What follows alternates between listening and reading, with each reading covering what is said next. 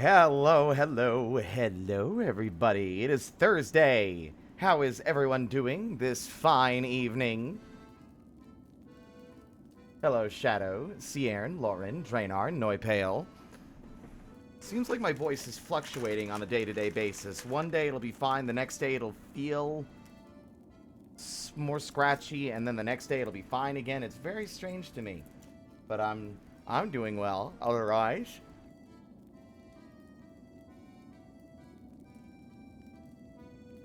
That was me getting a cough drop.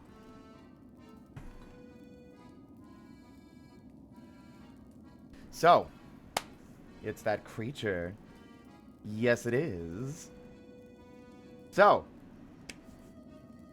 well, doing so-so might be overstressing work stuff. Totally fair. Today, I did some art. Some of it I can share, mainly just because I don't want to spoil some of the fun with the character for my next game. It was Bigby, the Mega Man character I'm playing in the World Robot Tournament game that Control-Alt-Crit that Sean's not running it. Sean wrote the module, but Kinji from their Discord is running it. Where is it? It's in my references folder, or my art folder. Right, I made a special folder for Bigby. How can I do this without spoilers? That's an excellent question, me. I don't think I can, actually, I'm realizing.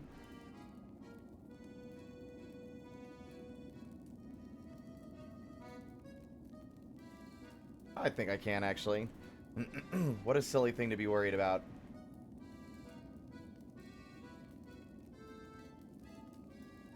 Oops. I don't care. Just don't rat me out. Alright? I don't think the folks that I'm playing in that game watch this stream anyway. Just be good people, otherwise I'll slap you. Oh, that file is huge. There we go. More Bigby.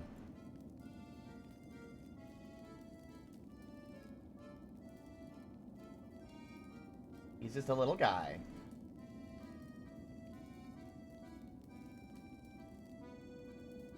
And for those who haven't seen the other art I did of him already. There we are. B19 Beta.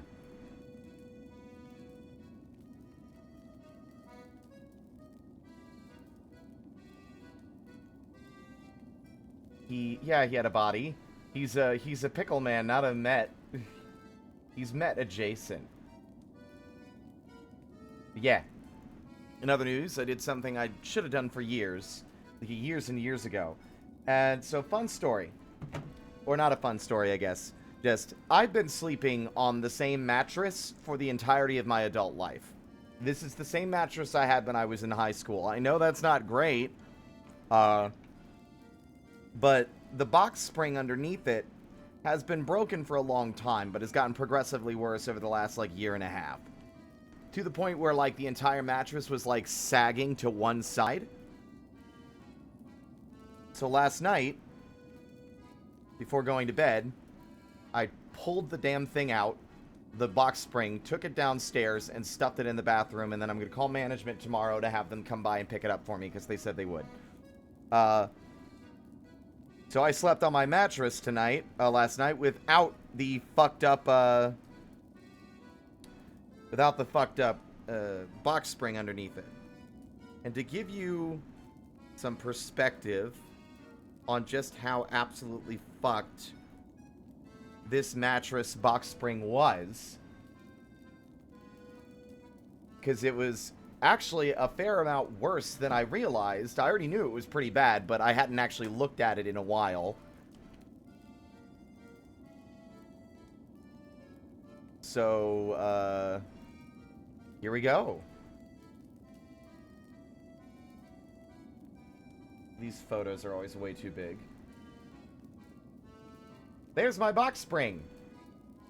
That's what my mattress has been sitting on. Even through, like, the flimsy material, you can see how fucked up it is.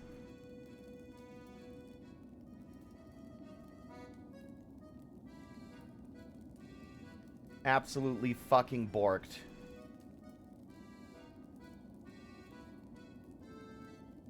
The mattress could probably use replacing as well, but it was really the box spring that was the most broken.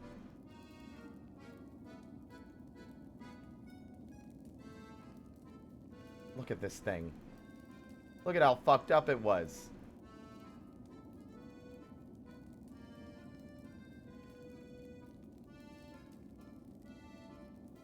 Honestly, it doesn't even look like it was a good box spring. I don't really know how to judge the quality of these pieces of shit anyway, but... yeah, this thing was absolutely fucked.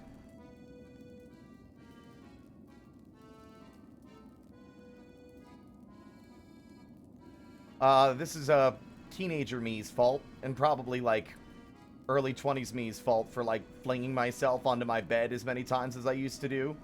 When you do a flying pile driver onto your mattress too many times, it might break the box spring. Who would have thought?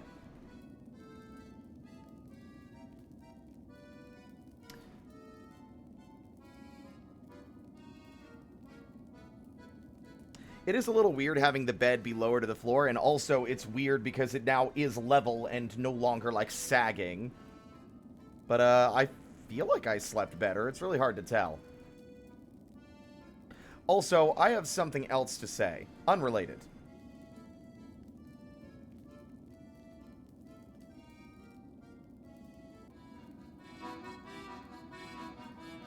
Aira Sepet. My good friend, Welsh Vampire Bat VTuber, has managed to get the fucking Steel Soul achievement before me? This will not stand. I refuse to let it stand. How the fuck? They beat me to it.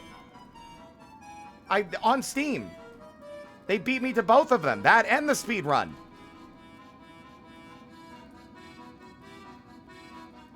How dare they show me up? After all the prep work I did. After all the fucking talking I did. After all the, like, I love this game. It's in my top 3 favorite games of all time. How dare you? How dare you beat me? To the punch. They beat me to it yesterday. Unbelievable. They probably just cheated. I bet they cheated. They bribed the Bell Beast, and the Bell Beast just took them to the Citadel early so they could get all the cool shit instead of having to do all the work. Unbelievable. Can't believe this shit. I'll get my revenge. And by revenge, I mean I'm just gonna get it today, maybe. We'll see. Knowing me, I'll blow it on the Lace fight, because Lace sucks. Anyway. Hello, Otherian and Shadow.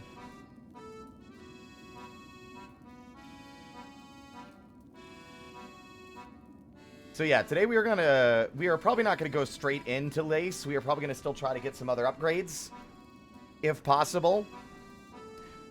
Some other straggling tools that might be beneficial to me. I'm thinking of getting the sling, I can't remember what the damn thing's called, but the thing in Bile Water that lets you sling double the tools at once. I'm beginning to think that that might have a benefit, even if it eats through your tool supply twice as fast. I think it might still have a benefit. I'm not really sure what the benefit of it is, though. Part of me thinks it just means that you can get the tools out faster, so you're doing the damage quicker, but I feel like you can spam that tool shit so fast that it makes it worthless. I don't know. Hard to tell. It's confusing. It's a confusing tool in the arsenal.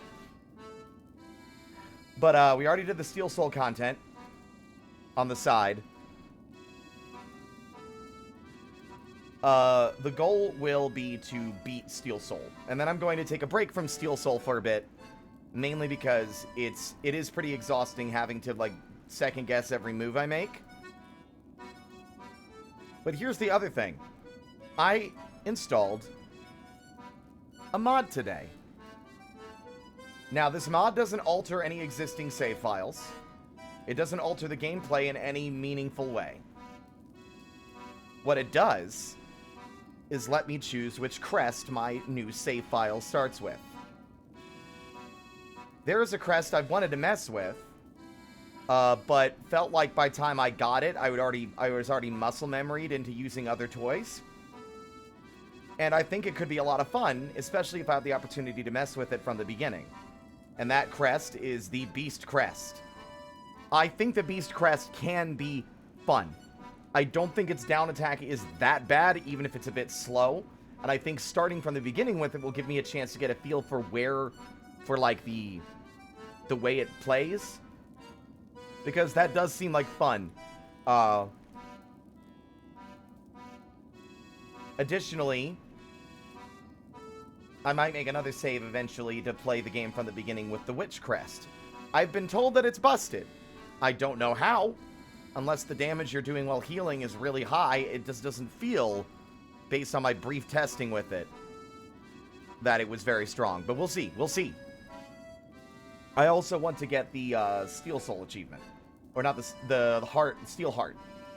That one I think is going to be the scarier one. Because that requires me going into every bit of optional content in the game. Getting the true ending, which includes going into the horrible nightmare that is Bile Water.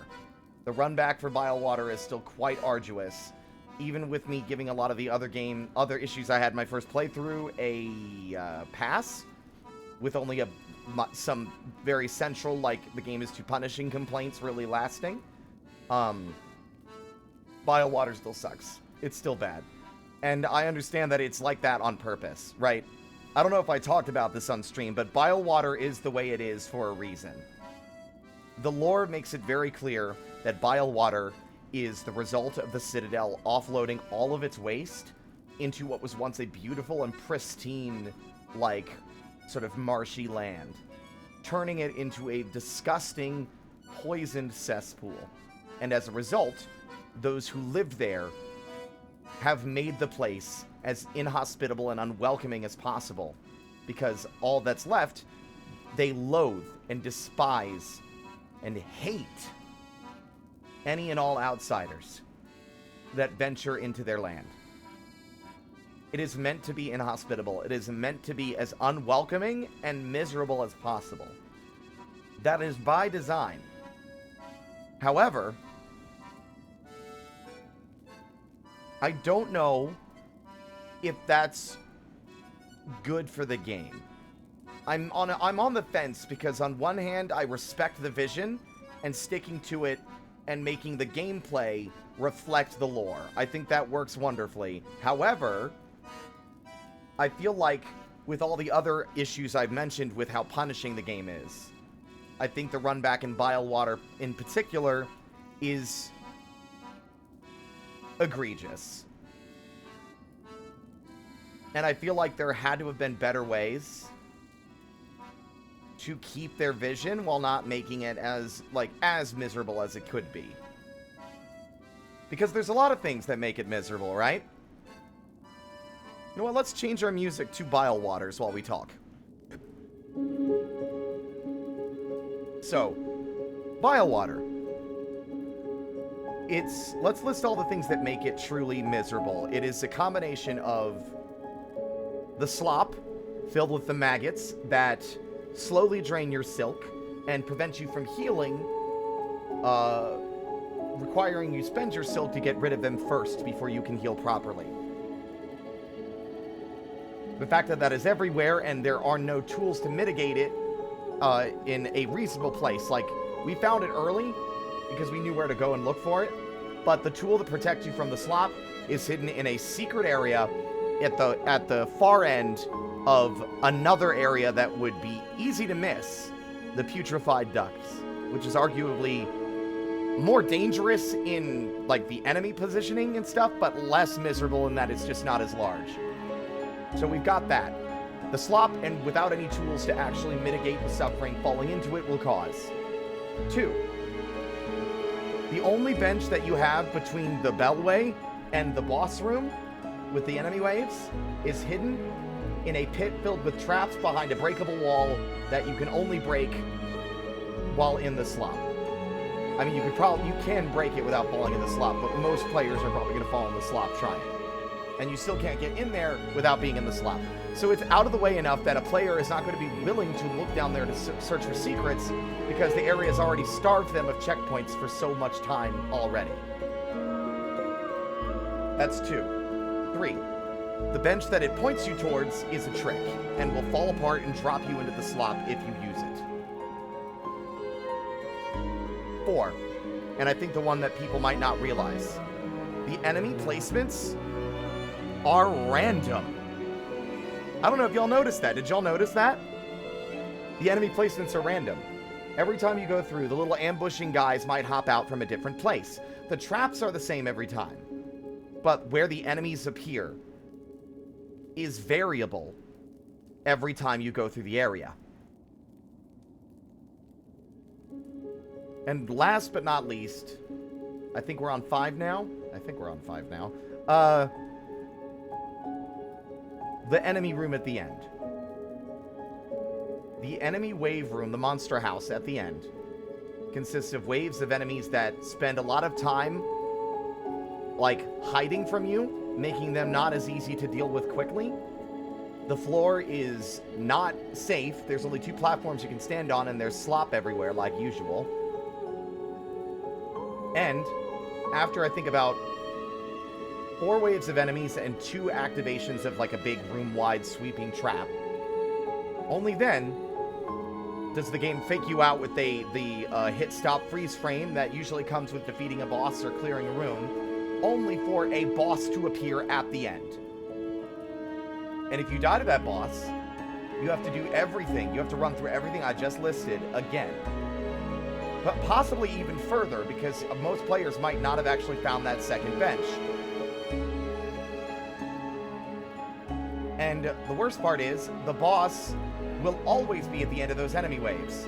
There is no mercy afforded to the player at all. So that really is what makes that area as miserable as it is. I think you guys can agree, right? However, I don't dislike a lot of those decisions. I just think there's some adjustments that could be made to mitigate the suffering without fully compromising on their vision of making this place hostile and unwelcoming. Here's my take. 1, move the purifying band out of the putrefied ducts. Instead, put it in a secret alcove to the left of the pit that the broken bench drops you in.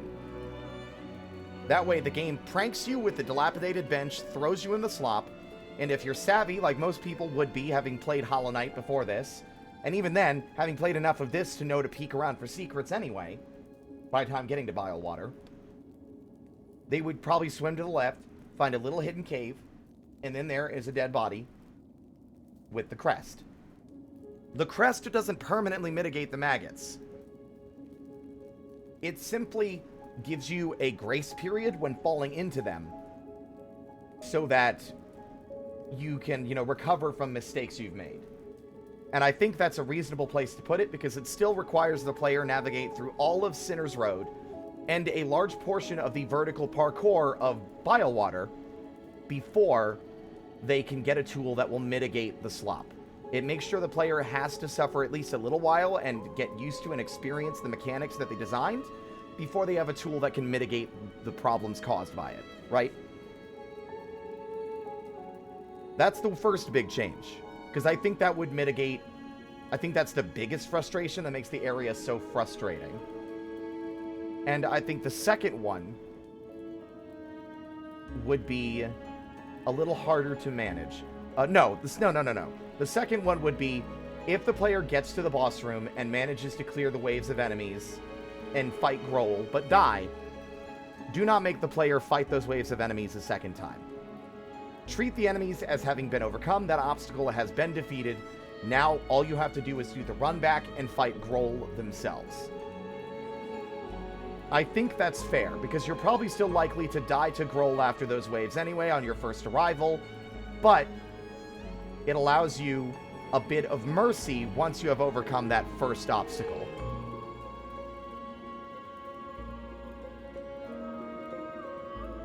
Sierra, that's literally what I just said. Were you not listening? Were you not listening? That's literally what that's what I said. I literally already said that. I'm confused. I said put the purity wreath in a hidden alcove next to the pit that the broken bench drops you in, which is before Grohl. It's about the halfway point of the run back. if you don't know about the secret bench.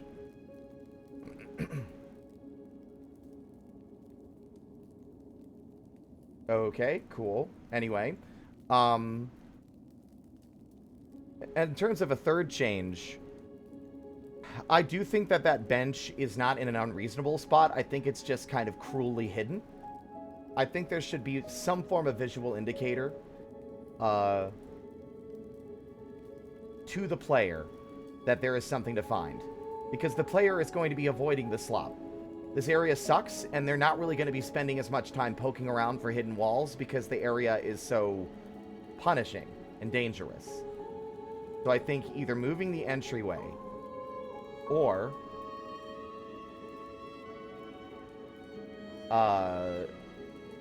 giving some kind of visual signposting to indicate, hey, you might want to look down here. There might be something there. And that could be as simple as, like, putting some beads, right? Like, maybe making it an alcove at the bottom of the pit instead of right flush with the wall. So you fall in a hole, and you see there's an alcove there, and there's some rosary beads, either in one of those little totem mounds or hanging from ropes. And so when the player hits that to get their beads, what will happen is they will inevitably either notice or hit the breakable wall behind it, and that breakable wall will lead you on the same path to the bench.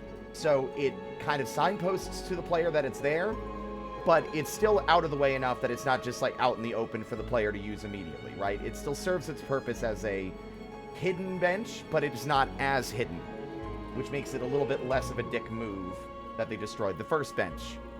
You know, I think those changes would be more than enough to mitigate a lot of what makes the area the most frustrating without fully compromising on Team Cherry's vision of making the place hostile and unwelcoming. Anyway, that's my soapbox that, who cares? So, let's see.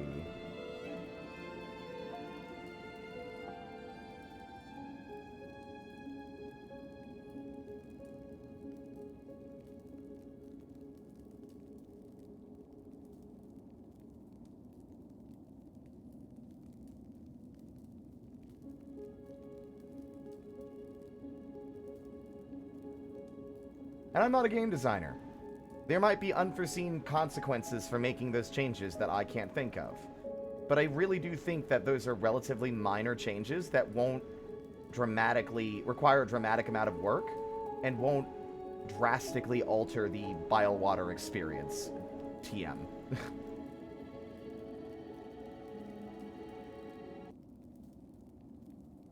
Anywho, ba-ba-da-ba-ba-da-ba-da-ba-da.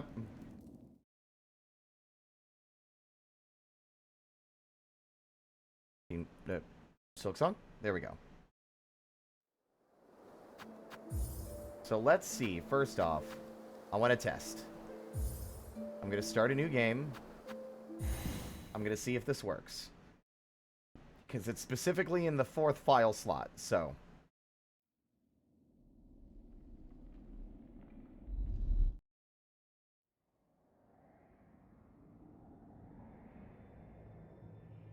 I'm actually impressed with people's ability to mod this game already. It's only been like 2 weeks.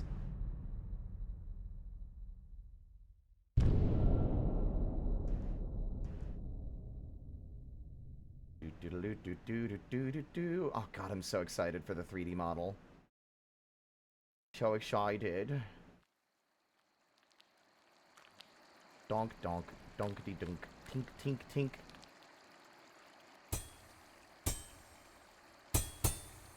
Gonna tell me to bind, and I can tell the bind is not gonna do anything for me, but I'm gonna go Bren. Oh, interesting. That's a scripted bind. So it doesn't matter. That's so fascinating. So it doesn't matter what crest you have at the start, the bind will always heal. But it worked.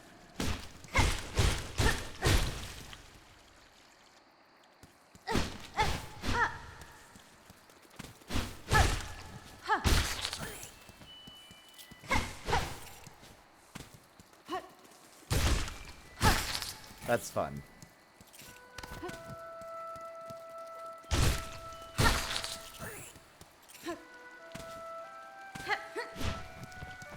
That also gives you a bit more jumping power, I'm realizing. Oop.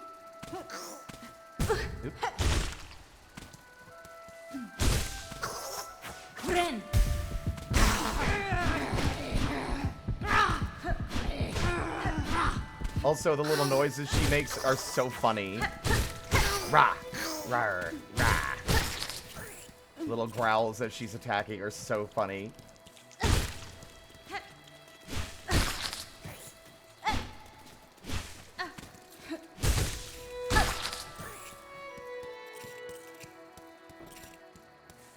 Rah!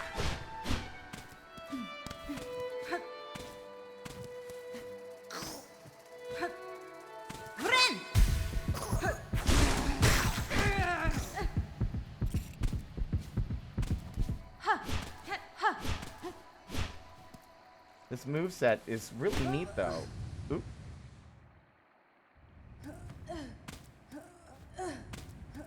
I'm dying, Squirtle.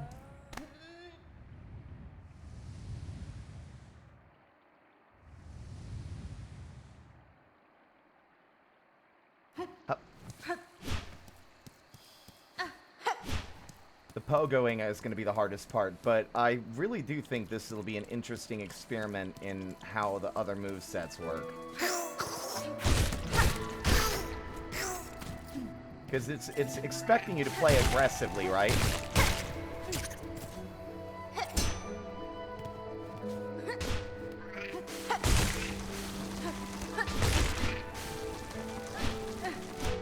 Oops.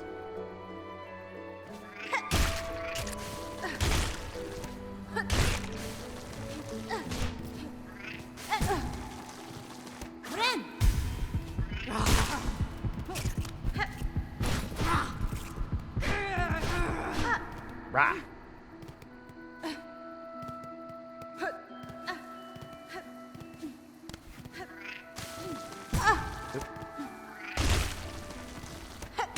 You need more distance from your target before you can pogo for Beast. The biggest takeaway.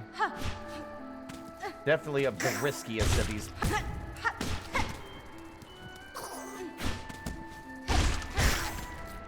The riskiest gameplay style. Next to the witch one, which only lets you heal when near an enemy, which is antithetical to the way I play the game, where I run immediately as far away as possible so that I don't get clipped by some shit. I'm also going to go into Steel Soul immediately after this. I just wanted to get through the intro as well to make sure that the mod worked, and so that when I pick this up, I can just immediately go, instead of having to do the, like, this little sequence here at the start.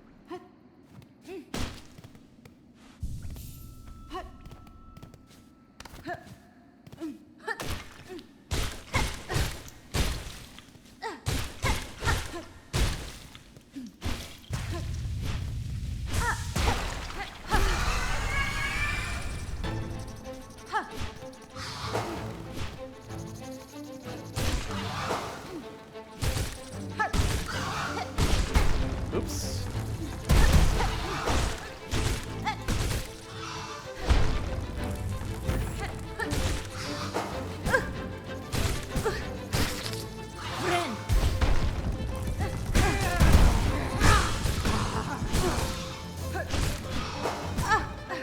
Definitely a lot harder, especially with airborne enemies.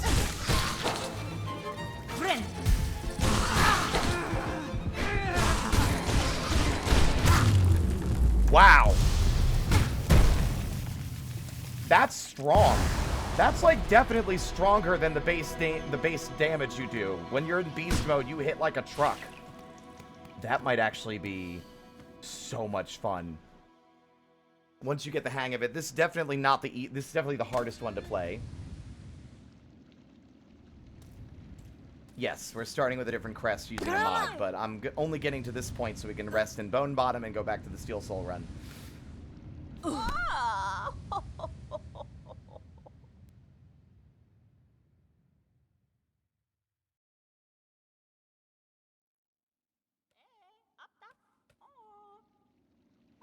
Wakey, wakey, wakey, wakey, wakey, wakey, wakey, wakey, wakey, wakey, wakey, wakey. Ababa. Orala. Finel. Catestre. Goro cate. Hironare. Mimido. Venera. Goro catel. Finel. Fineg.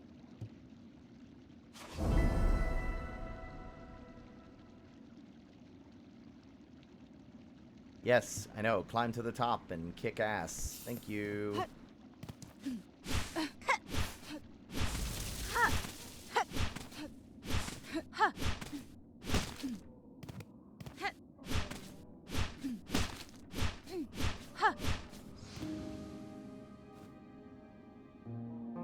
Go away so I can sit down. Thank you. Okay.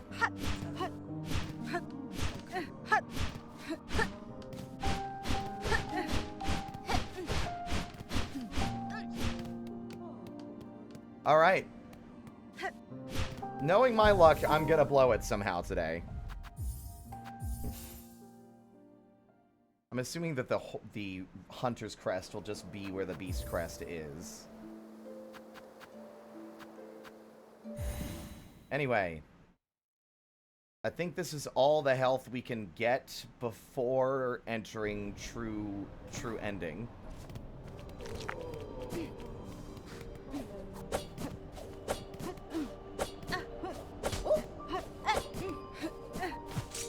Okay.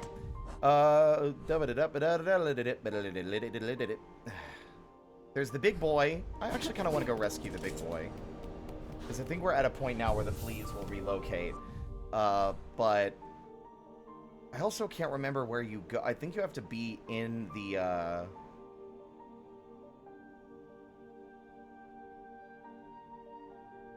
Wait, no, or is that Memento? We haven't done all the quests down below, so we can't get, the Bell home in Bellheart, I don't think.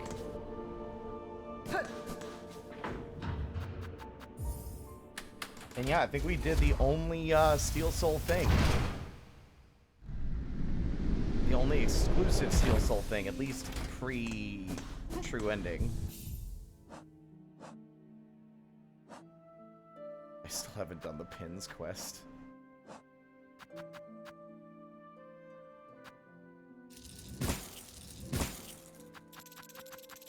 Can be displayed in a home. Wakey, wakey. Era! I think the quest was to go and save, Tip. No, Pill. We already saved Tip. We need to save Pill.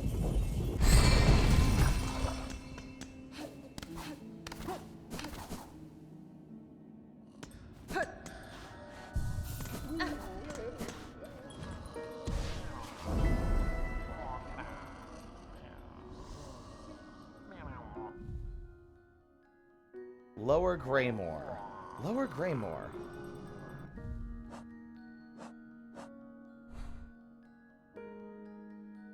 I think he's at, like, Craw Lake, I would presume.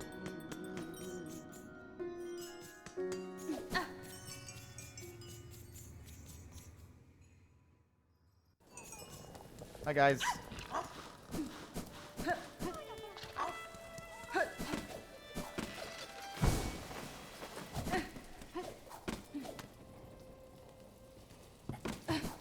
Also, you know what I'm sad about? I'm sad that they basically didn't, the song that plays when you do the Flea Festival stuff, it's not on the soundtrack that you can buy. It doesn't exist in the soundtrack.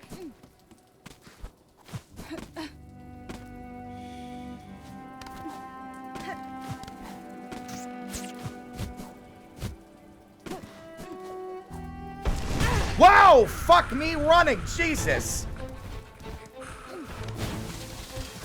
From the top rope, it's the fucking Moorwing with a metal chair.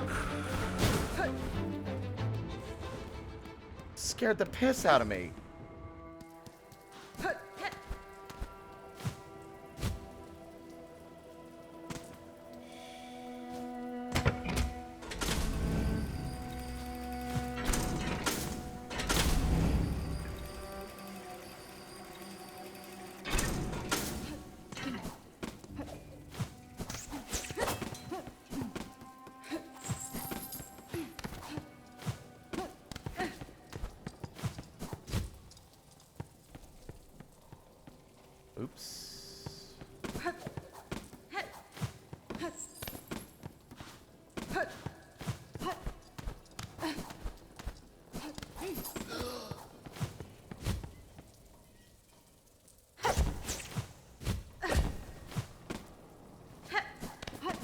Aha.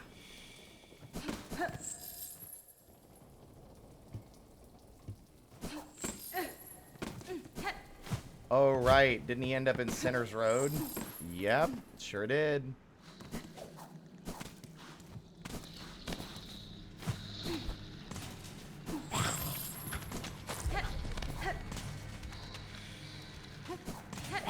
I don't know what possessed him to come over here. This place sucks.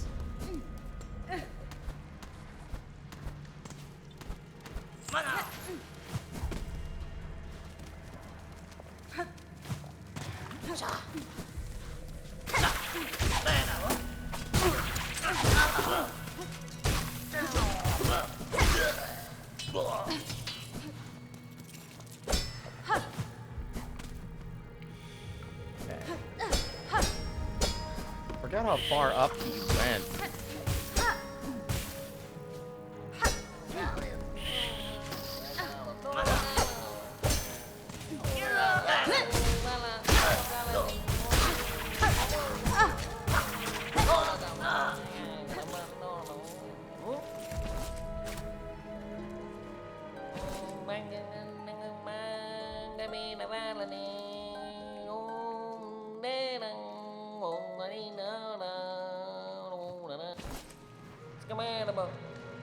That's fine. Alright. Now let's get out of here, because I hemorrhaged a lot more HP than I was comfortable with on the way.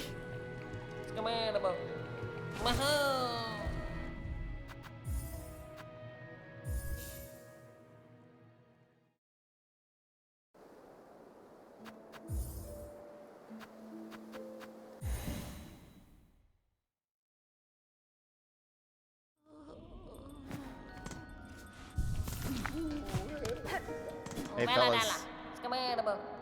Tamia Yin.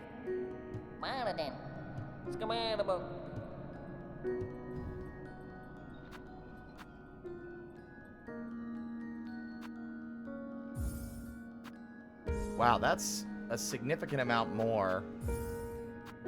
150. I mean, I'm going to be going back up that way anyway, and we have the double jump now.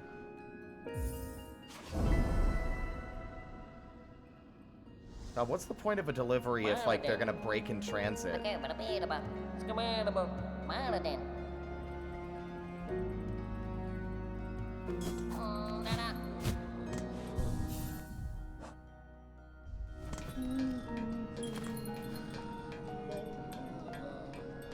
The Steel Soul NPC was, in Hollow Knight, was Jin.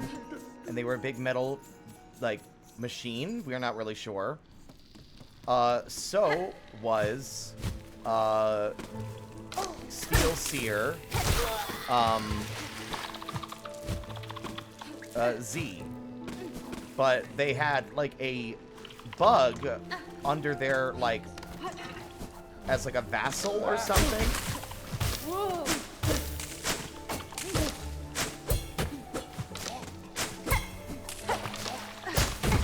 Damn it. These fuckers are such a pest. But,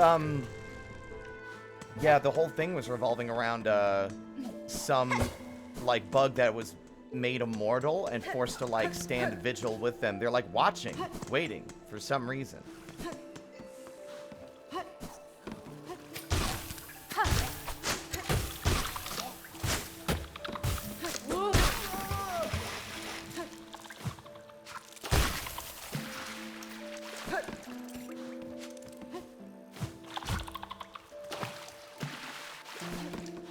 Wait, did the water destroy him?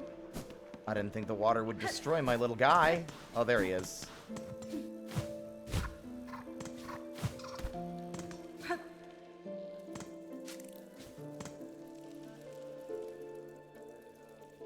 From Styx?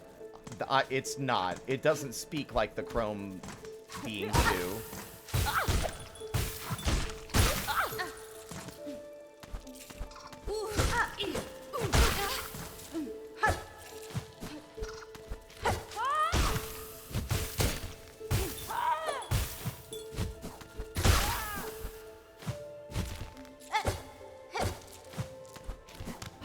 You gotta be tactical. You gotta be savvy. You gotta be prepared for anything. Like falling rocks.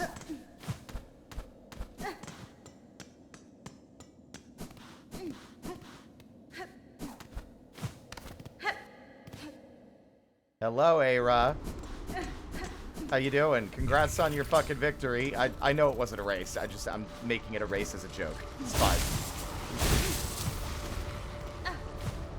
You got them both in a single attempt, sounds like, as well.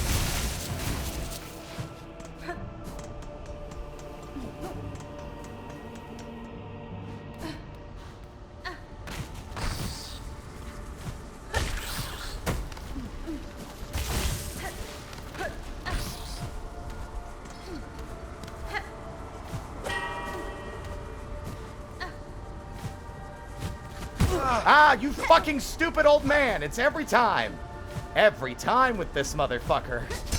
He sneaks on. He's like so. He blends in perfectly with the goddamn environment.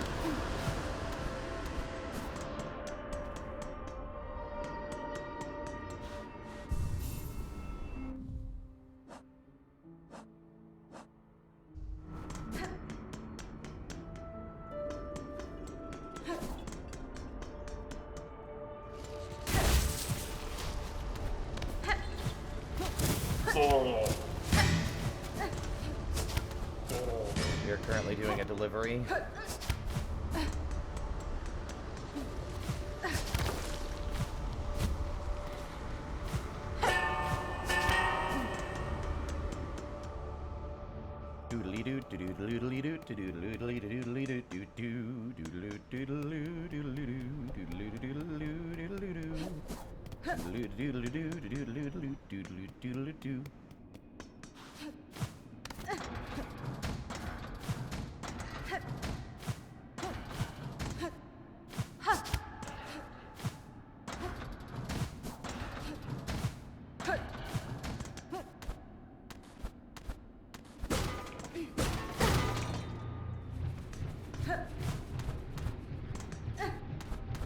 Alright. Now, where in the Citadel am I? I'm in this first large room. This shouldn't be too bad. I think our smartest path is going to be trying to worm our way upwards towards the long horizontal path, but that also might not be worth it, because there's guys that are kind of hard to avoid in there.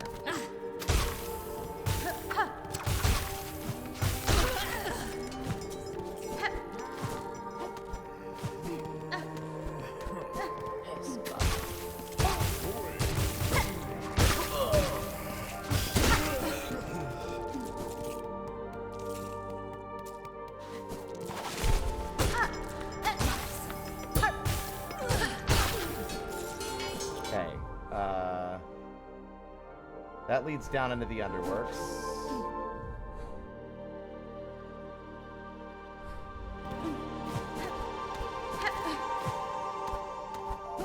Yeah, I hope you're doing well today, Aira.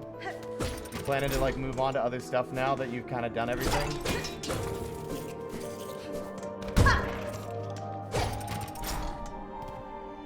Did I take damage there? I did. I bumped into the fucking door. And it did damage to the fucking... to the package.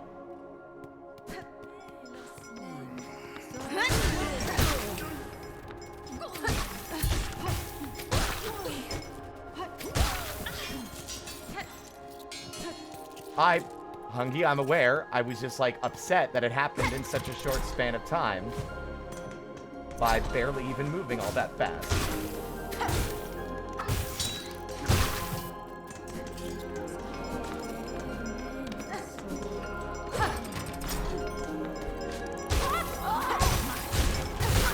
Oh, come on!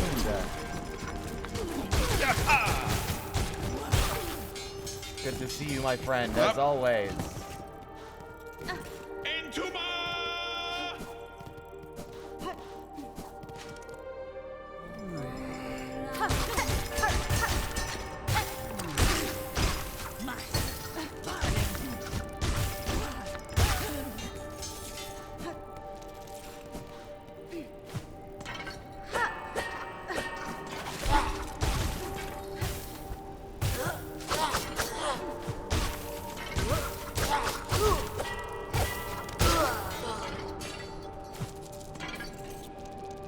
He didn't even drop his pin. He probably fell. Nope, he didn't drop one. I thought that shit was guaranteed. Alright. We are in this first big vertical chamber, so I think this is the room we want to go in. Oh! Red Dog, thank you so much for the follow. Welcome to the true.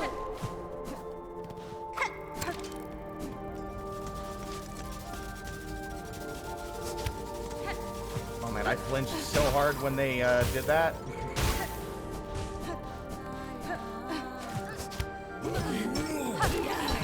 Oh my god! That was so lucky. Okay. No, that was skill. Don't call it luck. Now we go up.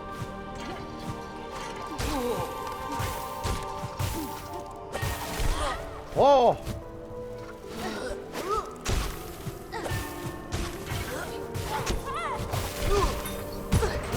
Oh no. I don't even know what hit me. I didn't get a good look.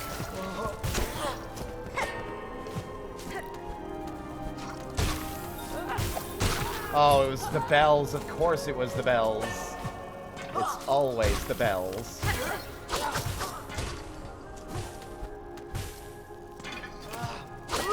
Woo! We're one hit away from failure.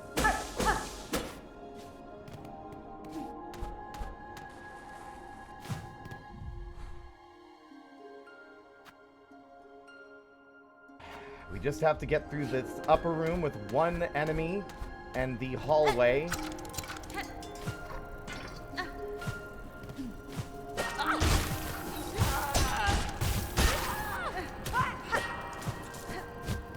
And not run into a wall.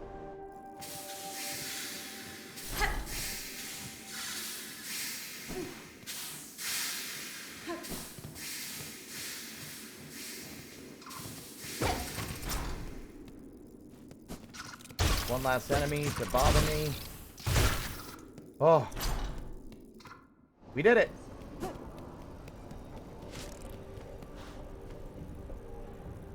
You take the delivery. Oh, cacho. Oh, you really fucked that up. They're almost completely broken. But it's whatever, man. Que vi, que quiero. Beautiful.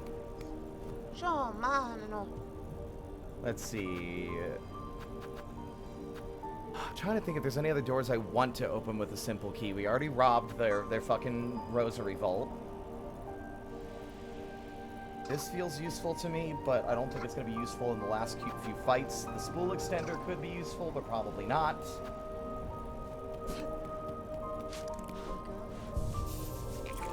Trying to think where we get our last tool bag upgrade from. And our last tool damage one. I think they might be both in endgame.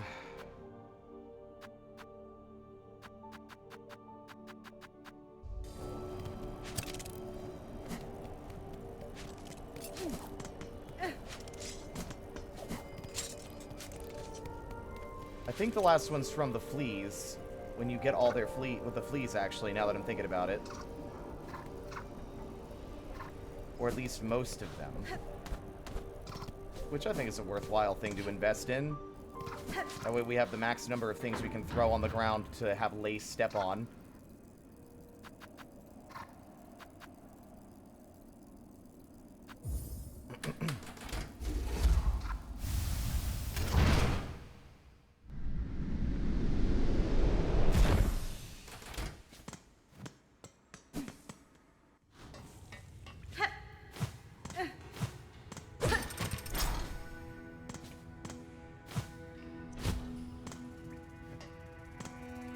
Can I help you, young lady? Are you standing on my computer tower again?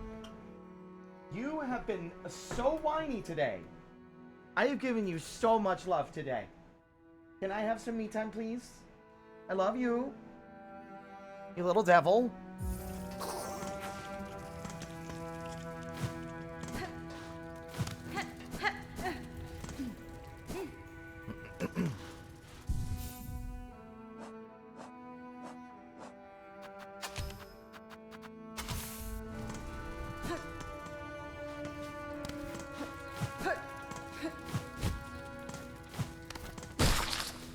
Hey, Ara, I don't know if you noticed you could do this, but check these out.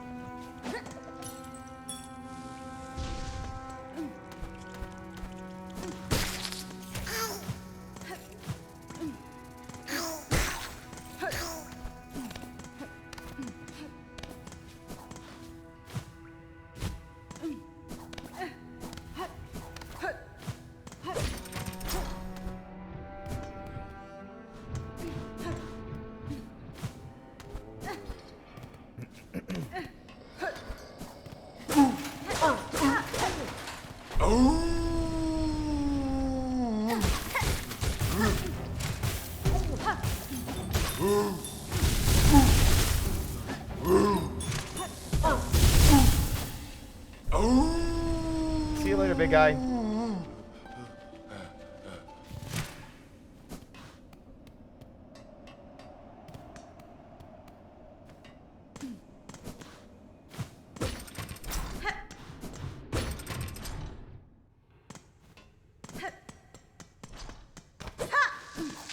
Ah, Scheisse! Okay. That room gets me every time. You'd think there'd be some indicator that it's got that going on in it in the room prior to entering, but maybe it did and I just forgot and didn't notice.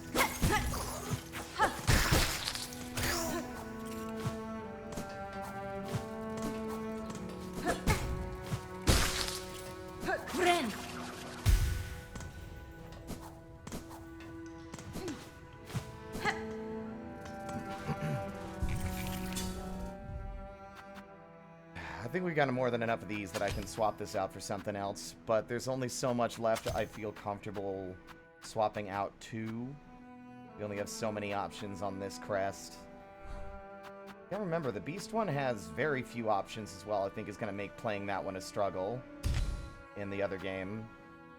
Yellow, only yellow. Really? You don't get any? Wow, you don't get any blue supplemental combat stuff. Oh, that sucks. That makes the blue one feel almost like, I mean, the beast, yeah, this beast crest is, don't know how I feel about that.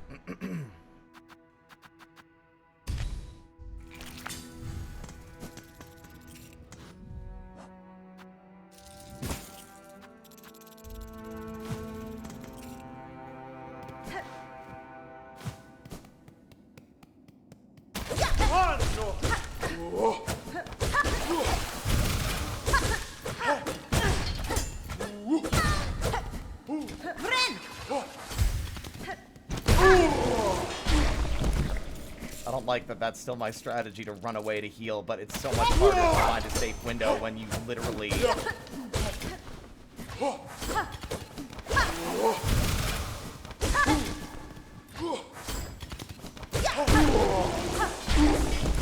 when you're literally locked in place the second that you start healing.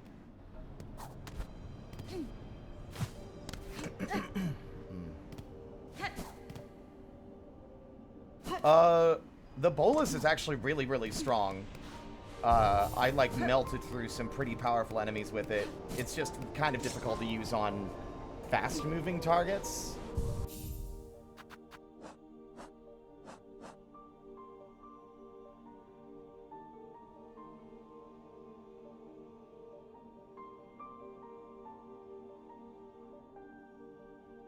What a miserable boy. I'm glad we rescued him. How long do you think he was stuck up there as well?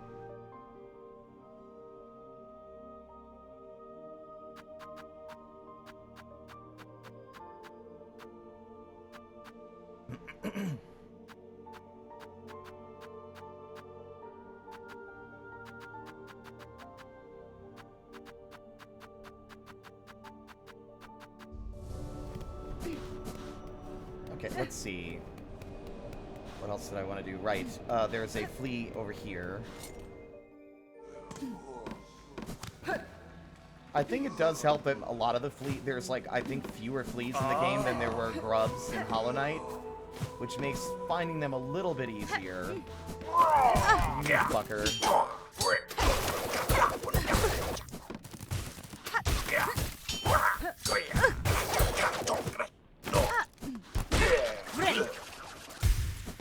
Wrong room.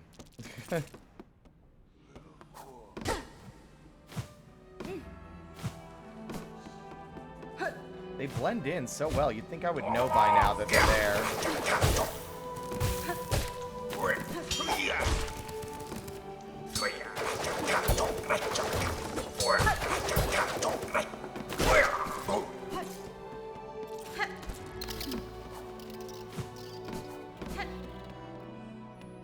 Nope, this isn't it. It's the room next. Right.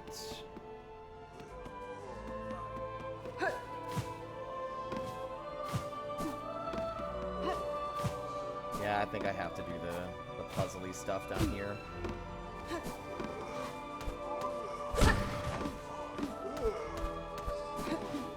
Just kidding.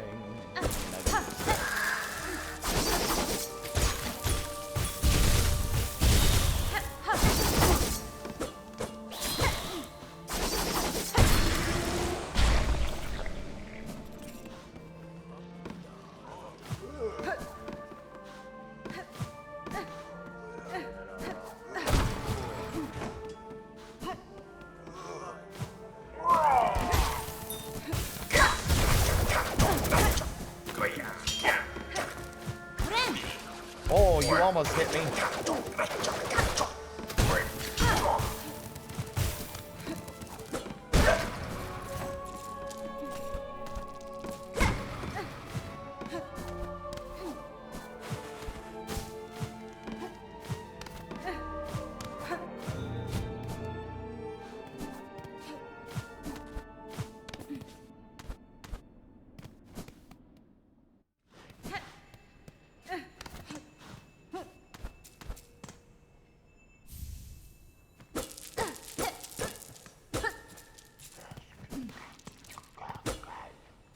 I think this is next to the big guy. Yes, he's complaining and grumbling about some stupid shit that doesn't matter.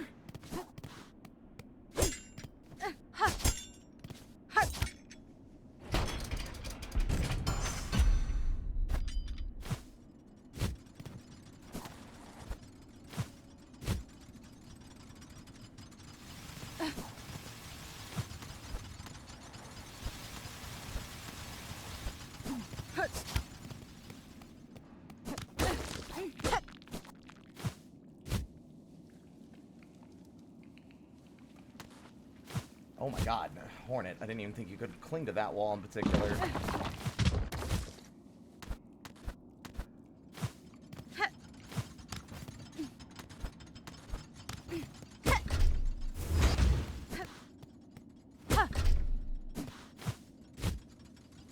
Stop bouncing. Thank you.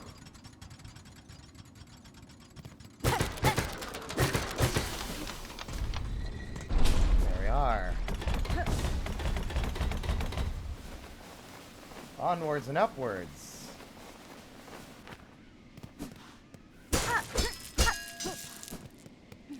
Also, Silksong is nice because I just get to keep all my beads.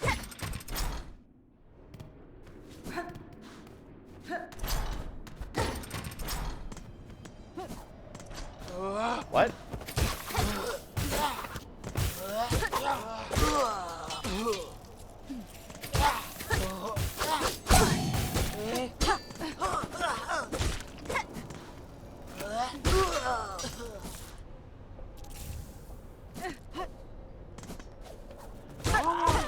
I do not remember there being any enemies out here before.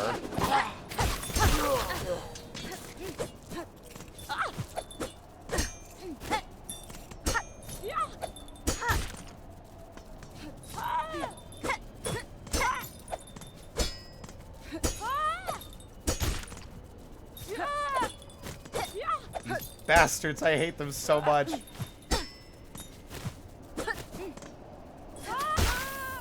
Idiot. Oh. All right.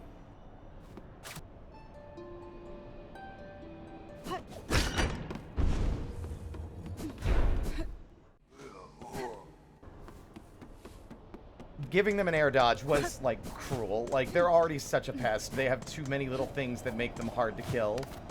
you can remove one and not, like, significantly hamper their ability to be like a threat to the player.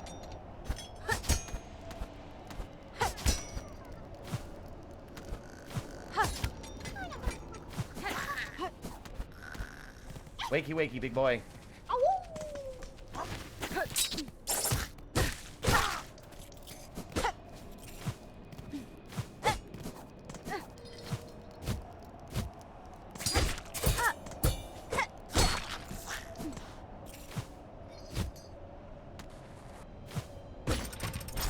Alright.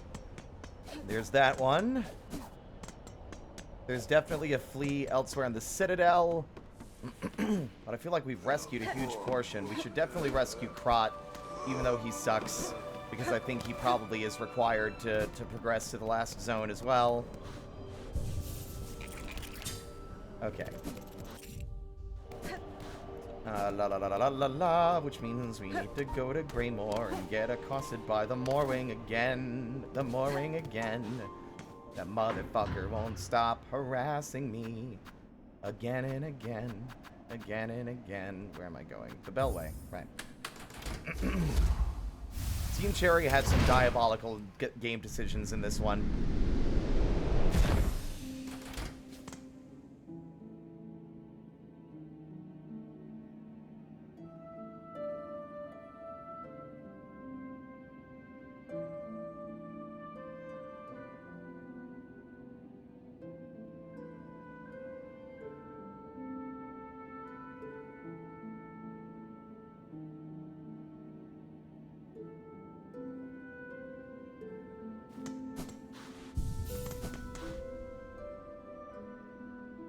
Hidden in the outback of Australia is actually a massive, monstrous steampunk clockwork, like, castle.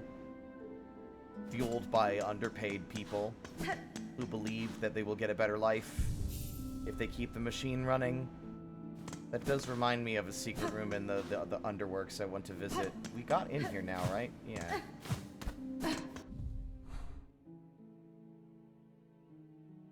don't remember which area had that room.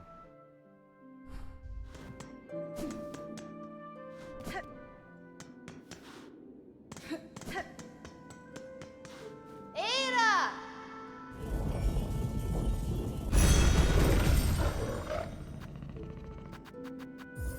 I love getting assaulted by a giant monster every time I get off the subway.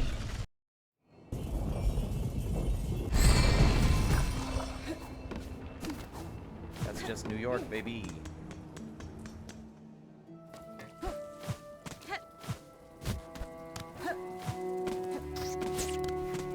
The Citadel is beautiful, but it's also kind of scary to me. It's just such a unbelievably massive structure. It just defies sense that it's something so large is able to function as it does. Again, that's why I keep saying it reminds me a lot of a machine for pigs. Like that massive machine that the man built. It's just creepy.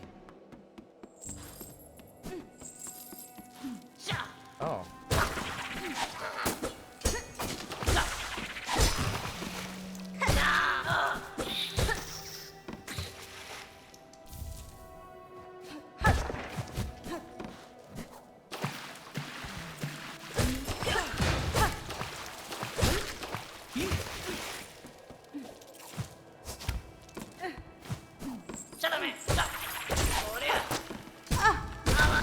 Bitch. Also, Aira, can you tell me, does it feel like enemies are dying faster now after a few patches than they were before? Because I feel like enemies are dying quicker, and I'm being told that I'm crazy. Or at least that it's not listed in any of the patch notes as a major change.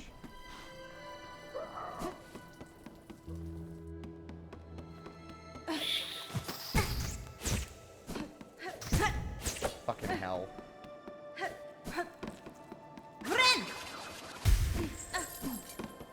Because that's what it feels like. I feel like some of the changes are made under the hood and haven't been overtly stated. Because I do feel like even now, after just upgrading our needle once, that we're having a much easier time killing enemies.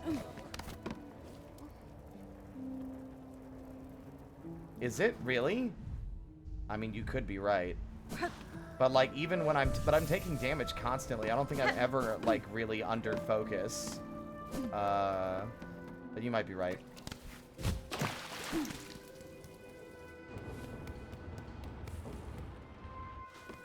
What was I gonna do? I forgot. Oh, right. I was gonna rescue Krot, the guy that sucks. I forgot that I had to go higher.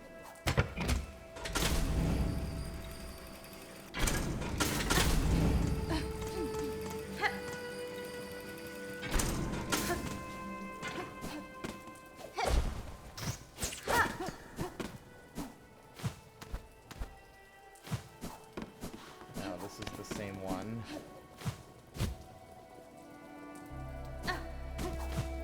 God damn it.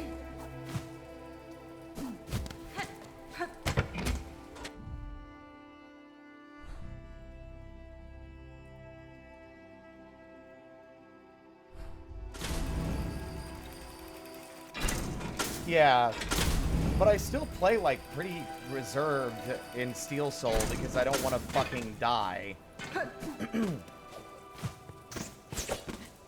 But it feels like some enemies are dying significantly faster.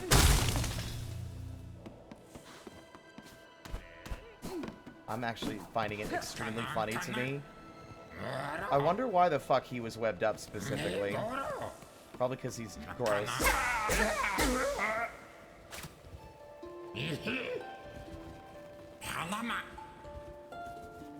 You want to sing? You don't want to sing?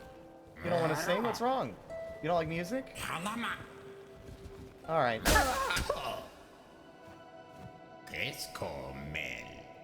Benny Frank.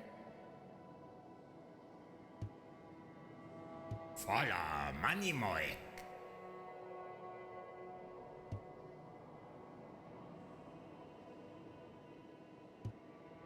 Esco Mel.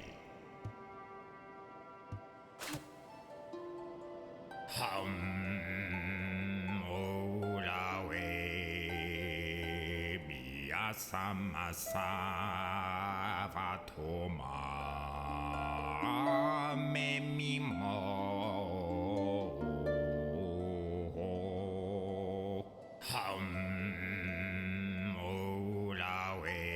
Yes, they are hiding from you. Anyway, bye.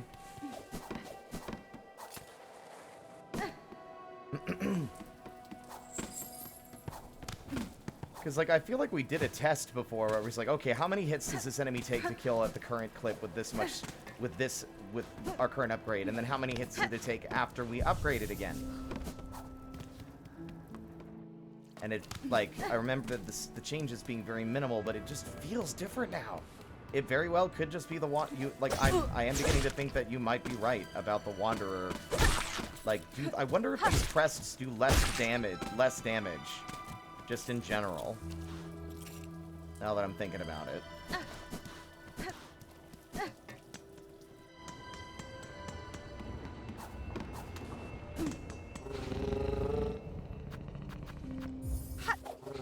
Like, the Wanderers does less damage because it's meant for exploring more than attacking. I don't know.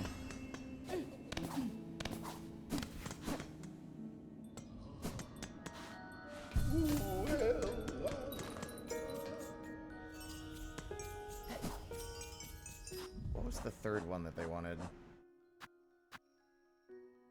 Skewered, right. Hey, fellas.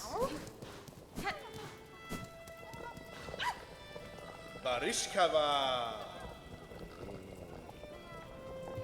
Hironare.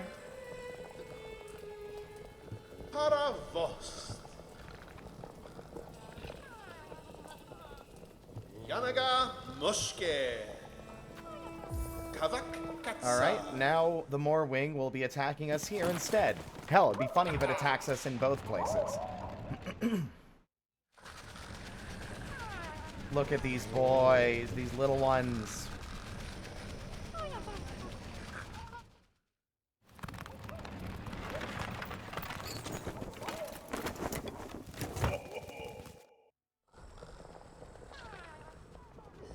Kavak Katsa. Magina Fora. Barishkava. Humta. Osh. A pale artifact while digging about in the sands, a spiny, cold sort of thing. I see no use of it, so of course we are pleased, eager even to give it to you. Right!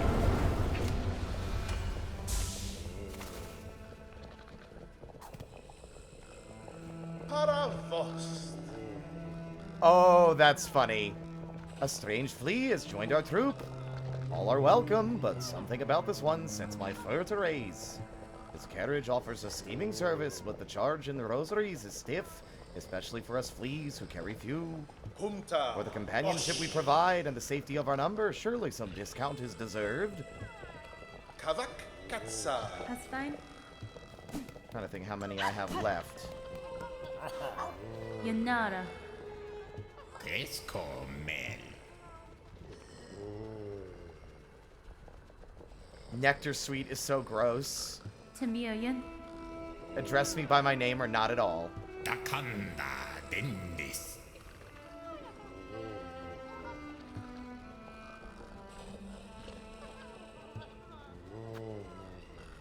Honestly, that's relatively cheap, but that's still like, you shouldn't be charging for this, you weirdo. Fayoma. No, wait for it.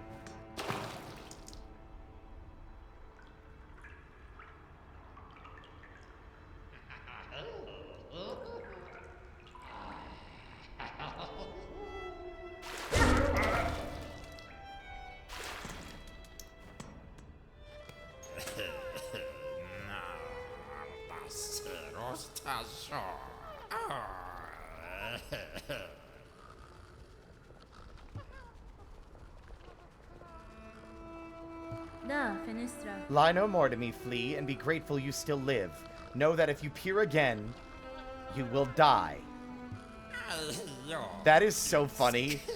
Like, honestly, I believe her. She would absolutely kill his ass if he did it a second time. That's so funny still.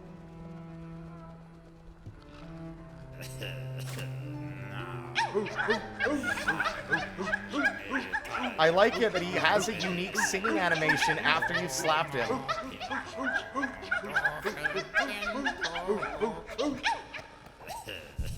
I love this big fuzzy boy the best. I'd love like a plushie or a pillow of this big flea. He's so cute. Pushka Mitri. Nesvir.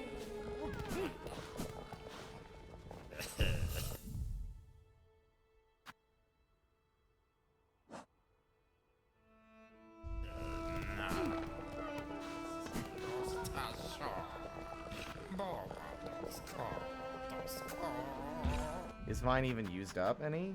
That's a bit expensive. Nah. Trying to think what other fleas we could rescue at this stage to get them to that third location. I'm trying to think of ones we haven't saved yet.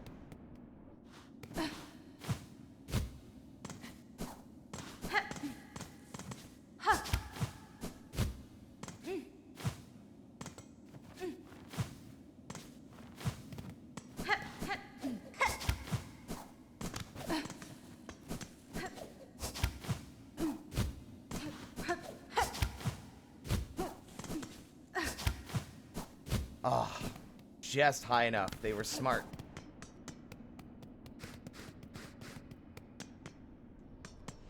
Okay, we've done everything, I think, by the way. So the only thing left is to ride up and fight Lace. Where the fuck is the damn... I'm trying to remember where the damn, drill dive move is. It's definitely in the Underworks. I just can't remember where.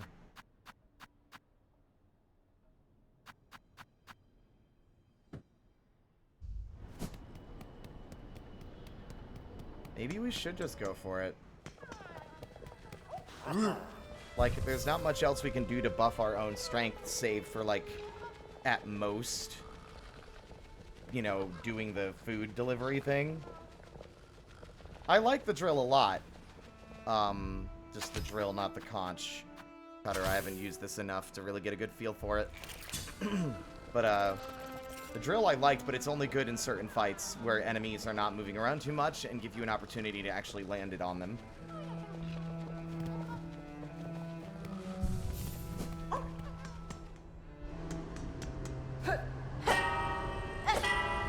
It's very strong once you get the hang of it and you use it in the right fights.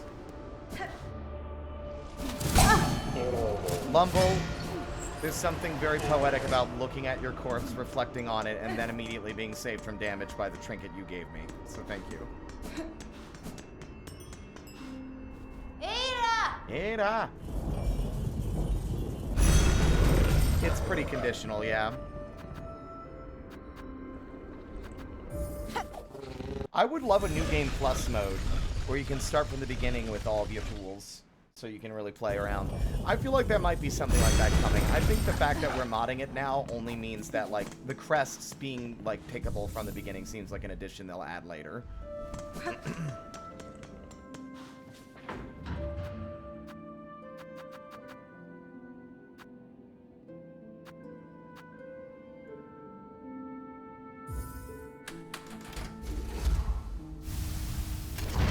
Okay, bye-bye.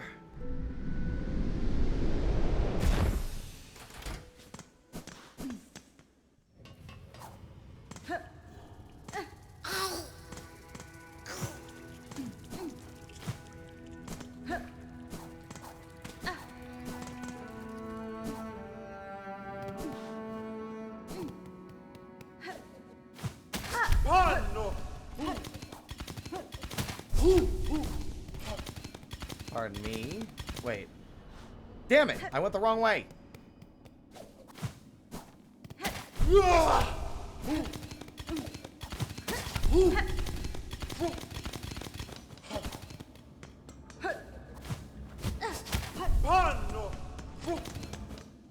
There we are.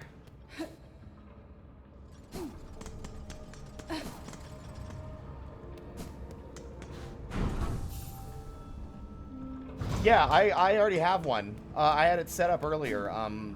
Depending on how this run goes, if we die to Lace or whatever, I'm probably just going to do my Beast Crest starting playthrough, because I really want to play around with it, and I feel like it could be fun. Let's see. I need to peep this, though, so I'll be right back before we do that.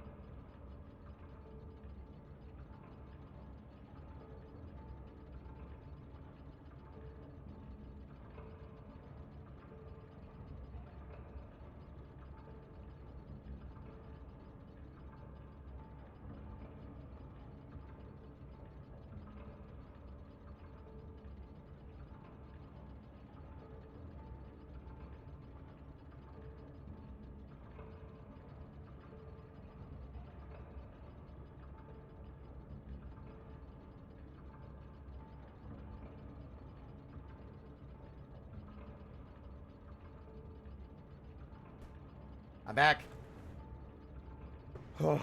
Okay. Do I want to do this?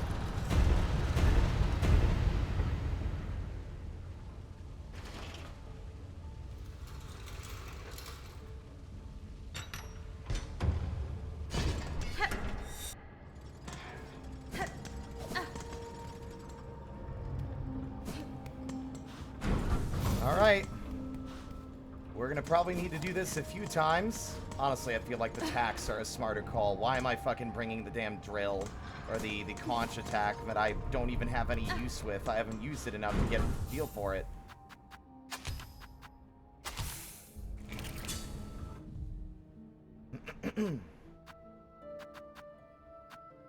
She does 2 masks, so that doesn't really feel all that safe to use anyway. Neither does that, if I'm being real with you.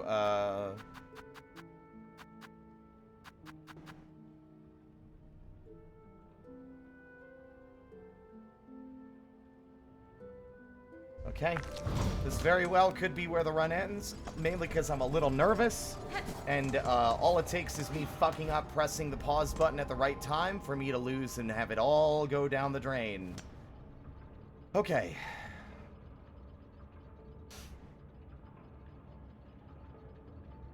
Ugh.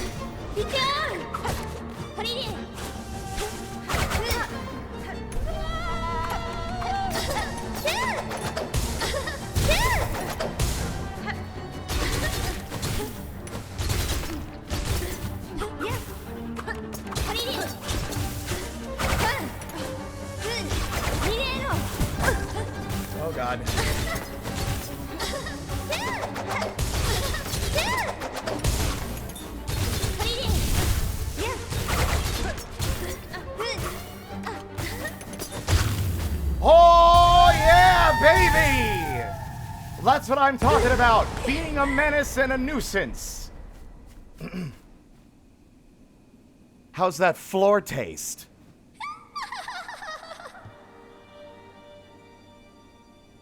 Catestre. Torokkiba?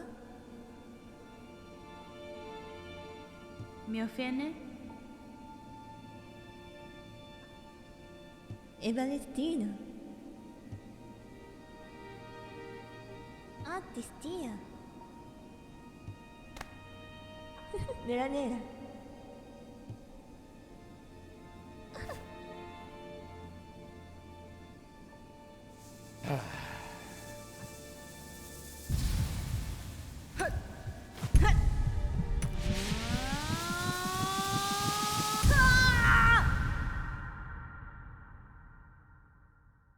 See, I don't know how I feel about that victory because it feels like cheating.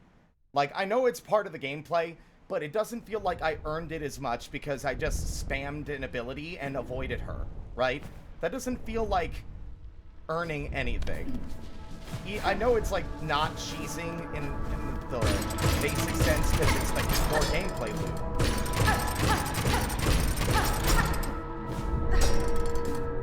But it's like, I don't know.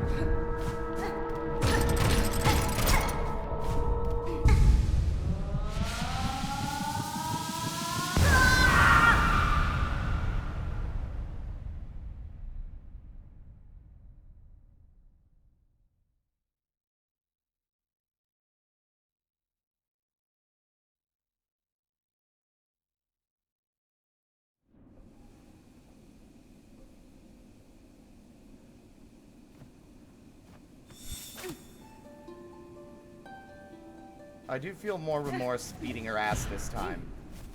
Could you imagine if that door had, like, knocked me into the hole? I think it's a formality at this point. I'm not gonna get cocky, but if I recall, I only died... I think I died to her once because I wasn't prepared. But, like, once we, like, figured out and knew what she was doing, she only has, like, 2 attacks.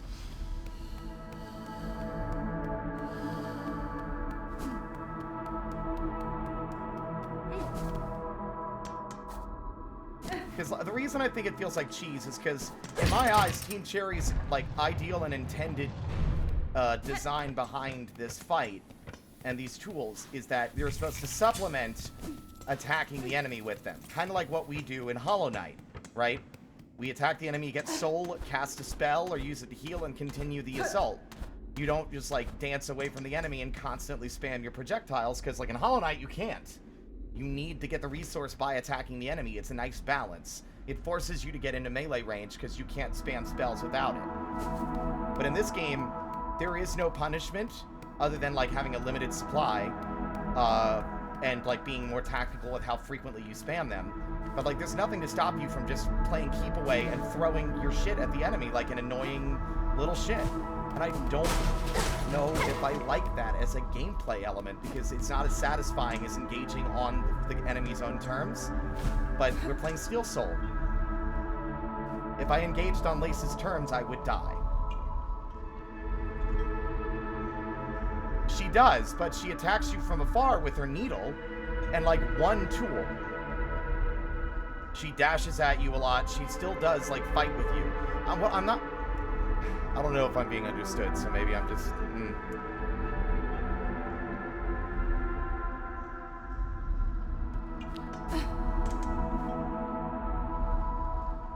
I don't think it's satisfying to play keep away and spam one input and then have me and then win, you know.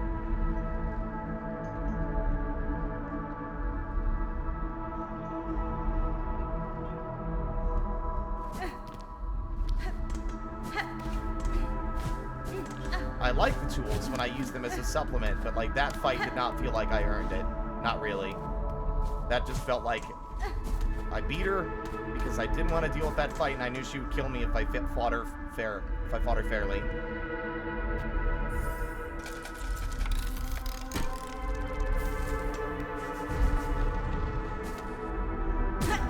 Ow.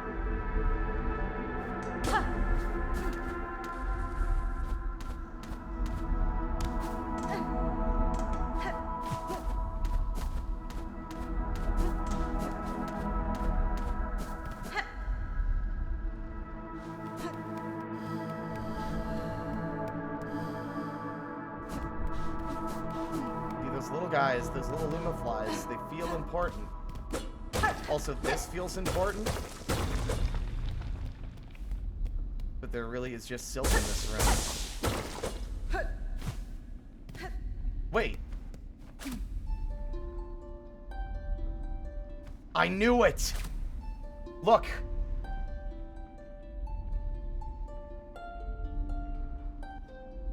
Widow! Our light divine. Wake, wake, wake, our mother true. Of the first, the last, devotion to you. Of the first, the last, we hear you. Spin, bind, punish, glory to you. Our light divine, our mother true.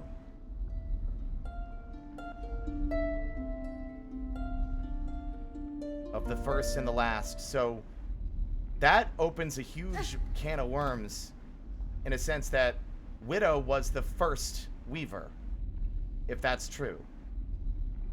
If what's being sung here is true by this memory, Widow was the first and the last Weaver.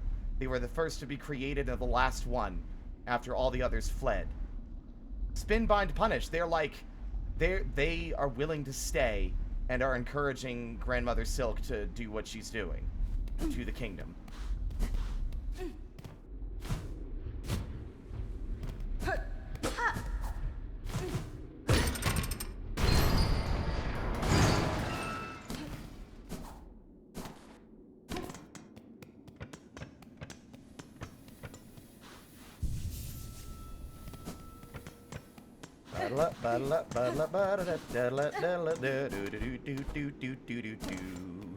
Alright, attacks are worthless on Grandmother Silk, but I imagine the ones that would be the most beneficial are you, as well as you.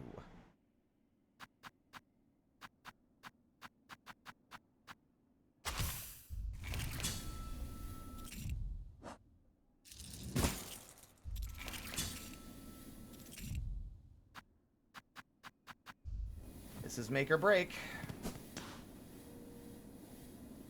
She does the wide across the arena slash. She has her needles floating in the air and flying at you like with the radiance. And then she does an attack similar to the Clockwork Dancers, where there's like a big grid or like interwoven like slashing mosaic of silk that you have to avoid touching. That's it. I don't really think she has a lot of other crazy shit that she can do. Oh, and she pulls debris from the ceiling, but that one's like phase 2 and easy enough to avoid.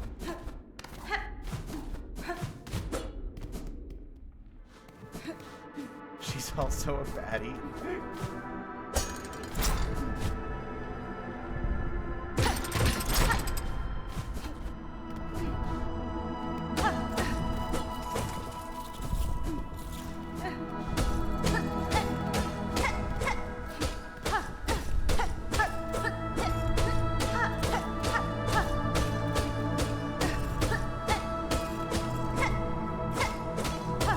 Also, I'm realizing I think this is endless.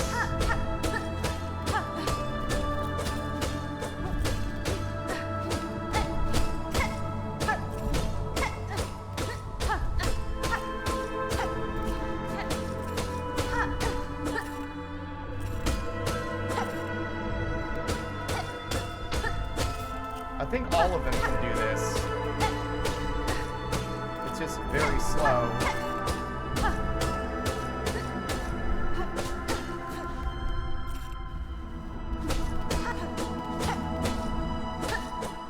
Hitting the wall will make it drop more.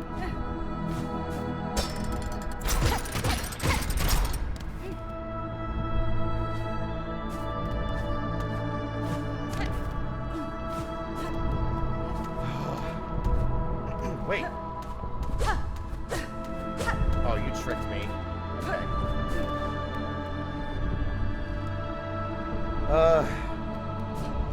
I'm ready, but I'm also, like, nervous.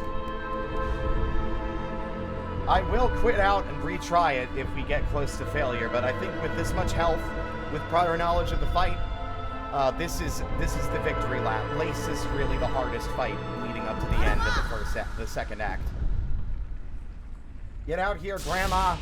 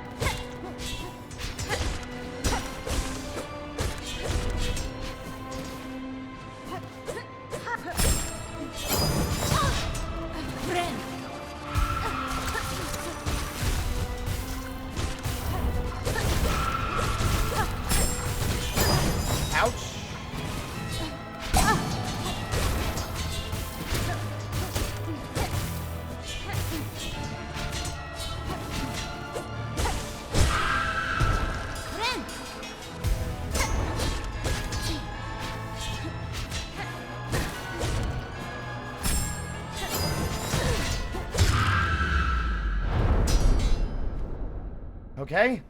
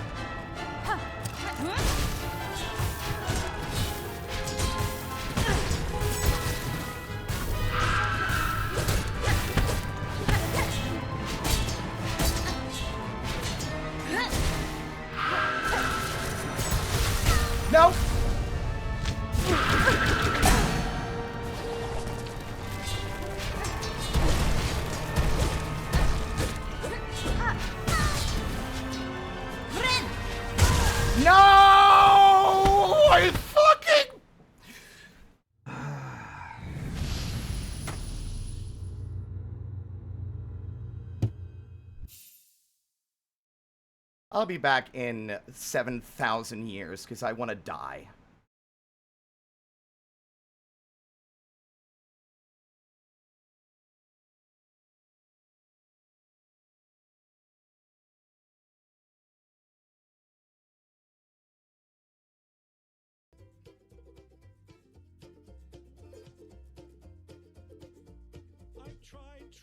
Tried, and I've tried even more. I cried, and I can't recall what for. I pressed, I pushed, I've yelled, I begged in hopes of some success. But the inevitable fact is that it never will impress. I've no more fucks to give, my fucks have runneth dry. I've tried to go fuck shopping, but there's no fucks left to buy. I've no more fucks to give, though more fucks I've tried to get. I'm over my fuck budget and I'm now in fucking debt.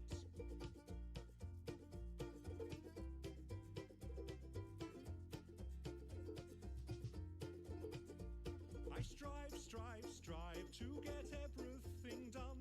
I've played by all the rules, but I've very rarely won. I've smiled, I've charmed, I've wooed and laughed, alas to no avail. I've run round like a moron to unequivocally fail. I've no more fucks to give, my fuck fuse has just blown. I've been hunting for my fucks all day, but they've upped and fucked off home. I've no more fucks to give, my fuck rations are depleted. I've rallied my fuck army, but it's been fucking defeated. The effort has just not been worth the time or the expense. I've exhausted all my energy for minimal recompense. The distinct lack of acknowledgement has now begun to gall, and I've come to realize that I don't give a fuck at all.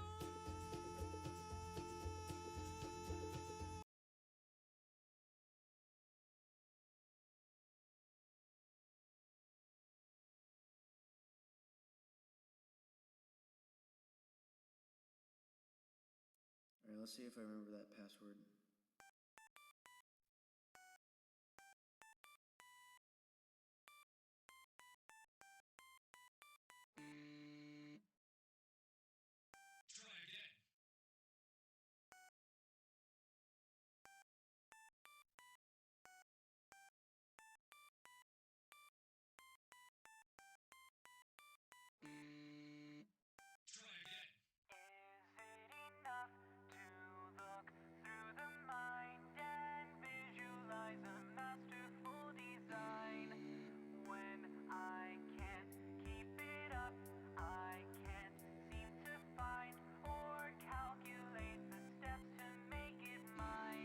Hi, everybody.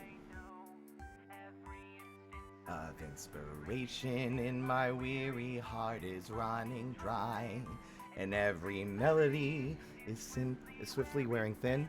But even though I can't push past this mental trap, no matter what I try, a voice inside me beckons me to try again. It's whatever, man. I knew that it was a possibility, and honestly, taking that moment to step away, I know I can do it. It's obvious I can.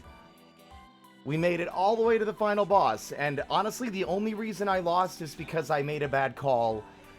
I should have paused and quit. I should have paused when I had 2 masks left and given it a second try. But I tried to commit to a heal in the wrong spot and paid for it. We'll give it another shot another time. I want to take a break from the Steel Soul because it's a bit stressful and makes the game slightly less fun because you're constantly tiptoeing around anything that might be dangerous. Oh, of course I can do it. And now that I've seen the Steel Soul content, I don't need to worry about engaging with it because it is supplementary, not required, and also its benefit is admittedly not as useful as I initially perceived when we received it. So, but Try again. Na na na na na na na na na. Anyway.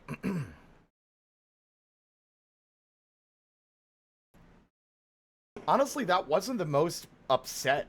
If you know what's really weird? I felt more despair dying at the end of the Pantheon of Hallownest than I did in that moment. I was frustrated, but less that I lost and more that I lost due to what is very clearly my own mistake. I got greedy, I took a risk, and paid for it. Getting back there won't be that long. If anything, I feel like we can get there faster by specifically just not hunting down all the the supplementary shit. Get the basic abilities we need, get the poison thing, get the tax, and I think maybe 1 or 2 other tools that we really need, and then just go straight for it. But I'm going to take a break from that for now.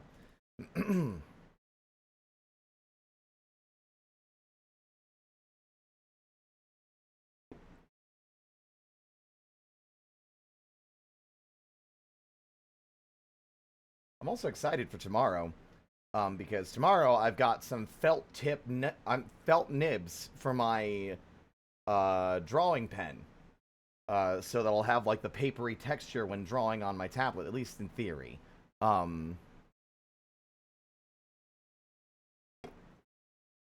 Yeah, like Grandmother. I think all the reason it made me so upset is Grandmother Silk is easy. She's not a difficult fight. Like the Radiance, I would argue, is more difficult. Because she's not meant to be the final boss. She's the end of Act 2. She's the final boss for people who don't want to fully explore the world and enjoy everything it has to offer. Oops. I opened the wrong program as well. Oh dear, what the fuck? I forgot about that one. There we go. I accidentally and absentmindedly closed the wrong window. Give it a second. There I am. Y'all still with me?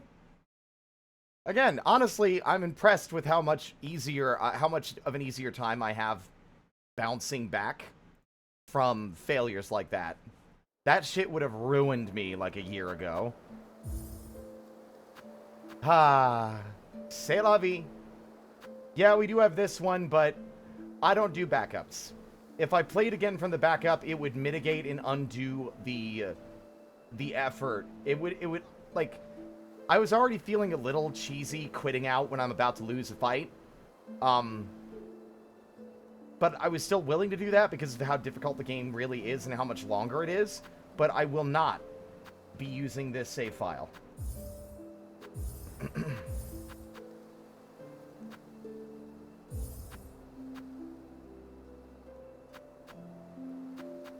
Alright, let's go fucking beast mode. I got that achievement, like, I earned it. I lost, but, like, I basically had it, and it's just... It's a matter of just going through the whole game again to do it. How far in is this one? We could also work our way towards maybe doing achievement stuff here, but I just want to play. I want to play with my little beast. Hi.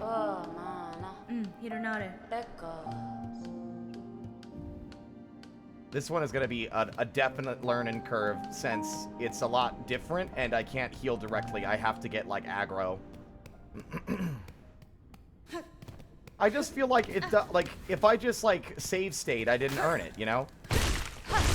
Like, I think that I can justify quitting out if I'm going to lose, because it's like, how do I describe this?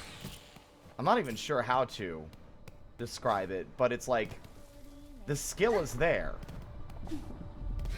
It's just respecting my time by, giving myself a second shot. I don't know. It feels less cheesy to me.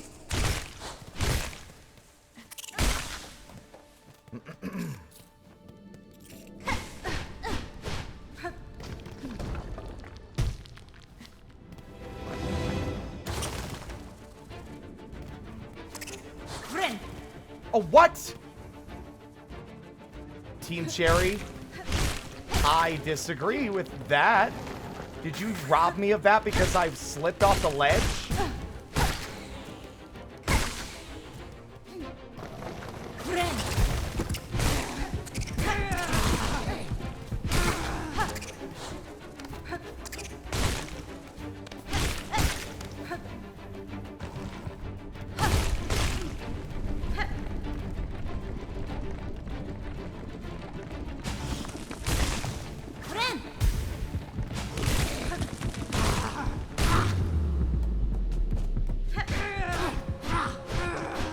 Okay, that lasts a hell of a lot longer when you actually don't get hit.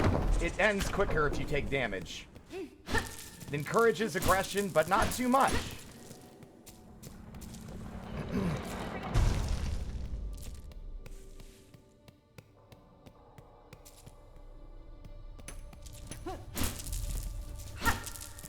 I miss all my rosaries. I think the method and the mentality here should still be to play as if it's Steel Soul, because I do have more fun when I don't play so recklessly that I just die. If I thought that the other crests got upgrades like the Hunter's Crest did, what would it do? That's a good question. That's like a lot more mechanically difficult to answer, just purely on... I think the one I would think about the most is the Wanderer's Crest. What would benefit that one? I think maybe giving all of them a focus meter, but the focus meter does something different for each could be interesting.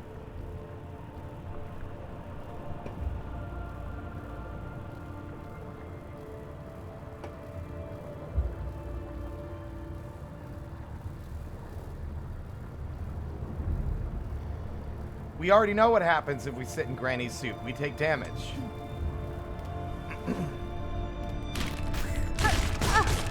Also, gender indeterminate. I'm not sure.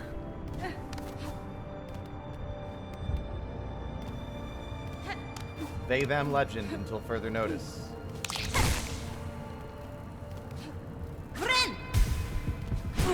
Damn it.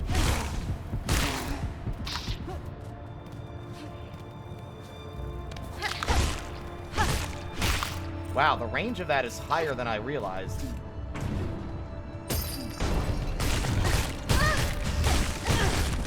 Oh.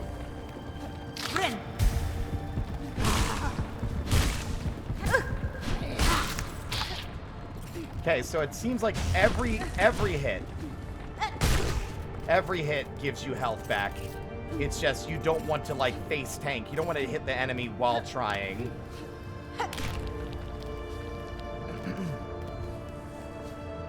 Yeah, I think that makes a lot of sense. Like, Wanderer's Crest would let you use the needle in without silk being required. I think all of it. I think that would be the great benefit for all of it. No, so it would be good for platforming. Your claw line doesn't use silk, and the needle in doesn't use silk. So then your core movement abilities that you need for platforming no longer drain silk. When used, would make Wanderer's Crest much better for, like, traveling around and exploring, yeah. I could see Beast 1 having, like, its upgrade would be the... that you can actually maintain the aggressive, like, state that you can enter when you're, like, when you bind. As long as you keep up the assault. Like, it won't end quicker if you take damage, but as long as you're keeping up the attack and continuing to hit the enemy, it will stay. I think that could be interesting. The only downside is I think that would encourage the player to face tank. Discount shard cost for the Architect one, absolutely.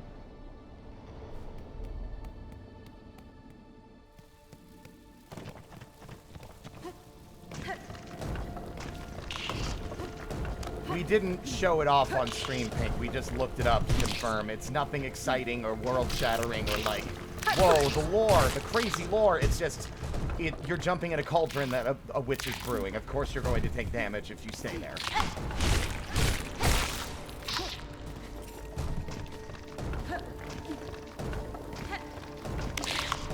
Friend.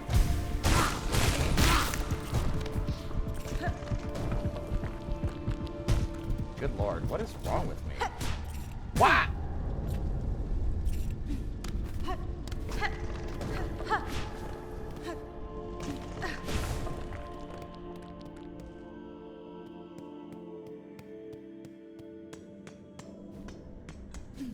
Yeah, I think that as well. Having it, like, having the Wanderer's Crest lean a lot more heavily into... Remember, Hollow Knight? When upgraded, would be nice. Absolutely.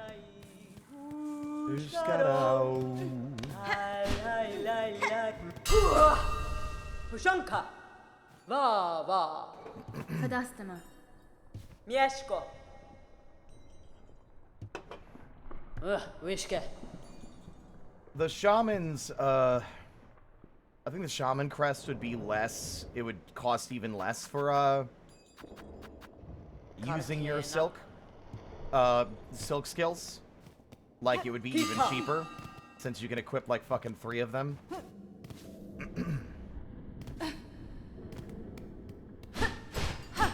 Oh, right, I still need to get the damn other thing.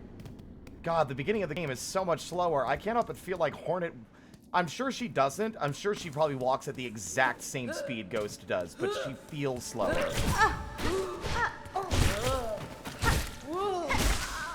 Friend.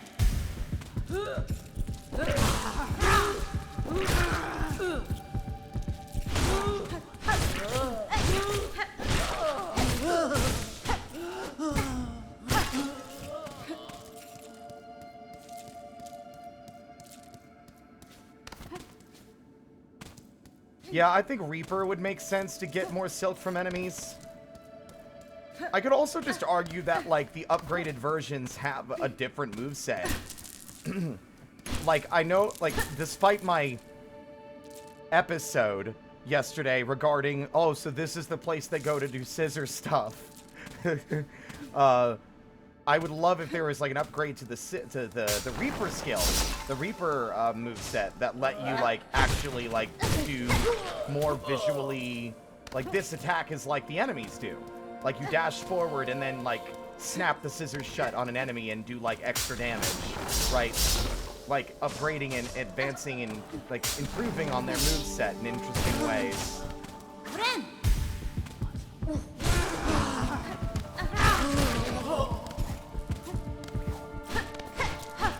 Also, for the Beast one, if the you can maintain the state as long as you keep attacking is too busted, I would argue that the longer, instead of the state being maintained so much from, like, continued attack, as long as you don't get hit, it'll stay up. And maybe it increases your attack speed, because that could be fun. It would encourage playing better, but also it would encourage playing aggressively, but carefully. More than it does already.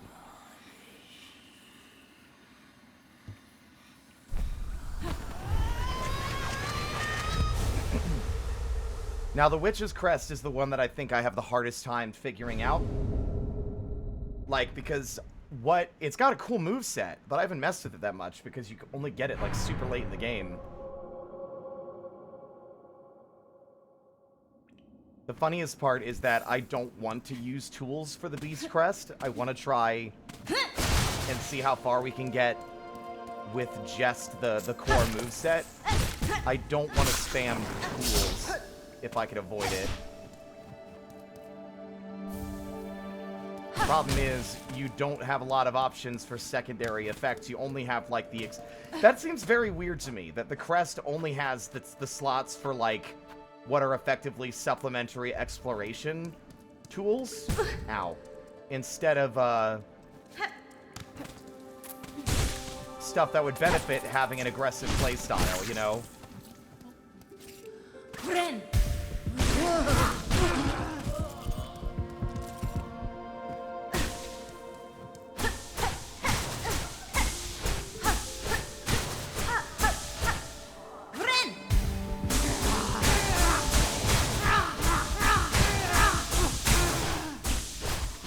I'm actually shocked that having a higher attack speed lets me get through that so well.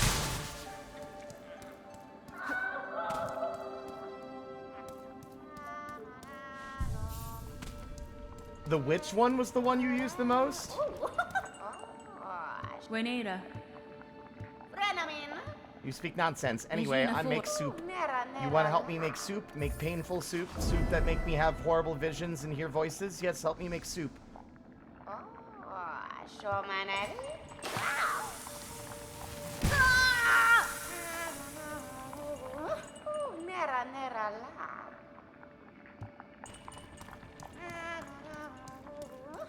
It's funny that if you're in there too long, it just treats it like a fucking environmental hazard.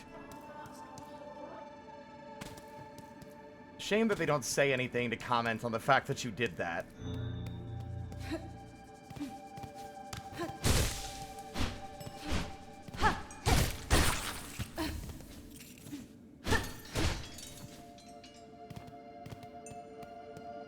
Yeah, I was thinking the AoE making it bigger, but that is, yeah, agreed. A boring change.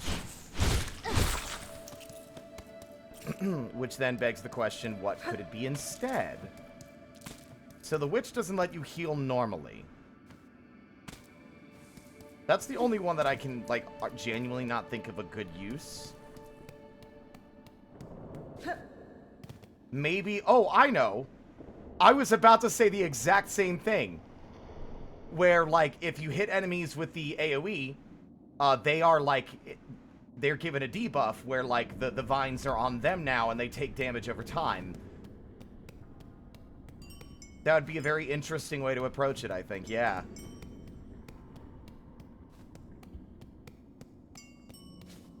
Does it hit that hard already? I really should mess with it then, huh? Hey! Hi! Ah! Chill.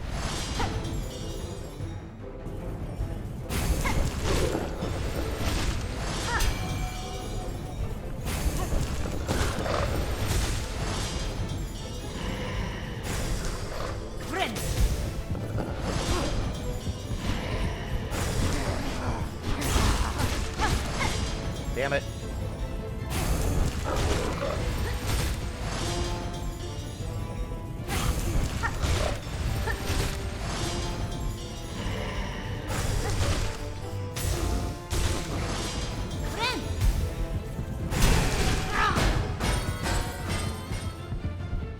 Hello?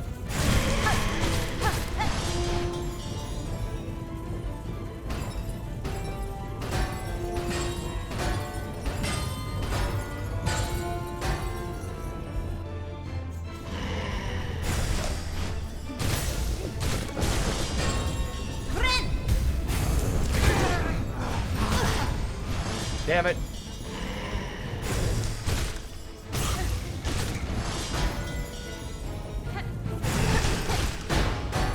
Ah! Fuck! I always forget about that extra bell.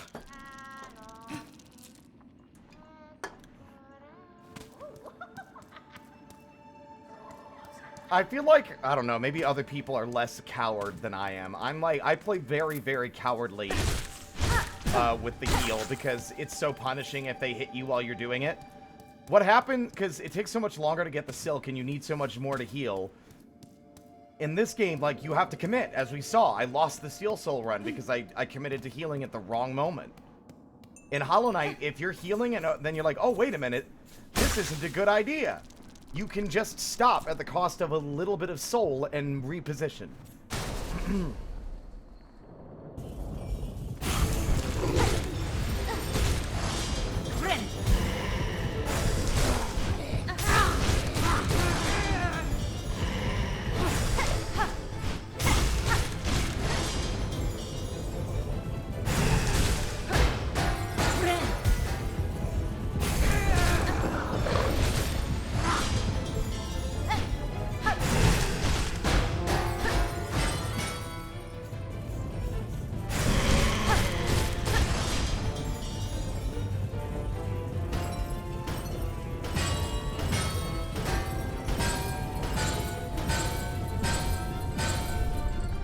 Bing bong.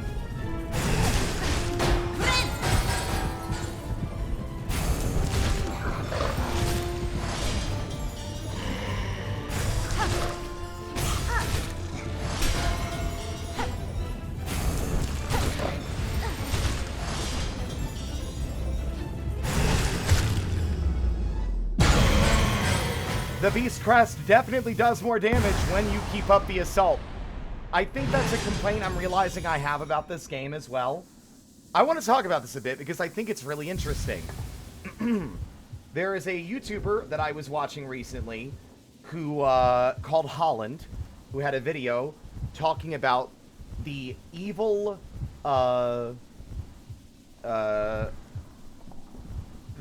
most evil bosses in Hollow Knight.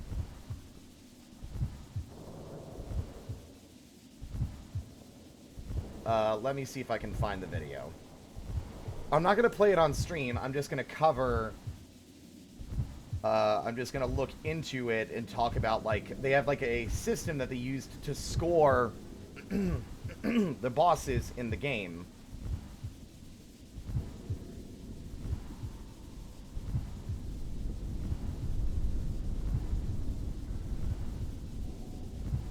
Alright. So, it is the evil score. And the evil stands for erratic outcomes, vague mechanics, inactive gameplay, and lackluster telegraphing. And, like, depending, and these are each, like, ranked from a 1 to a 3 in terms of the severity of this issue in that boss fight. I think it might be even 0 to 3. But, so erratic outcomes, let's use, the Bell Beast we just fought as an example. So erratic outcomes would be that second phase transition, the bells fall at in random positions and bounce in a random direction. It is not the same every time. Same thing in second phase. Once they're like launching bells into the air, there will be a bell that will fall from the ceiling, and again, it falls from a random position, although I think it targets Hornet specifically, and will bounce in a random direction. Those are considered an erratic outcome. Like, they cannot be predicted to go the exact same way every time. You have to wait and see. Vague mechanics is a little harder for me to immediately determine. Let me listen.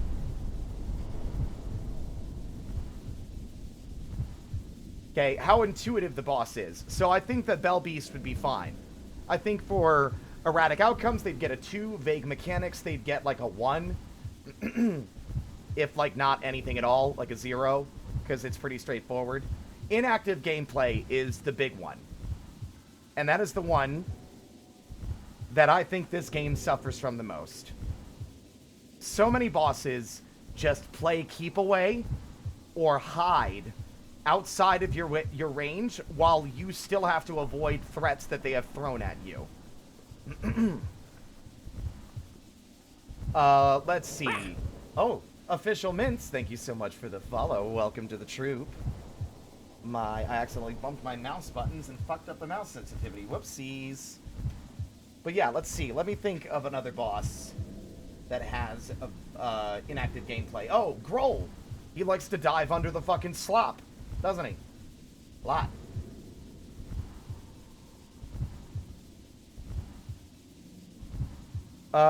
What other bosses? What other bosses? What other bosses? Inactive gameplay.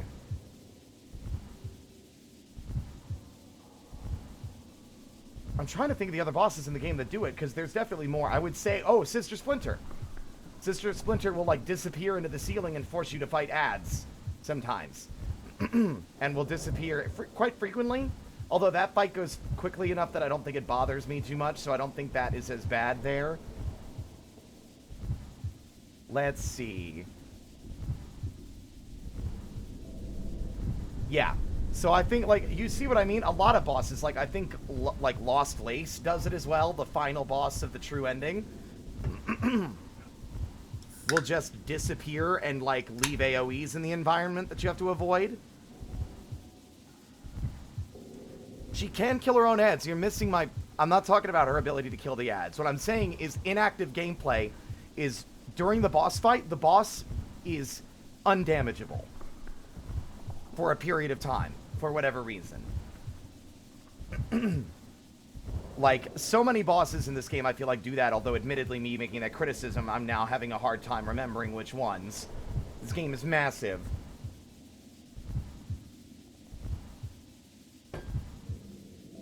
Definitely the Bell Beast. Widow, I think, occasionally does, but I think Widow still has moments where you can hit her. She's still in the field enough to get a hit off. That doesn't make it feel super bad. Who else? Trobio is especially guilty of this. He likes to pop into the floor and just dig around and then throw bombs out, so he's, like, hiding away where you can't damage him. I wish we had a floor slam like the Hollow Knight, like Ghost does, because it would be great to, like, use a specific tool to knock him up out of his little understage crawl space if you use it right. But yeah, that's an inactive gameplay. Who else? Because there's so many bosses. Would you argue that maybe Savage Beastfly? No, Savage Beastfly is just erratic. Savage Beastfly would have, like, level 3 on erratic outcomes. He just picks where he wants to charge at you at random and doesn't even line up sometimes. But you get what I mean. Like, I don't like bosses that like to play keep away with the player, because it robs you of agency. You just have to wait. And considering the game wants you to be aggressive, it's boring. There are some fights where it doesn't bother me so much. Like, I like Trobio. Trobio's a fun fight. I like Trobio. I like Widow. I like Sister Splinter. I like the Bell Beast. I wouldn't say the Bell Beast is my favorite fight. I just like the creature.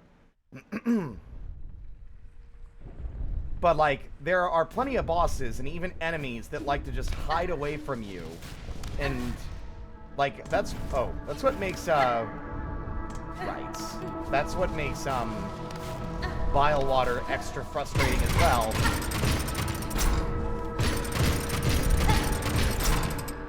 Since in Vile Water, enemies will just dip into the slop. The worst part there is that the ones that dip into the slop, they basically disappear and respawn, and then a new one... Like, I don't think they disappear, they gain new HP. They refill their health if they get away from you like that. As far as I'm aware, they get all their health back if they escape from you back into the slop. Yeah, that's true, Drainar. But I would still say, I guess Savage Beastfly gets a 3 in erratic outcomes and a 1 in inactive gameplay. In terms of vague mechanics, I think it would also get a 1. Like, it's not that it's not comprehensible what it's doing. And then what was the L again?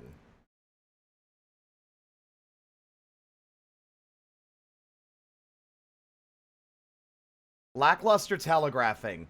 You know what? I would say they get a 3. Because oftentimes they can end up off-screen.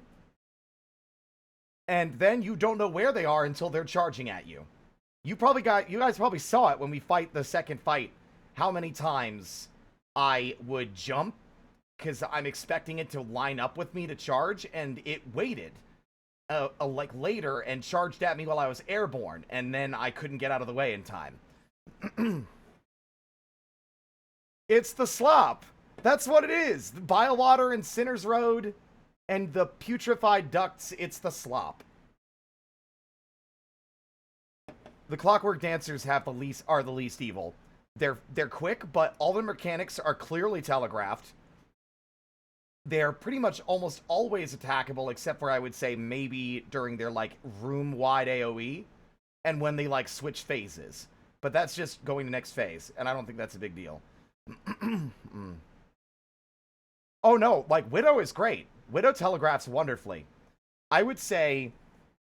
So, Holland has the same opinion I do on bosses in Hollow Knight in this one particular case. I love all the bosses in Hollow Knight, and this issue, because I played it so much, doesn't bother me.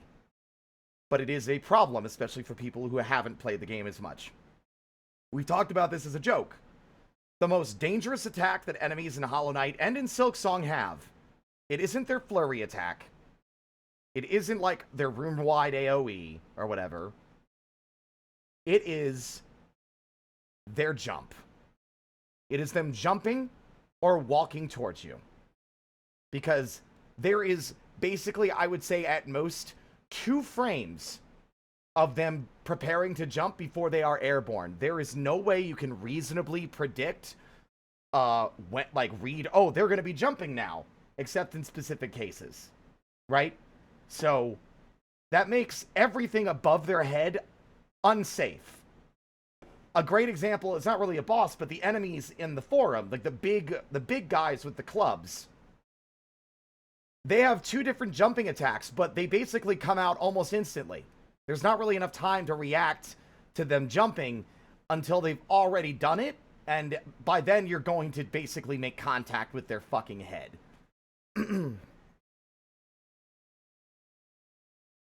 Widow, I think Widow would get maybe a 2 on erratic outcomes simply because, no, I wouldn't even say erratic, no. Because the bells always bounce straight up after hitting the ground or bounce in the direction they were thrown. Maybe a 1 or a 2 because they could hit the wall and bounce in an awkward way, but Widow is one of the best and most, like, fabulously choreographed fights in the game, I would say.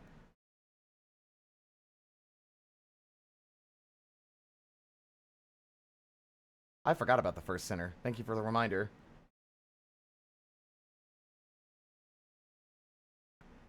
I will also link this video for those who want to watch it,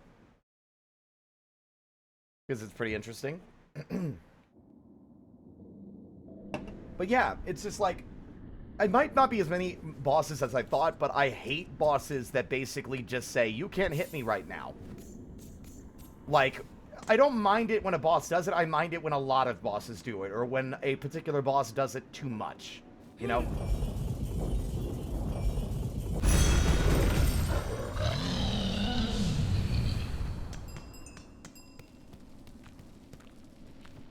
Yeah, the Cogwork Dancers, that's what Draenor said. Yeah. I would say that the Clockwork or the Cogwork Dancers are the best fight because they telegraph everything very clearly. There's never a moment where you don't know what they're about to do.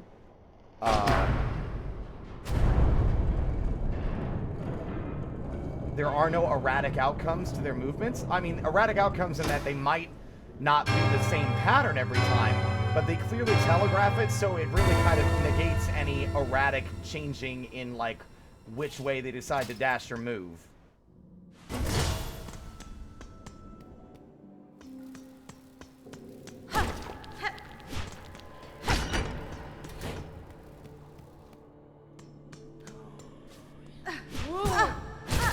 Bye.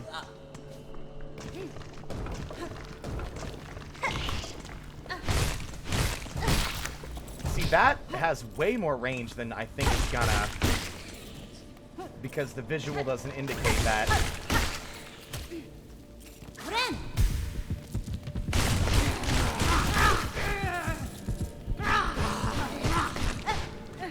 The way she goes like rah is so cute. Oops.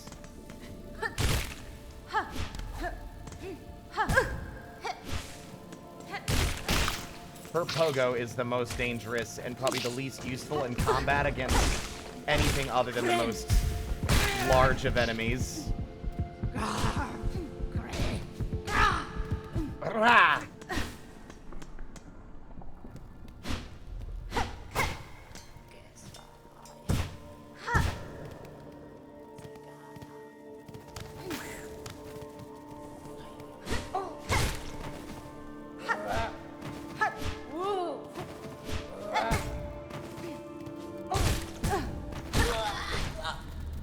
Hornet's gonna die again because I'm getting her doing risky shit because I wanna be funny.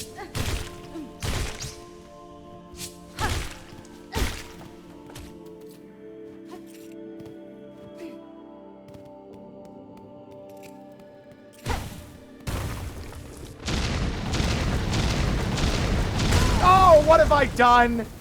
Oh well.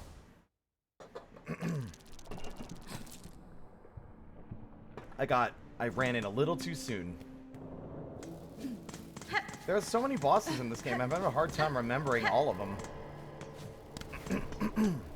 I'm looking forward to the God Seeker, or whatever we get for that. Whenever it happens, I cannot wait, I just hope there isn't an ending hidden behind the final fucking pantheon.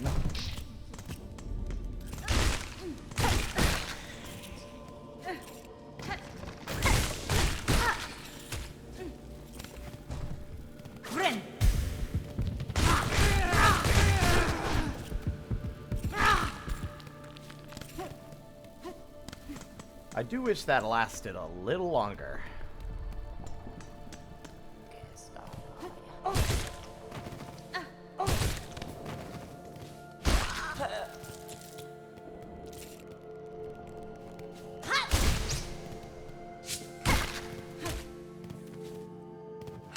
Unfortunately, like, even basic enemies have a habit of making you wait.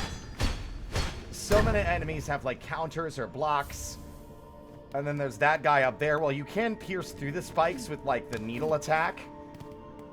Unlike the crystal spike guys in Hallow Nest in the Crystal Peak, who, like, stop shielding themselves the second you get far enough away, those ones will just make you wait for a set amount of time. Which annoys me.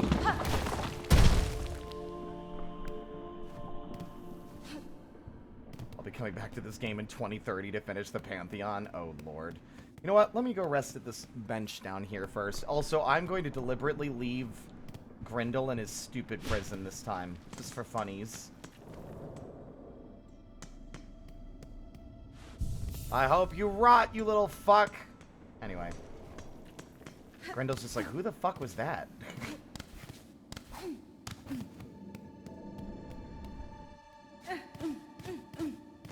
Time to be aggro as fuck.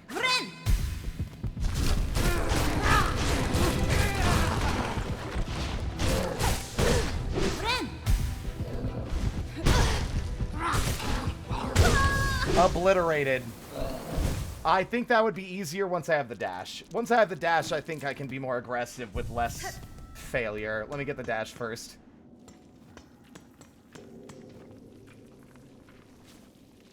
Yeah, it can be so easy to just, because the parries come out so quickly that sometimes you're like, oops, I've already activated it. And now what? Fuck. I don't know. I think it's like, I don't mind them, except they feel overused. Like, basic enemies are using them, multiple bosses use them. It just becomes kind of tiring when it's like, random Joe Schmo on the street is parrying your moves now.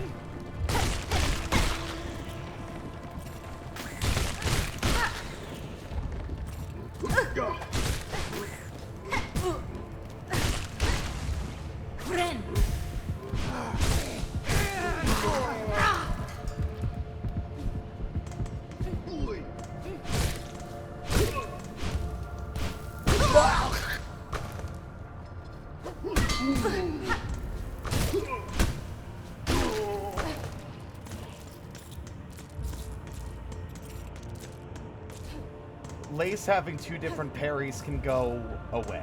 Yeah, exactly, because that's erratic outcomes. You hit her parry, and there might be an actual trigger, kind of like Sly has unique behavior based on your positioning, but I do not think it's very easy if, like, for an average or casual player playing Hollow Knight to get an understanding of why Sly does certain things at certain moments, because he's already so fast. The only reason I understand how Sly works now is because I watched a fucking video talking about his fight. But, like, I bet you Lace will do the jump behind you and do the diagonal parry attack only if you trigger the parry and then dash away. But then again, she does sometimes just charge forward anyway. Oops.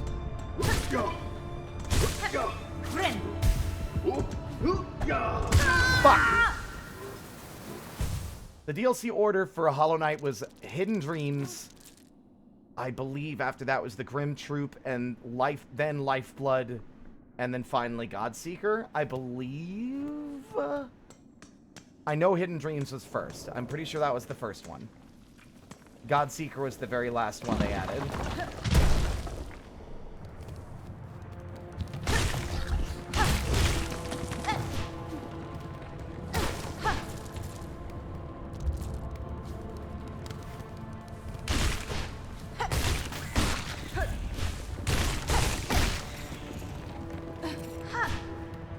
Troop crest. Getting a crest from, like, the troop would be sick, although I have no idea what that mechanical benefit would be again.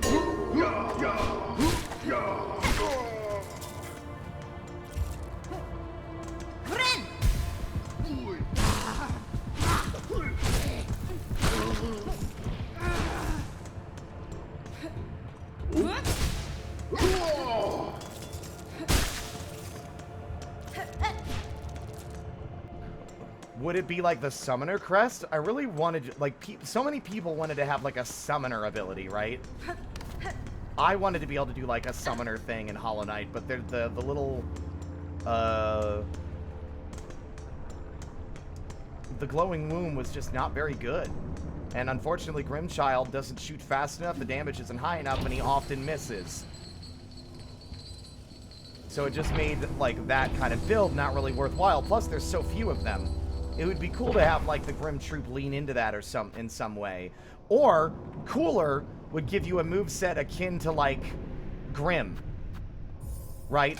You get, like, an uppercut, maybe even a new Silkbind skill that lets you do, like, the floor spikes, but with, like, silk instead.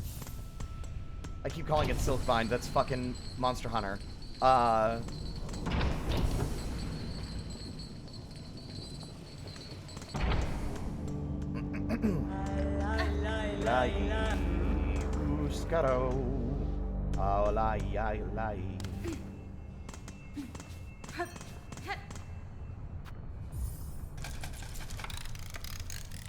Oshanka. Whoa! It's different! It's different for the Beast Crest! Oh, that's so fun! Oh, that's so fun! She's so much more dramatic about it. That's great. Is that for every crest? Now I'm curious.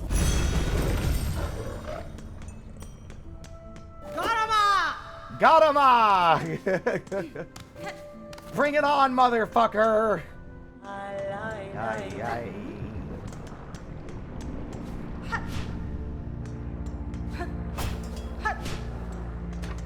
I just realized something. I can fucking sequence break. Who needs the run? I'm gonna fight Lace without it. That's a terrible idea. I'm not doing that. It's still very funny that I can unlock it early, though. What if I tried it? We could try it once. That could be funny.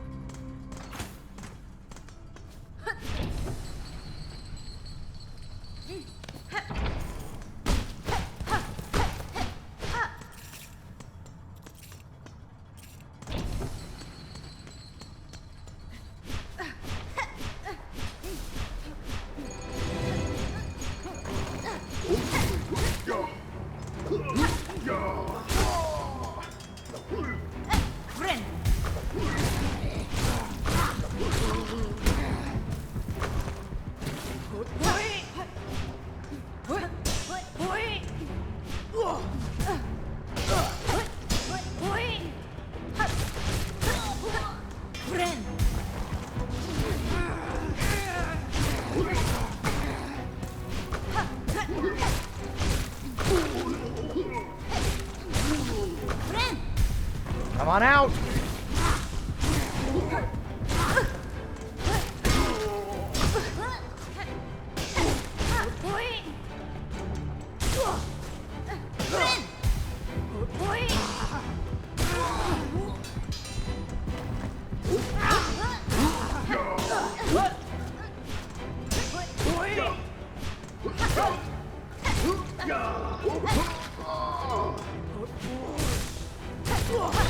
Gotcha!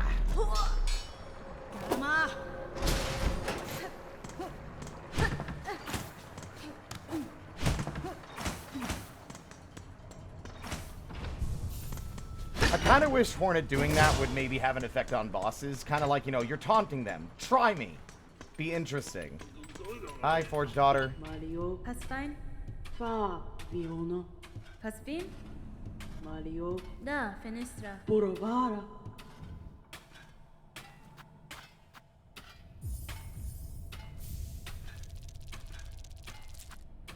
Here's the problem, Doctor. I can't use the Magma Bell.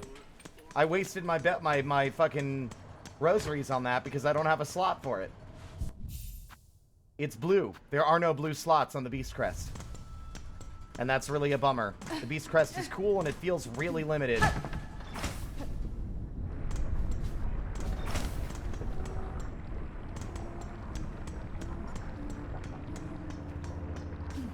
I'm sequence breaking with a mod.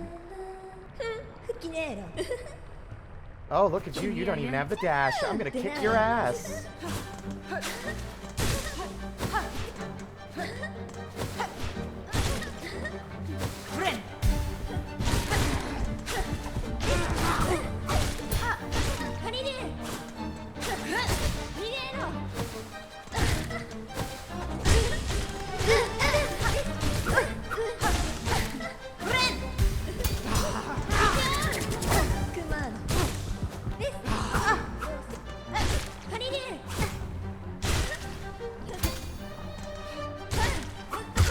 Oh, that was a good attempt. I got her to phase 3. Did you see that? Once you get the hang of Beast Crest, you can wreck fucking shop. It's just that it requires a very particular playstyle. Oh, my first playthrough, literally the Magma Bell was one of the tools that I picked up at the end as cleanup to get 100%. I never used it in my first playthrough, but it was like, I needed it for Steel Soul.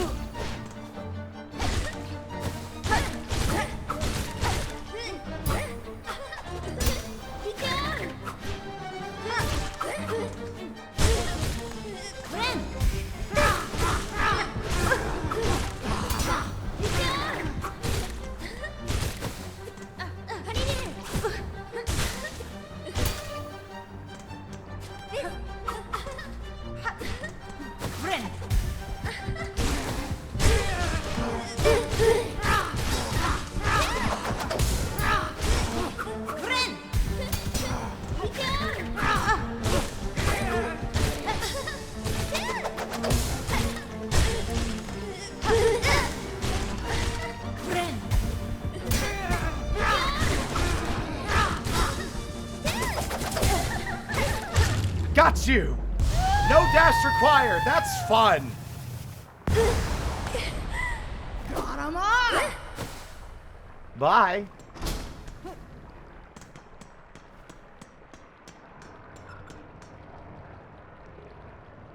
Wait, Dragonfly Crest? What's that? I've never heard that. Is that something that have people been data mining again?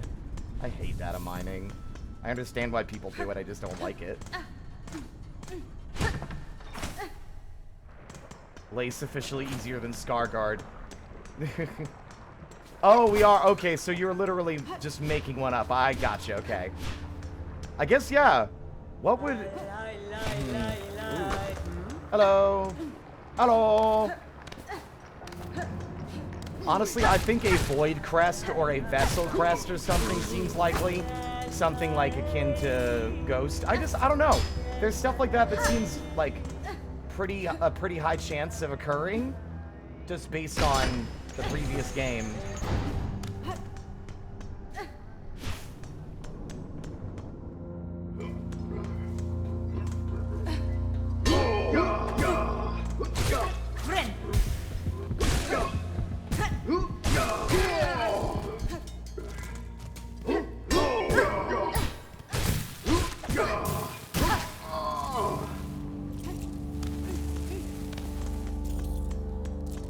She would hate the Worm Crest.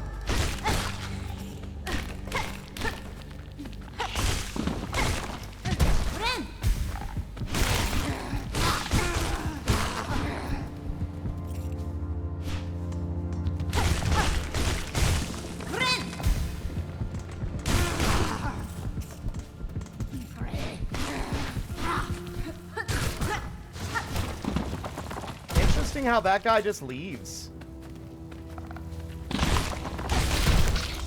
Also really cool to see how, like, robust the game is, which obviously it would be, that we can use this crest this early without it having anything other than, like, sequence-breaking implications for the experience.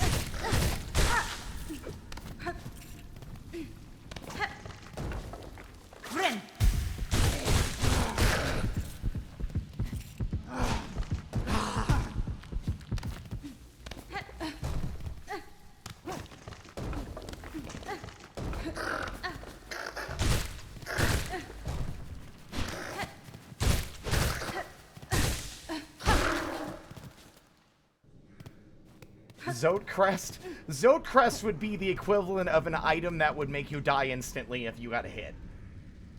It would be like the, hey, you want to play this game and be the most miserable? The Zote Crest. Your attacks bounce off enemies and you die instantly.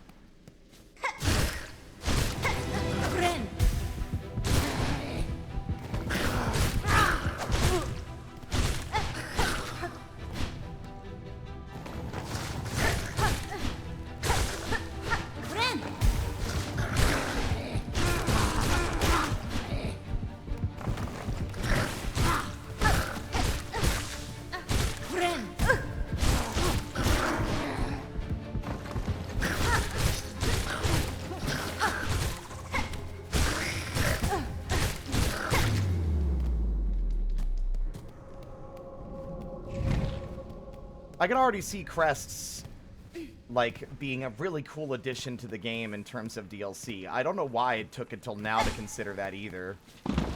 Ah, ya ga ga ga ga ga ga.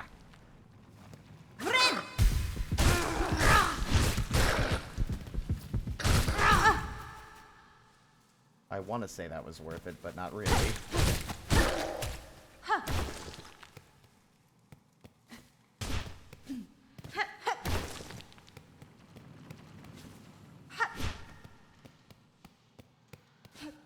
Now we are gonna be real crazy. Let's go. This is fun. I like this. I'm just sad that basically the entirety of the game's cool toys are gonna be locked behind other crests. Sad you can't upgrade these to give them more slots. I mean, we could get the other crests and then get, like, the side slot, but we'd have to get all of the crests to get the secondary one anyway, so we'd have to go through, like, 80% of the game first. Oops.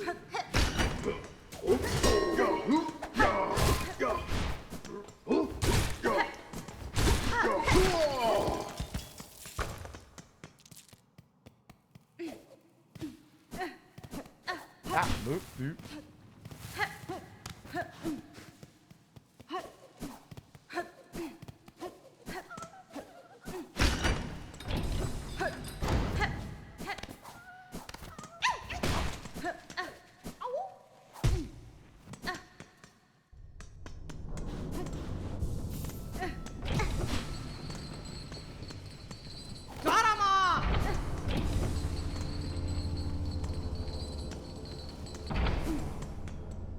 It would also be funny as well if Hornet's dialogue had a slightly different tinge of, like, you know, personality to it, depending on which crest you're wearing, but that's a lot of extra writing.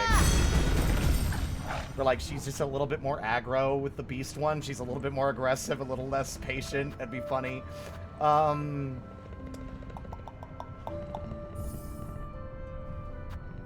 wait, we're literally already here. That's silly.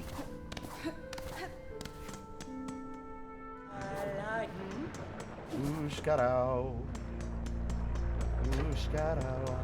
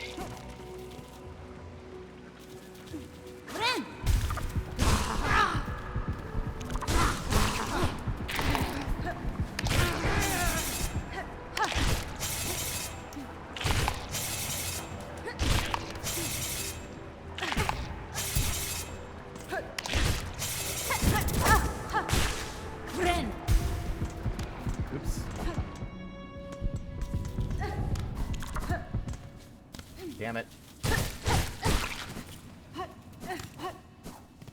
Yeah, this one's really bad for actual exploring because you can't just heal when you take damage from the environment. I do still stand by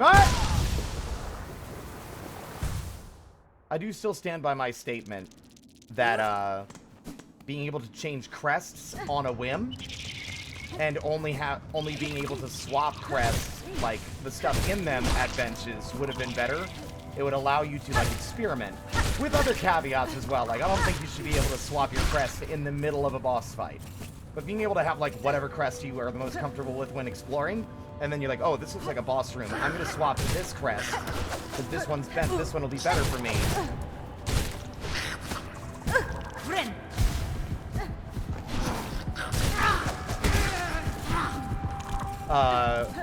Before doing a boss room would be nice.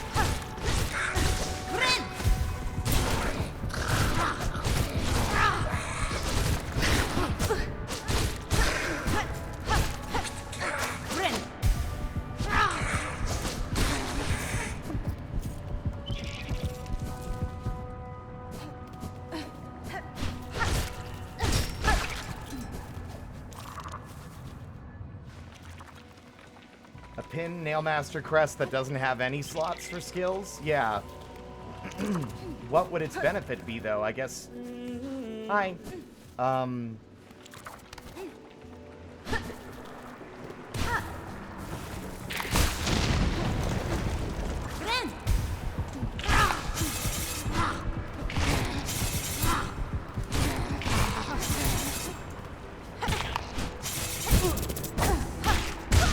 I got killed again because I fucking parried by accident and it pushed me back.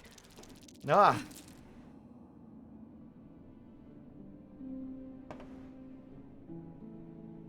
Animation canceling. I think there should still be like an well, then you can't. I would say what would happen then is if you swap, Hornet would have to be on the ground, not airborne, and it will not be interruptible. Like, there will be a short animation. Maybe as short as this. Got him all! But that's short enough that it would still lock Hornet in place, making it not really well suited for animation canceling, which I would assume is would be good for sequence breaking or like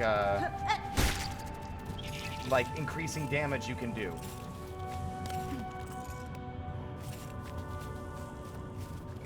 More nail arts, maybe.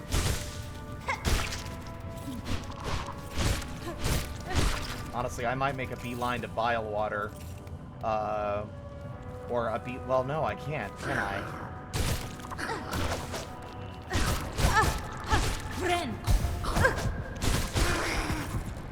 I want to get the long nail because I feel like this thing's range is lower than I would like it to be.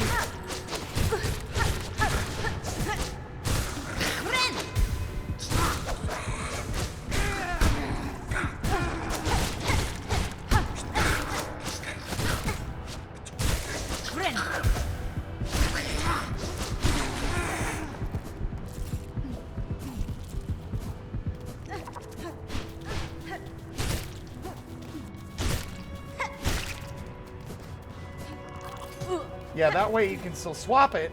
Because, like, I do think that the crests being you have to swap them at a bench makes me less inclined to use them. Because I'm more likely just going to pick the one that I'm the most comfortable with and never swap. Whereas, like, being able to swap them on the fly gives you incentive to, like, okay, let's fuck around. This room might be a good place to try this out. Or, like, okay, a boss is coming up. Let's swap off of the Wanderer's Crest to something different. You know?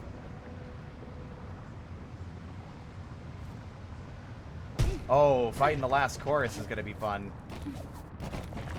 Or the fourth chorus, rather.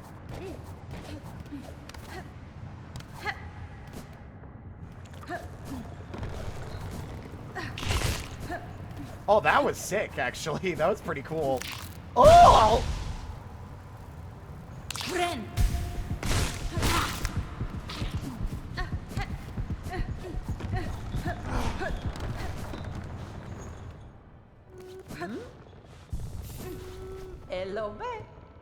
Yanara. I'm a little freak. I'm a little beast. I'll scratch you up.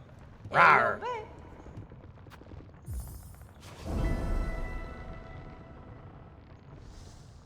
I think I know, actually, Draenor. In Hollow Knight, your nail arts were relegated to certain directional inputs. So, like, the Great Slash was just no inputs. The Dash Slash was while sprinting, or, like, dashing, rather. And then pressing, I think, either down or up would do the Spinning Slash. You could easily argue that instead of each crest only having one specific pin art or needle art, with the pin, like the pin master or the pinstress crest, instead being you have each of the crests specific arts are all on one, and it's just an input in terms of which direction you press to get the one that you want to use. And potentially, maybe a gauge or some other thing. Like, I would say that the pin arts would be faster. Faster still, even without, like, the special tool that you get anyway for beating her in Act 3.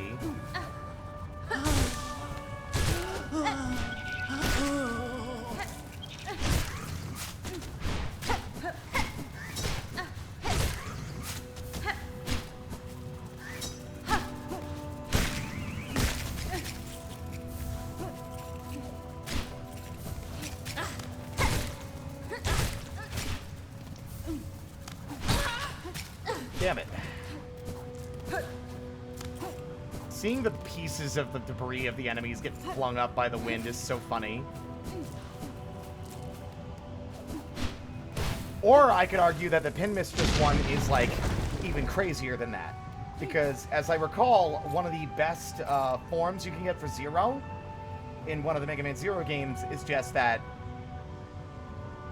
like a fighting game, you have to do a series of inputs, but then you can immediately perform certain actions without having to, like, charge them. Like, if you perform a certain input, you immediately do a charge attack. No charging required, right?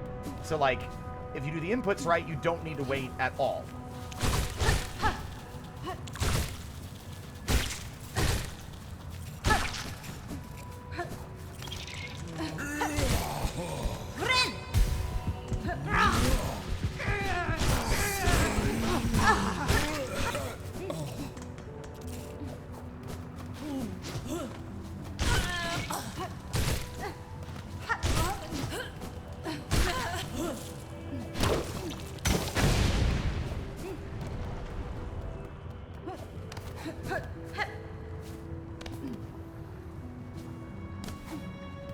Yeah, not every crest has to be good for every situation. Exactly.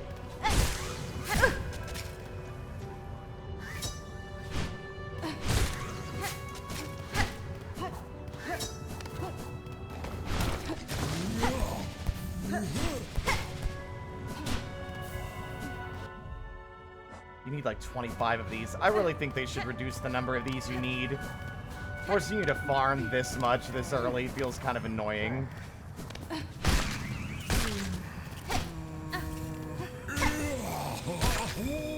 Good job, Ding Dong. I mean, if you're smart about it, you don't have to do it for nearly as long, but...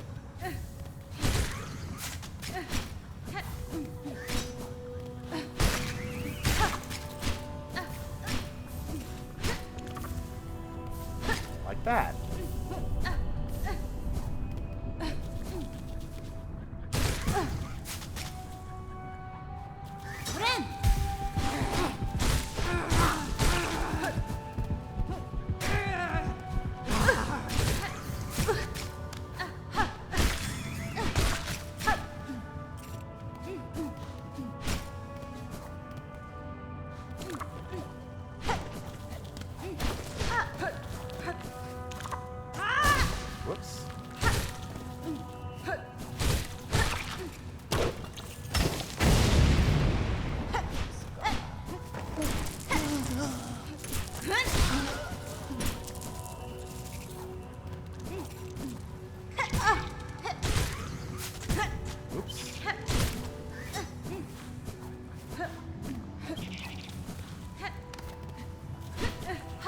Whoa!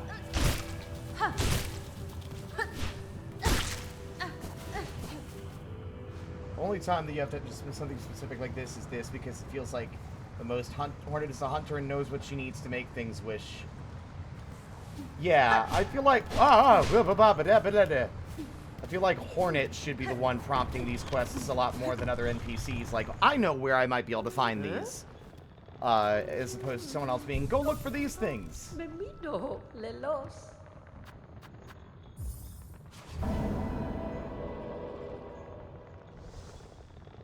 Torotano.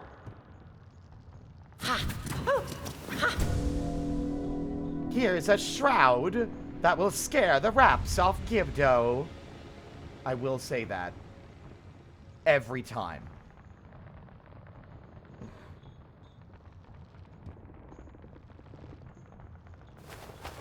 Bye, Grandma. Bemino, lelos. Karama. ¿Qué es comel? Buenera. Torotano. Oh, scusa, ma. Madon.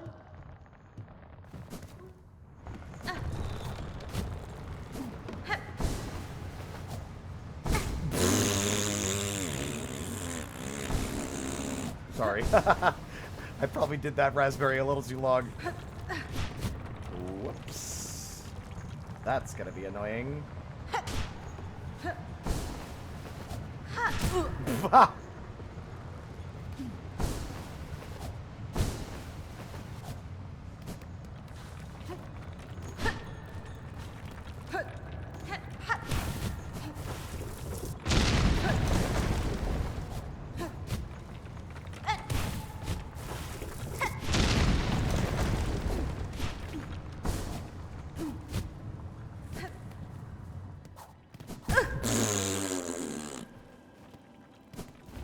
Okay, I need to remember that Hornet jumps when they do a dash attack.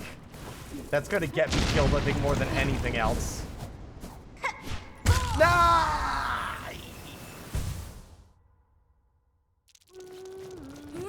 Nothing happened.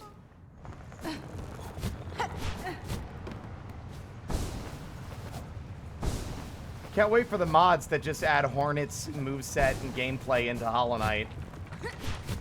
You know it's coming.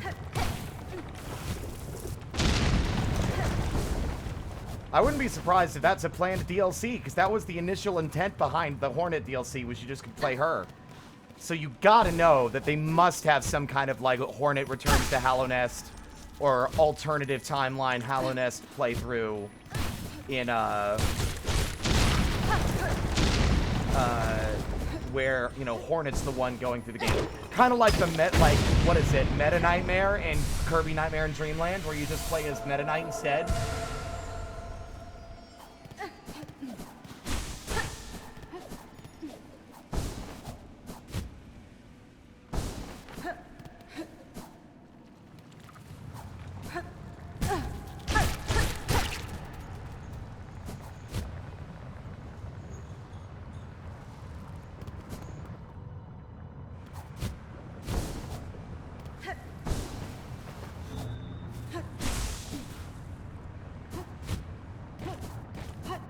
Let's fucking throw down, big boy! I wish I had the needle in. I wonder if you have dialogue.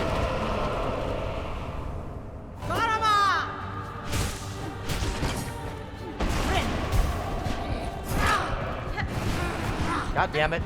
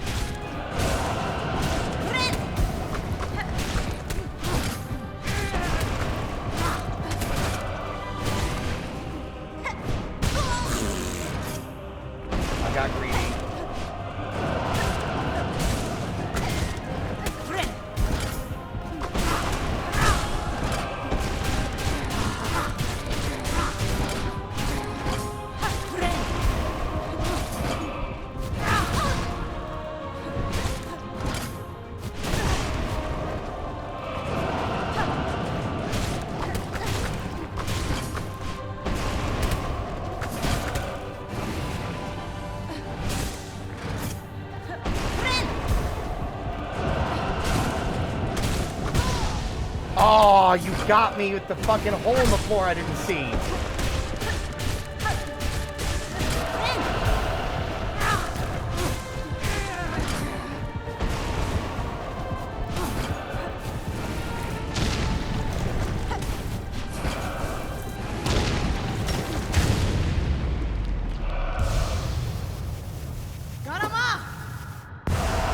Bye-bye.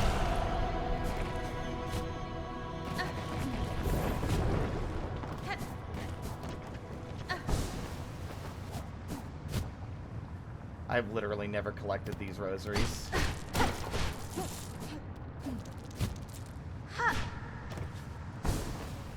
That was fun. See, beast mode's fun. I think it'll be more fun with more HP because you can be a little bit more aggro without dying as quickly.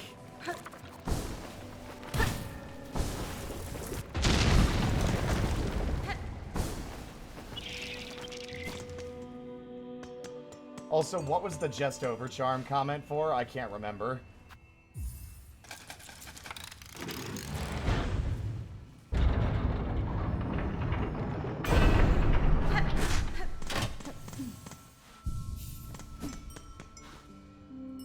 Oh. Why would overcharming make you play as Hornet? I feel like I missed the joke.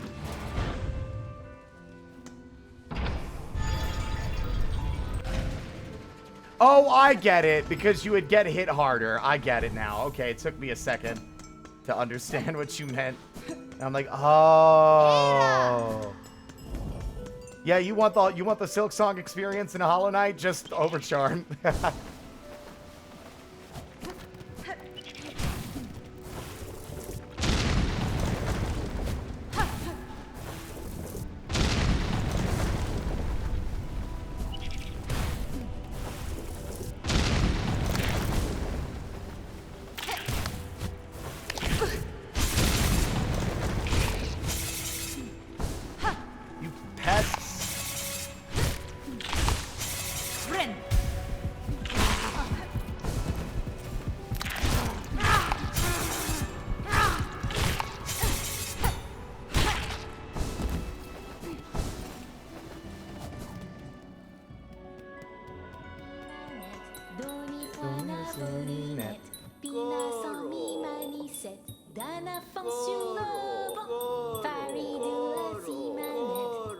I just realized this is the same exact pilgrim that attacks you when you come back here later. And I guarantee you, what is happening right now is that they are succumbing to the haunting in real time in front of us. Like, that's why they're groaning. They're actually getting, like, affected by the threads that will consume them later.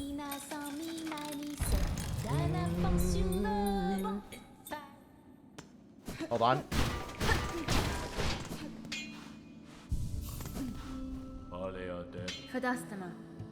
Now, do I have enough money to buy this tool that I won't be able to use anyway? Actually, no, I can buy this. Oh, I can only buy one of them, though. Quit complaining. I either have to buy... I'm going to buy this, even though I can't use it yet, and then I will get some rosaries later. This guy's so, like... greedy in a weird way. He's like, it's not that he's like greedy in an open way, or is no, I think what I'm trying to get at is that he's like he's just like very matter of fact about it. It's like, yes, you should give me your money. Why wouldn't you? Like, you know, as if it's just something you shouldn't even question. We died on the final boss, so we're not doing Steel Soul right now. I died in the second phase to... What the fuck?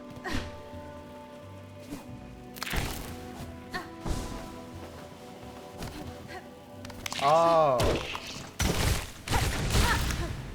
We died to... I made a bad call in the wrong moment and got hit by an attack while I was trying to heal.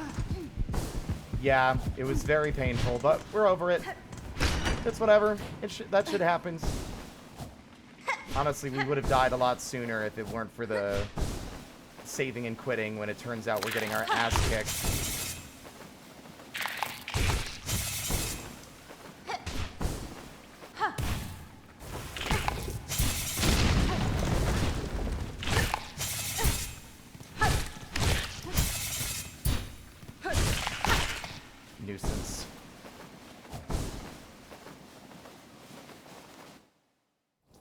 Bonk. And from then on, Hornet had a concussion. Friend.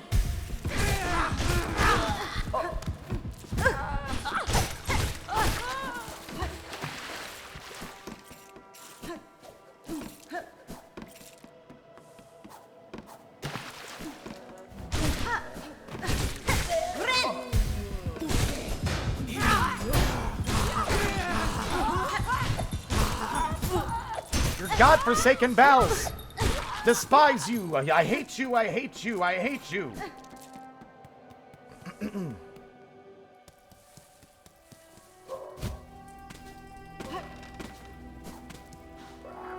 I mean, we had that mod in Hollow Knight, didn't we?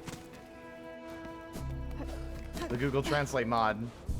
I'm sure those mods will come in time, but for now, it's still very early. I'm looking forward to mods being specifically done through Lumafly once mods are properly supported. Because at the moment, I had to go on the fucking Mod Nexus, and I fucking hate that website with a burning passion.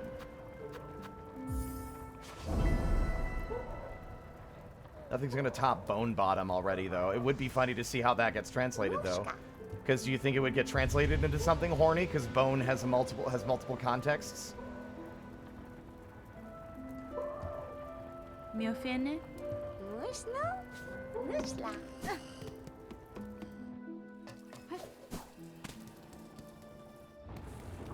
Uh-oh.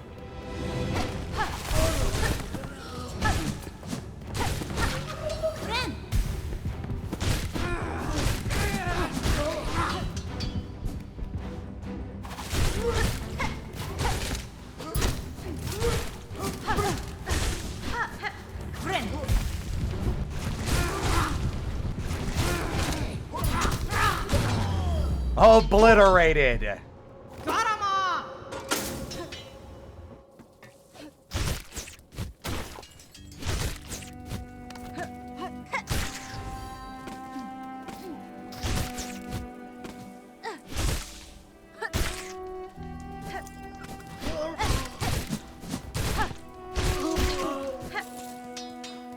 Wow, we already have maximum, like, shards.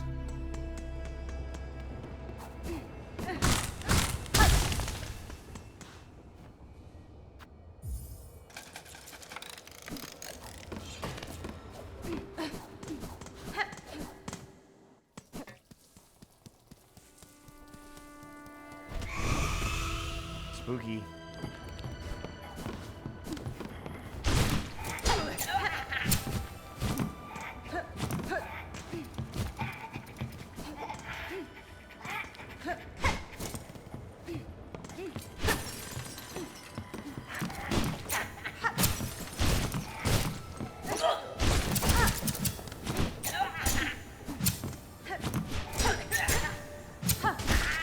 Oh, that was sick. I don't even do that on purpose.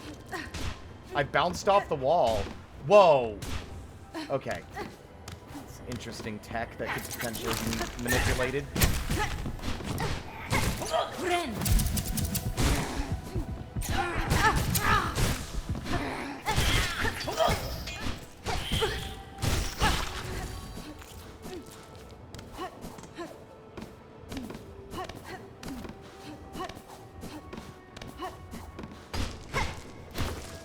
I'm loath to admit it, but part of the fucking soundtrack for this area, there's like a couple of notes that every time I hear them, I just keep thinking of like, your parents got divorced last week. Mine still love each other, I think. He's completely obsessed with me and my family, 'cause we're happy.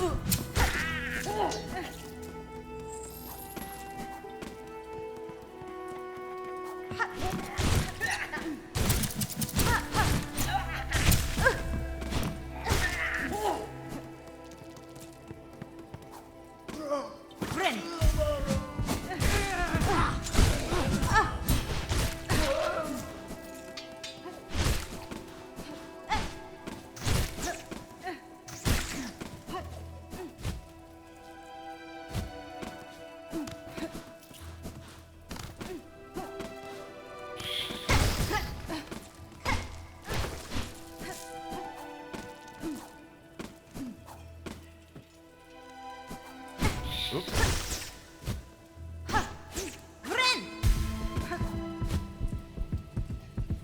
Uh-oh.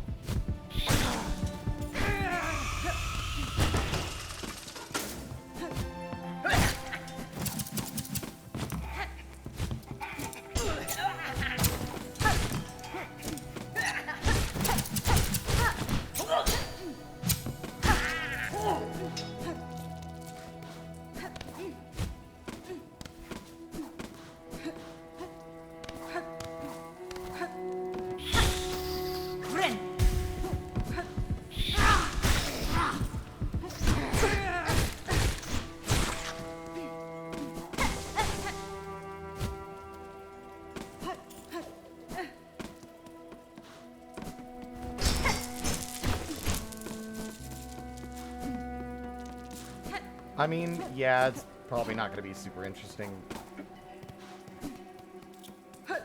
Bone is very much a slang term, and I doubt that it's a slang term in other languages.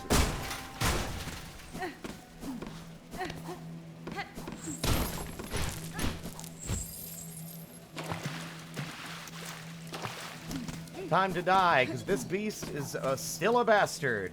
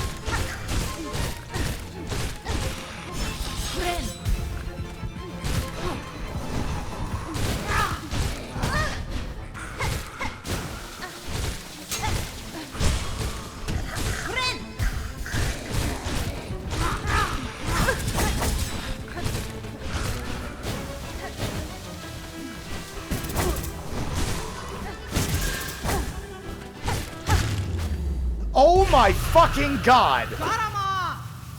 You got fucking wrecked! That was awesome! Goodbye!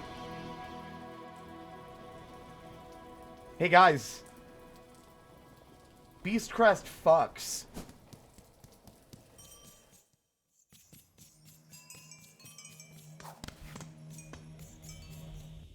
I fucking trashed them.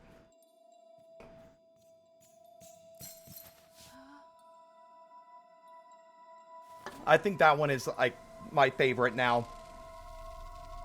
The Wanderer's Crest, not the Wanderer's Crest, the Hunter's Crest I think is my main.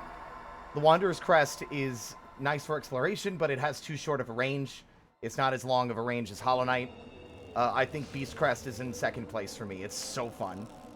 Even if it puts you at a disadvantage when it comes to, like exploration healing. Like, yeah, I have died a lot more as a result. Also, I just realized I can't use the berry, either.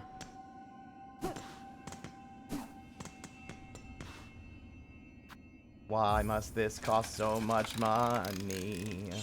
I don't have any, because I'm broke.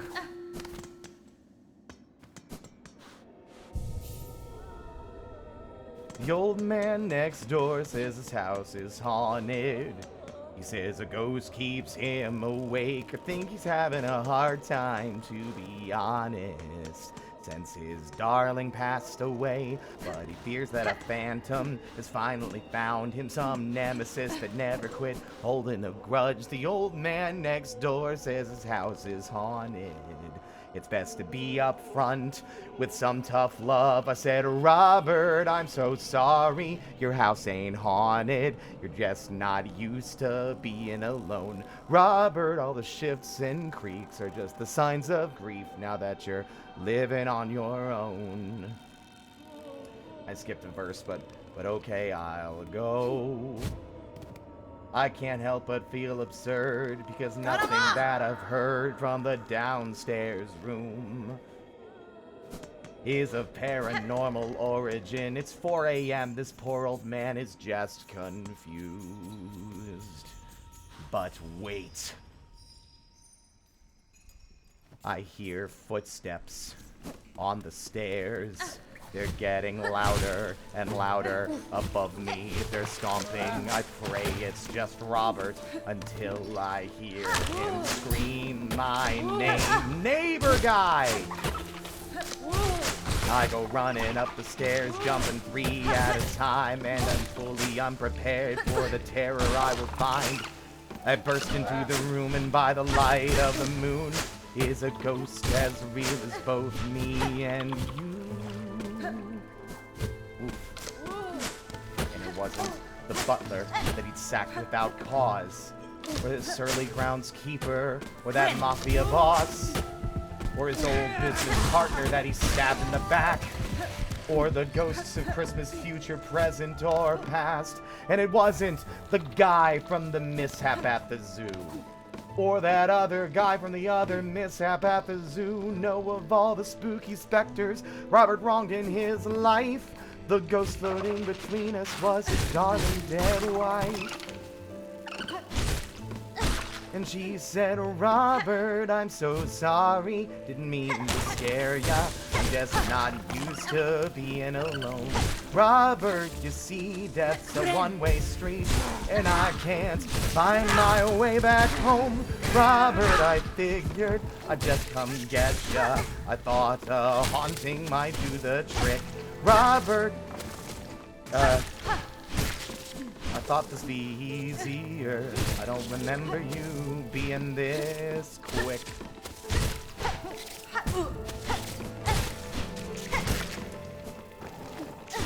The old house next door's got a sign out front now. A for sale sign tied to a post. So attention shoppers, you can make an offer on a bed, two bath, and a ghost. There we go. For a moment, my brain thought something weird happened there because the tool looked, I only vaguely absorbed what I was seeing on screen, and it looked like the circle with the line through it saying, no, you can't use that. And I'm like, wait, no, I can. What are you fucking talking about? Of course I can use it.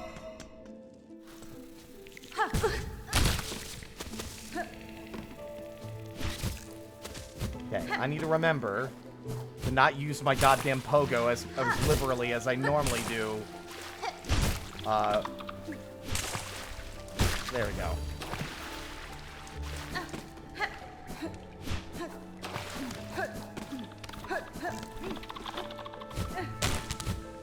Especially since you don't have pogo, you don't have ledge grabbing priority when you do it.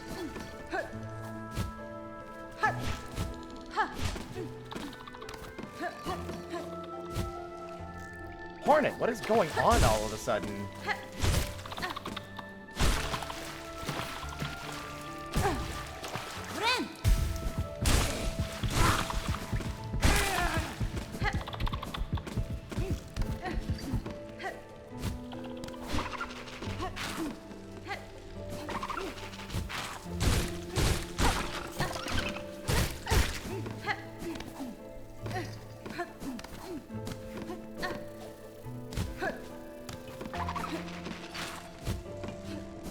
We are.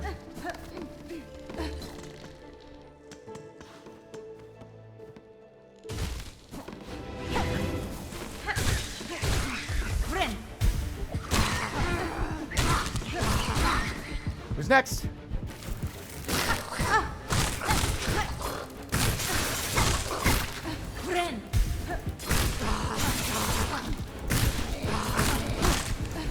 Next.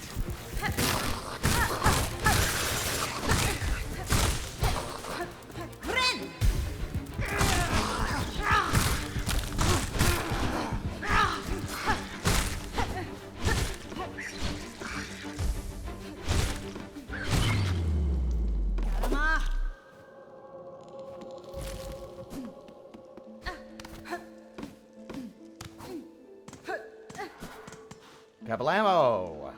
This one is so fun. This one's actually making me excited to get big rooms with enemies because it's so fun. Like, yeah, I'm playing a lot more recklessly, but that's a fun play style. I really like it. I like that you're, like, having to be extra aggro and, like, you know, get up in the enemy's face to get your health back. I think that's a very fun way to, like, experience this. I do admit that while I do like the downward pogo, I think it's the biggest flaw it has, because I think it's a bit too, like, crazy different from all the other ones, that it becomes, like, a huge mark against it for those trying to use it.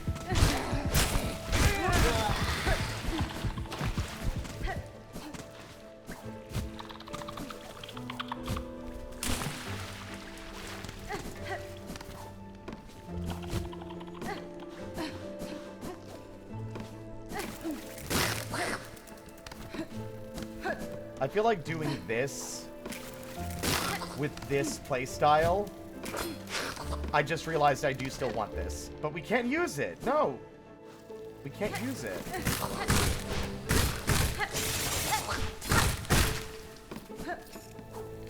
Rip and tear. Rip and tear until it is done. Hi. Hold on. Garama!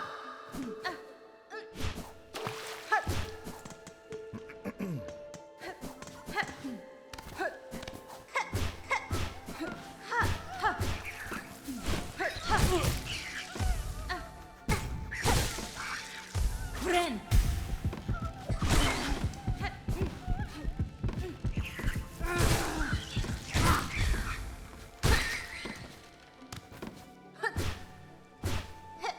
Oh, that's gonna be nightmarish.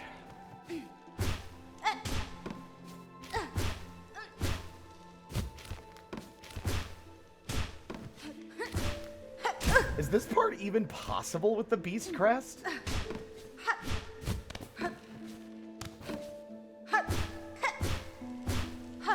Oh, it's just way harder, yeah.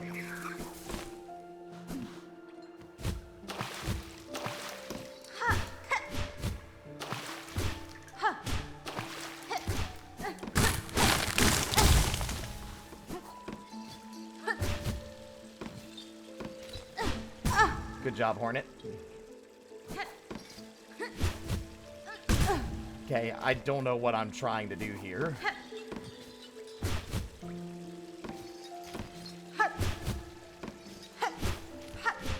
No!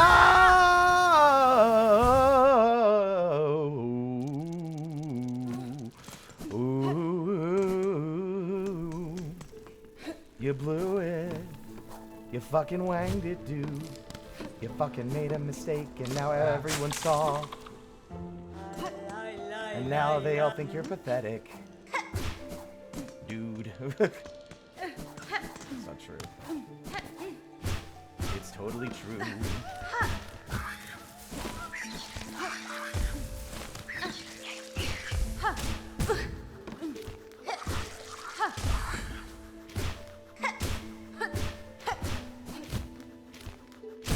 That is so brutal. Obviously, this area wasn't designed for you to have this at this point, but it's still, like, crazy to me that that one particular obstacle is so bad.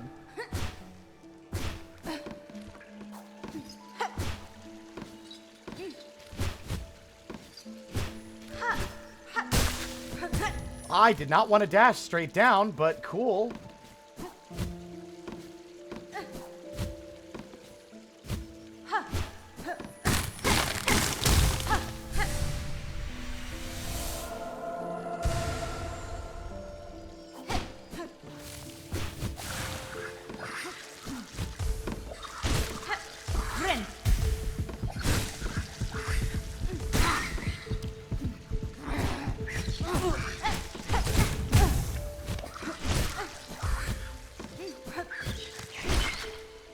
Oh my god.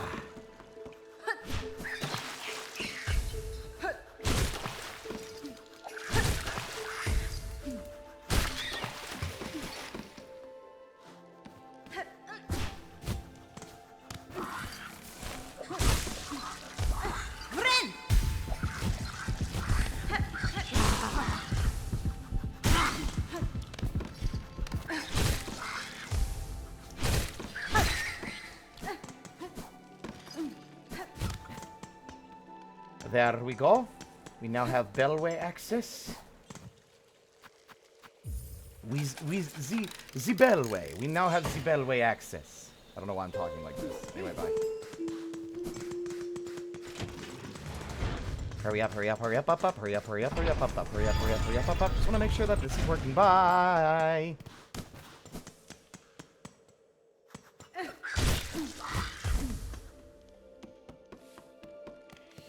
Cool story, bro. Bye.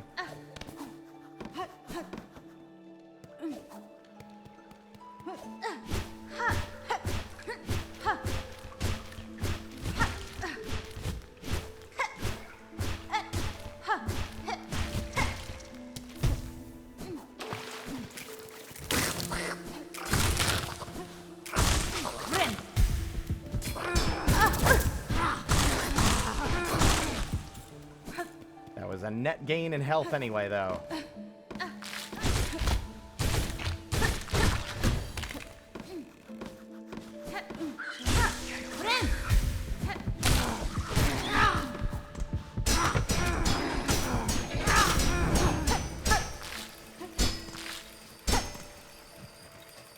It's so fun. I love her little, like, growls and roars. Like, rah, rah, grr, grah. It's funny. It's cute. It's charming. Hornet's so fun. I like her. Hornet is my friend.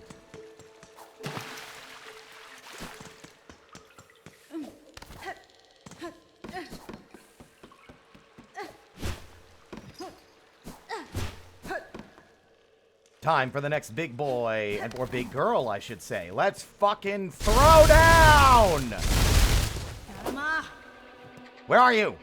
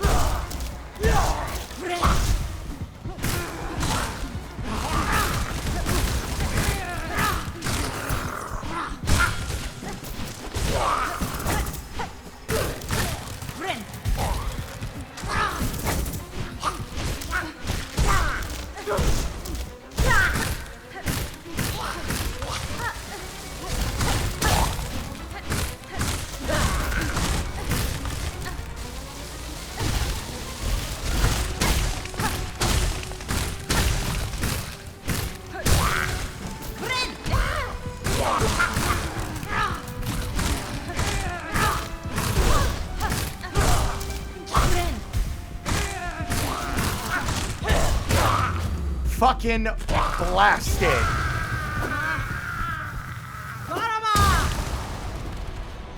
Bye-bye.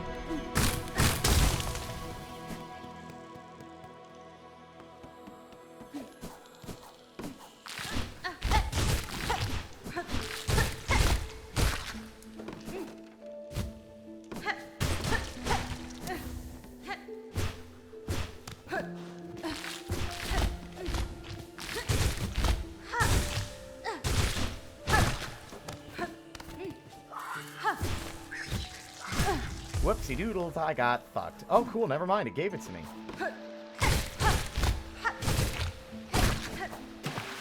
I'm going to be a fucking menace. I'm gonna be such a nuisance.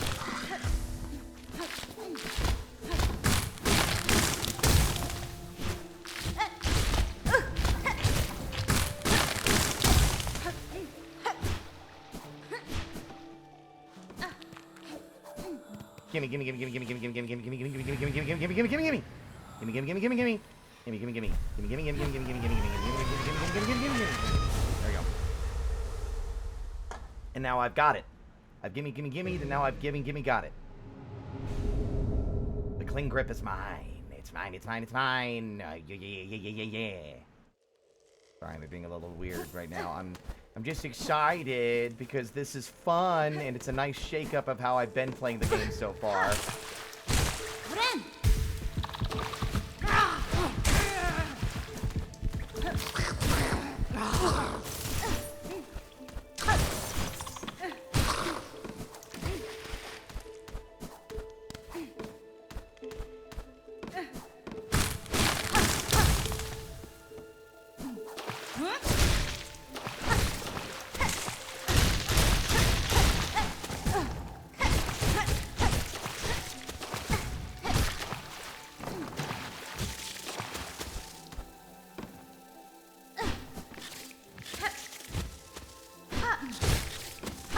These enemies are the worst ones as well, though. I really don't think they should have as much HP as they do for how much they spam them at you.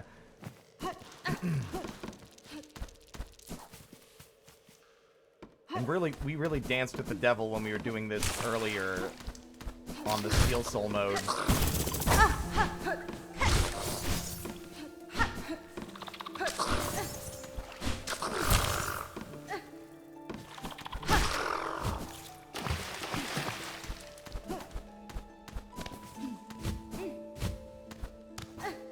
Where is everybody, I wonder? Here. Friend.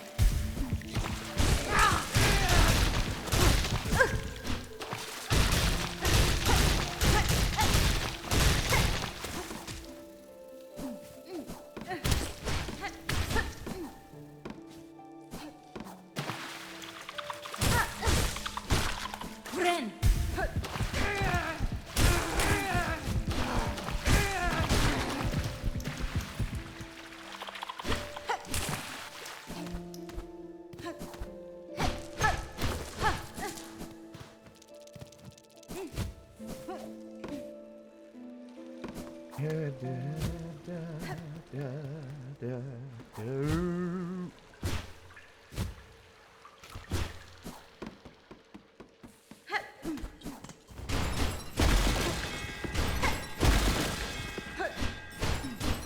Let me through.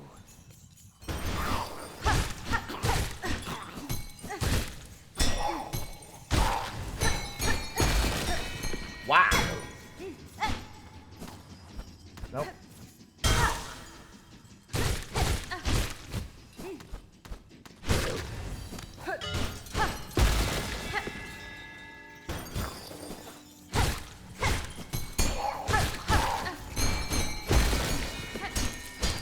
Give me all my money. Money. Am I still alive? I'm worried. Ow! Fuck! Friend.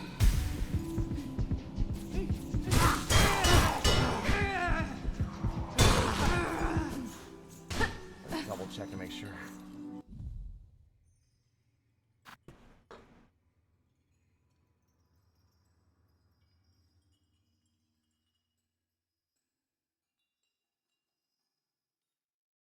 Okay.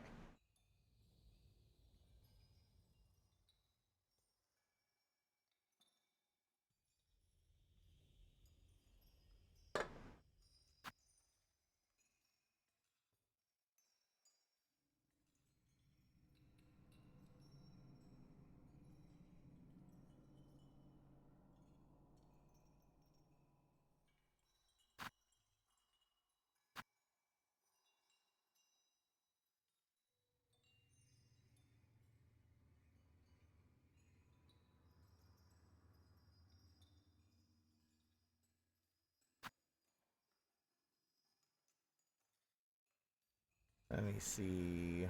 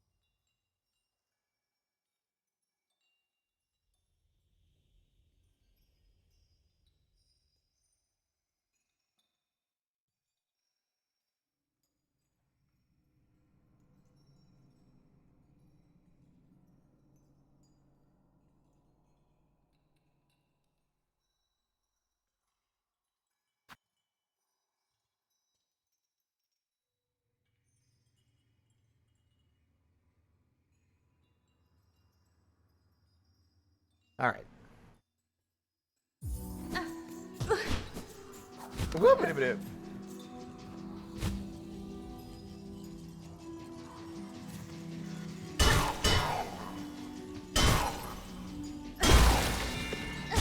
What the fuck? Does this thing have like... Wow. Looks like it has a hitbox from the backside as well.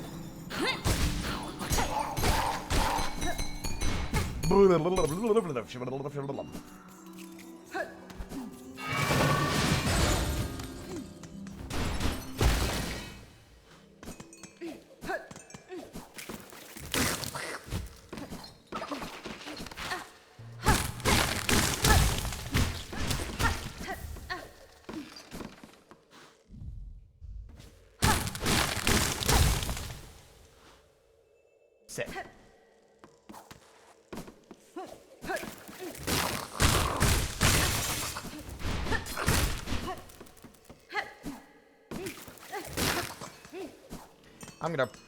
I'm gonna fuck Widow right up.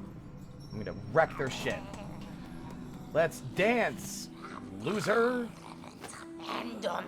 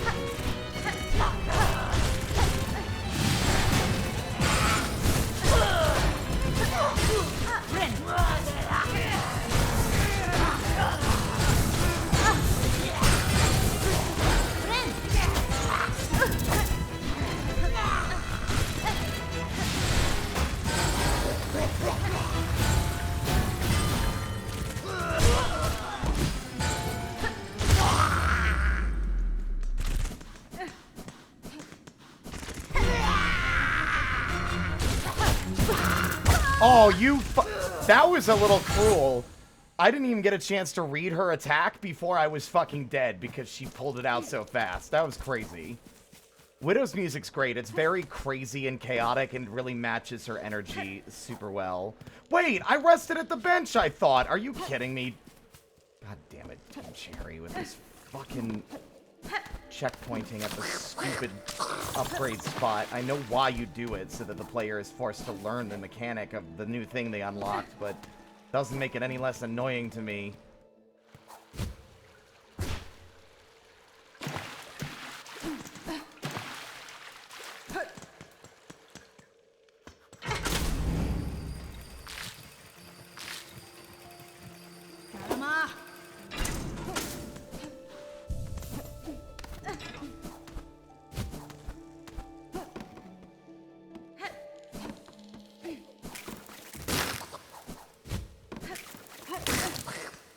God, Hornet's movement is so fun once you get the hang of it as well. Like, she's so fast.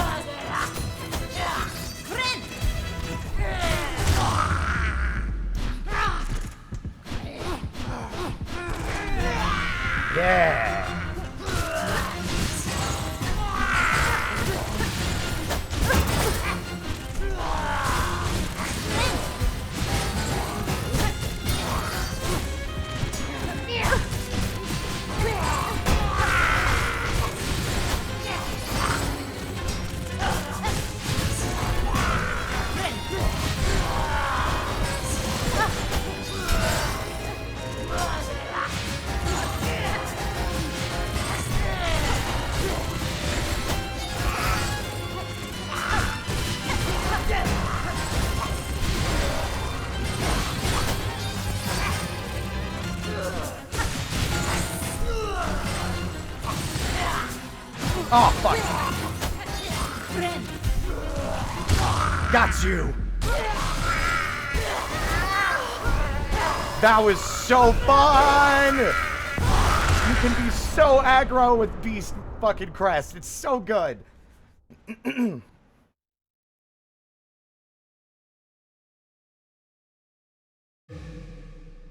That would be a real challenge to do. Would be to play the game with Beast Crest, on Steel Soul. That would be a real challenge because you have to put yourself at risk a lot and you can only heal by playing aggressively. I feel like it would be a risk-reward thing. Like, you would be at a higher risk of failing, but you would also, like, shred these bosses really quickly once you really understand them.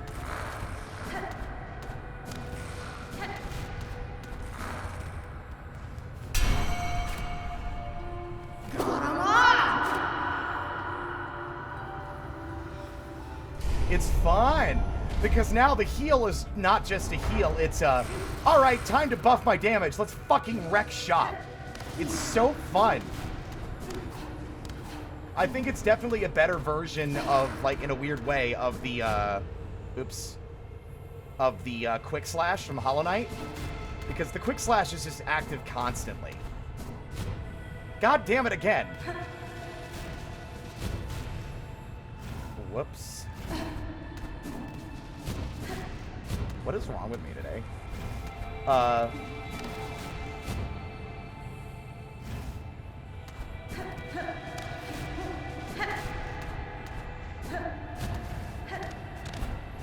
Whoa, wait, hold up.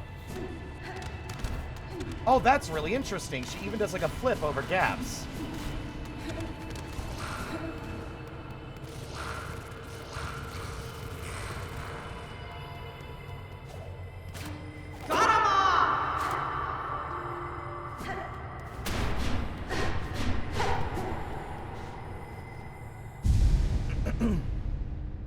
Hey, Shadow.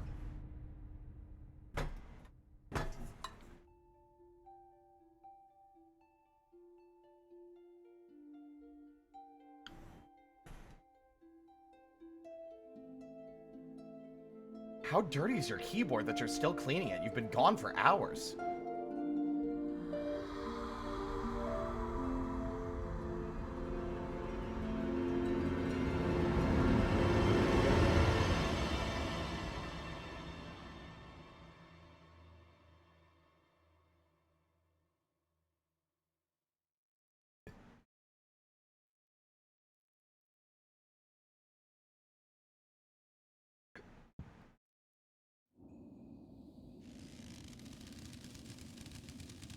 Wake up, wake up, wake up. Oh. I thought you had to attack it. I guess it breaks on its own.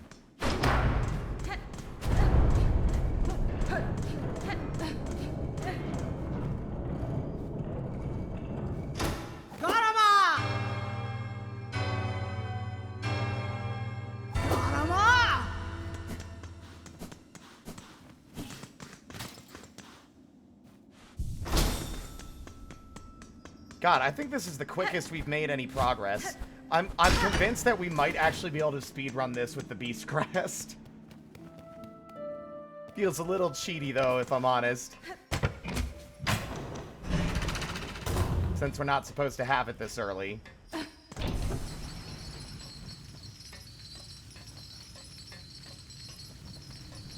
I mean, I guess you could technically get it as early as, like, the start of the game, because the Hunter's March is open from the start.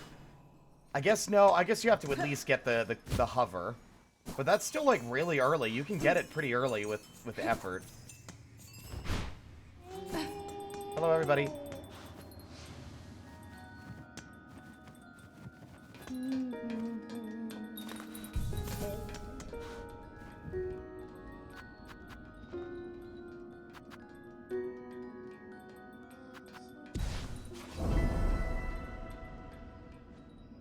Okay, the next boss is the judge.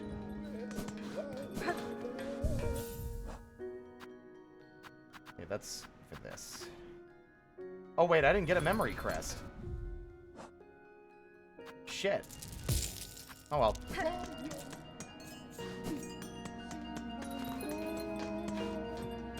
Yeah, I've never done that. I probably need to replace my keyboard if I'm honest. It's old. It's never had any issues, though. I probably should just clean it.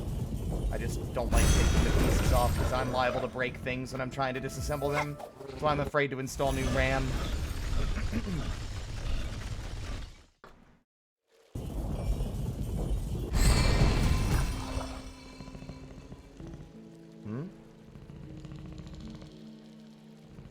You're about to lose perks. I fucking hate capitalism.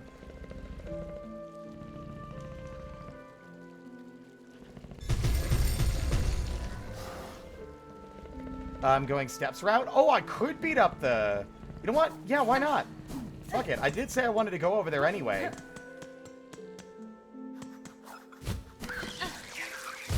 What am I doing? Let me quit the menu. Because I could fight, the Phantom. Because we have everything we need to go through that direction. La la la la la la la la la la la la la.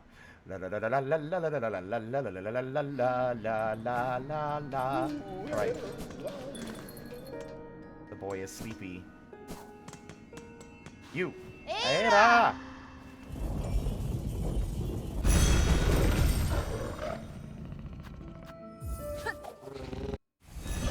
It is wilder early.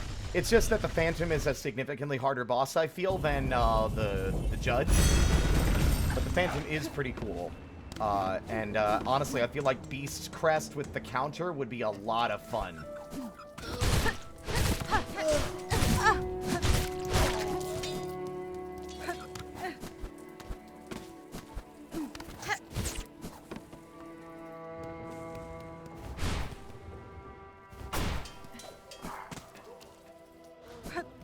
Wait. Oh, wait, no, this is the right way. Open the door, open the door, open the door, open the door, open the door, open the door. Thank you, thank you, thank you, thank you, thank you.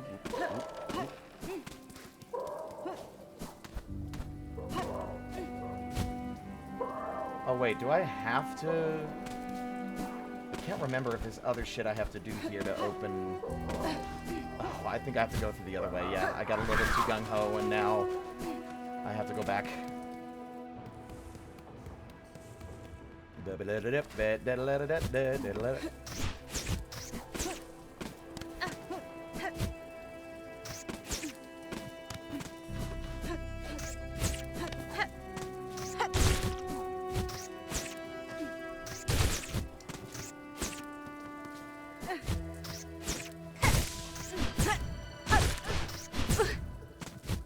Also, I forgot to talk to Pliny, which I should have done as well, I'm realizing.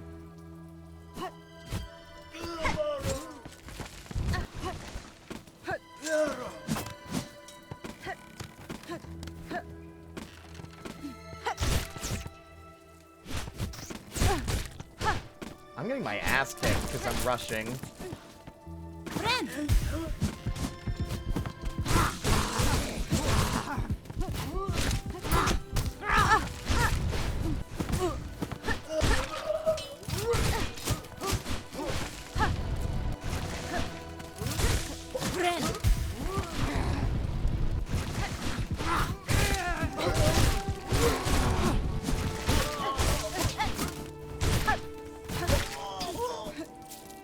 Bright side, I needed that money anyway.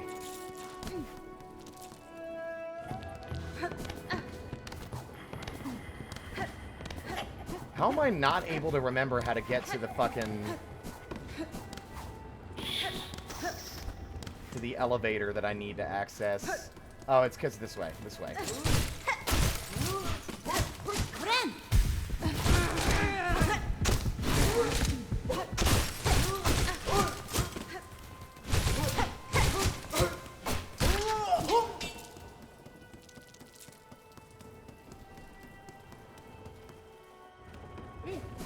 You just grabbed some lyrics for what now?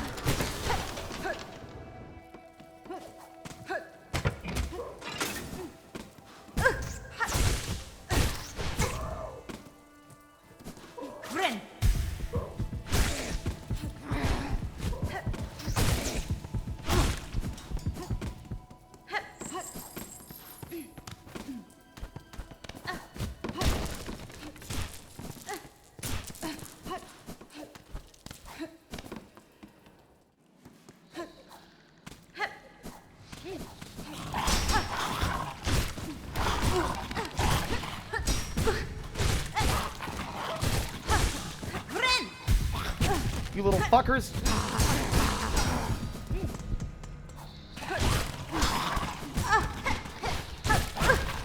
No! I'm being too aggro. I hate these guys. I hate the roaches because they just fucking pin you to the floor and do extra damage that I don't think I appreciate. I wish you could at least break out of it. Like, you could spam the attack button to get out of it before they do more than 1 damage. It's like, nope, you've been hit. Now you can sit here and wait and take extra damage now.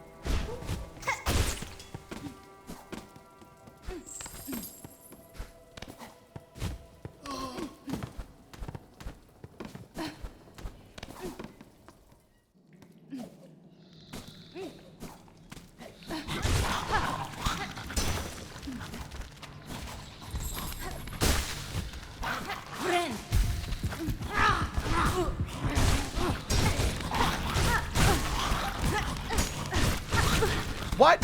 Oh my god. See, I don't like that they can just grab you. Like, there's certain enemies whose moves just feel like time wasters and frustration triggers. Like, let me break out of it, man. Don't let me, like, don't force me to sit there and suffer because they pinned me. I hate how they move. I hate them, I hate them, I hate them. Easily my least favorite, one of my least favorite enemies in the game, barring the flying bell-throwing freaks, who I think are, like, this game's primal aspid, full stop, which is hysterical since they only throw 1 projectile.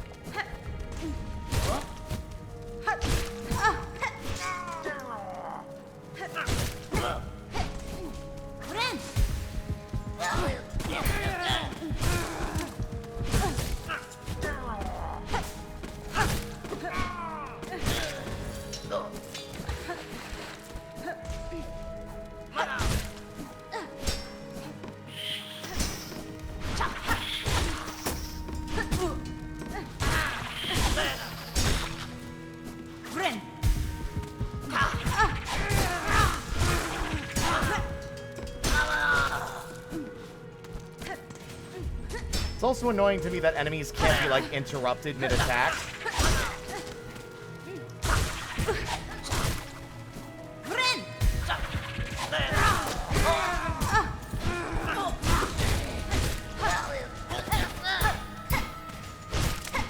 Did you see that sick as fuck collection of parries, by the way? Ow. Bitch.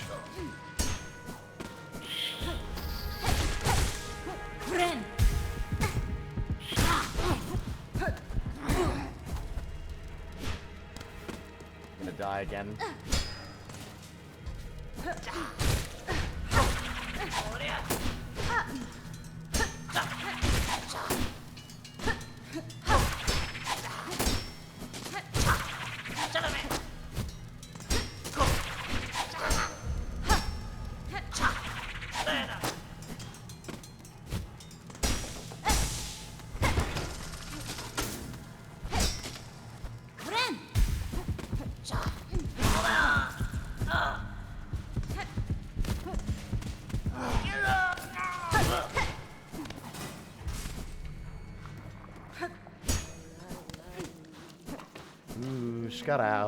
Oh, this is gonna be the death of me.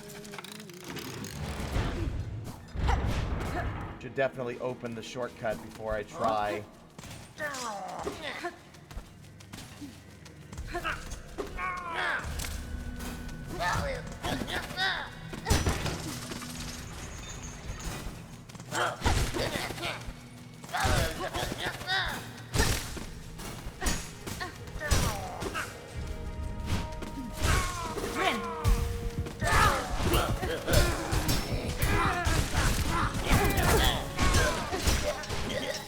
That was awesome. I just fucking melted them. They thought they had the upper hand. They were wrong.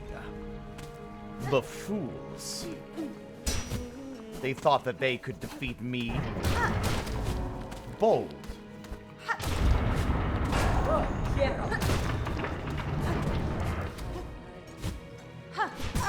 Ow.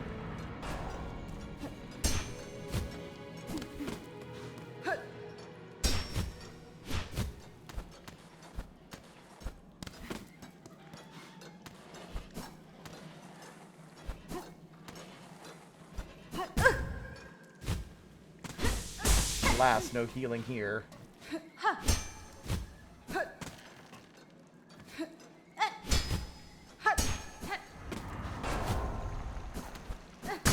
Don't matter though, because I'm a goddamn gamer.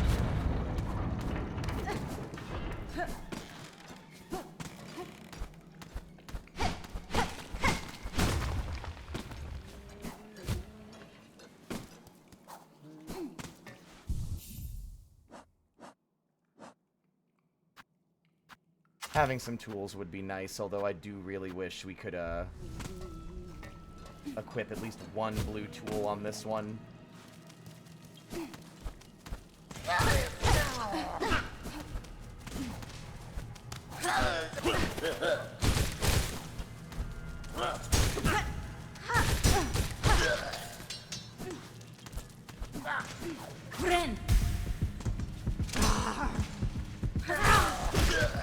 Nice job, dummy.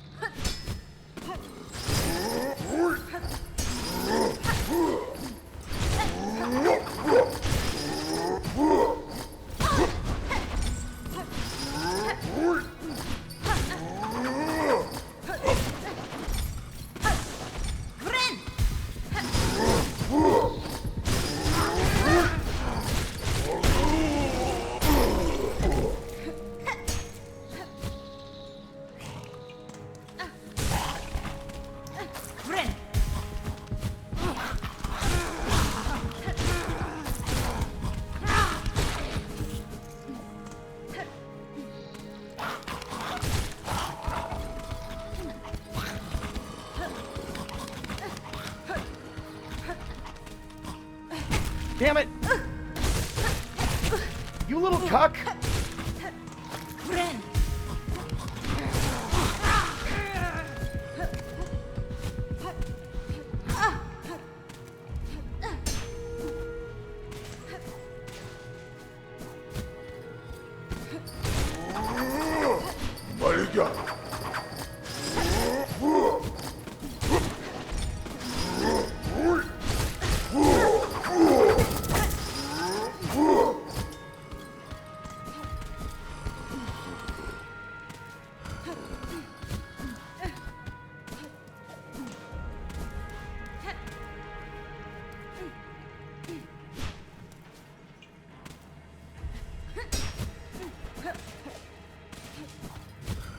God damn it. Wrong position.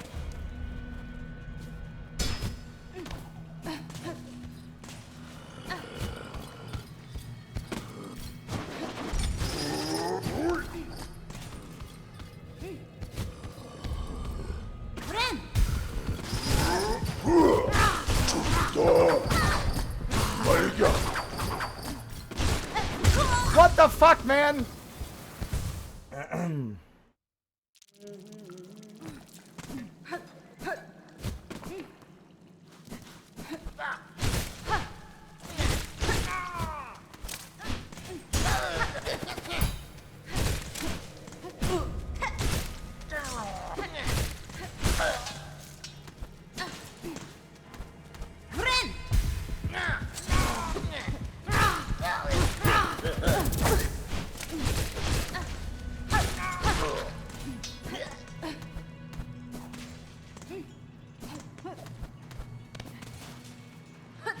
Sometimes it's better to just not fight enemies, unfortunately.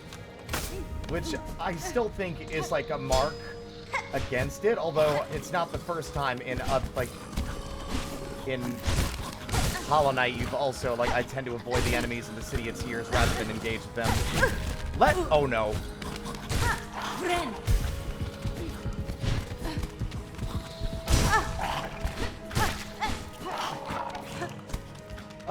Come on, Team Cherry.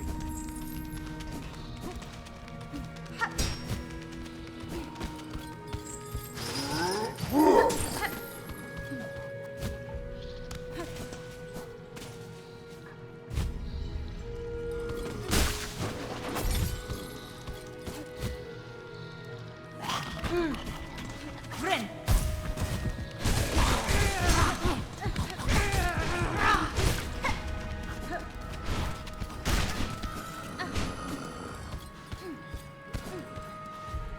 Damn it. Come on.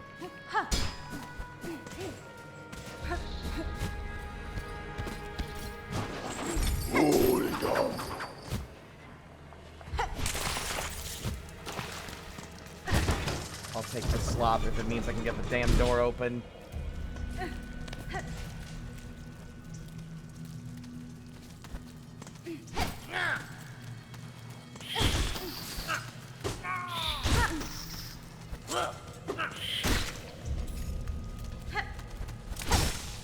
Friend.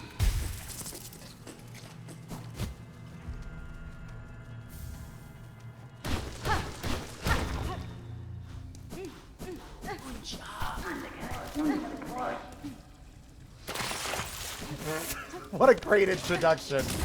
That's how I just fell in immediately.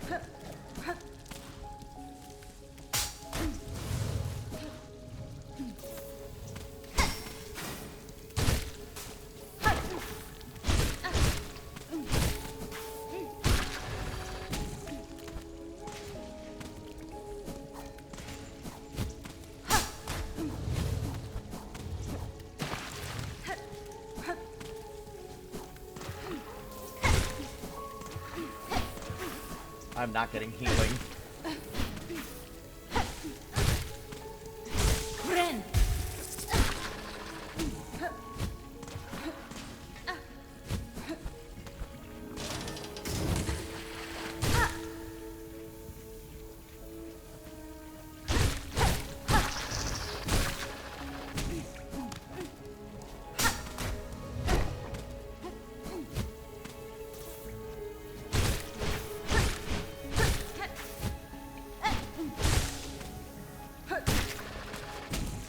Friend.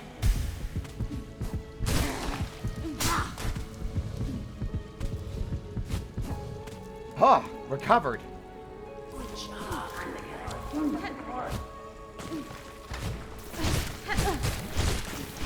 Immediately, I am not. And now it's game.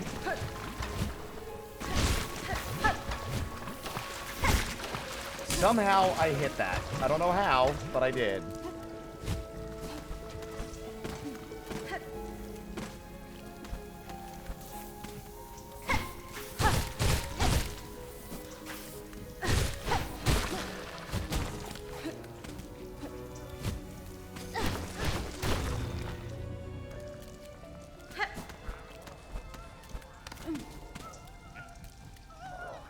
Nope.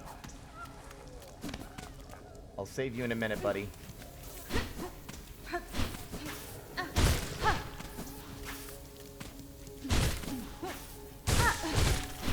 Friend.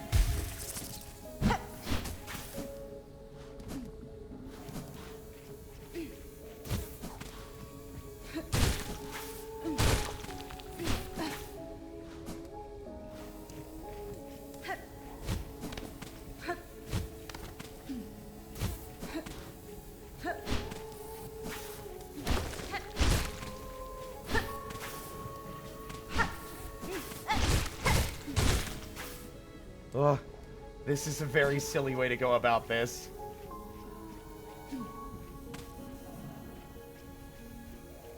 God, I really hate the buzzing noises they make. They're so nasty. Damn it. Oh, that's such a long wait for them to get back down. Come on. Come on. Come on. Come on. Ren!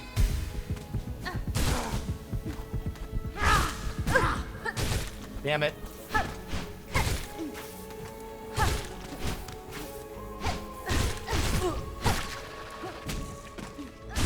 Ren!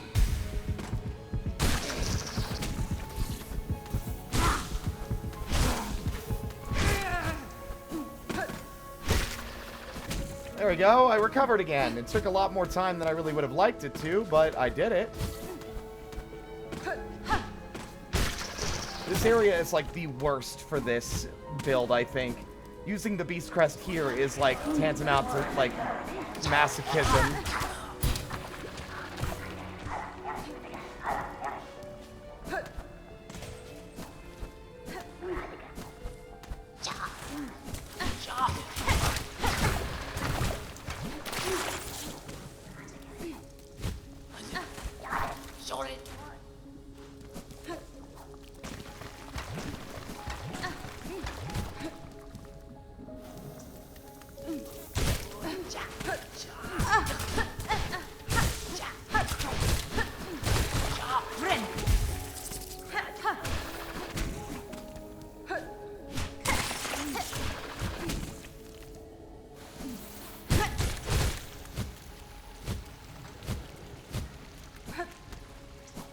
That was so much more suffering than I wanted it to be, especially considering, you know, I'm trying to get through here quickly.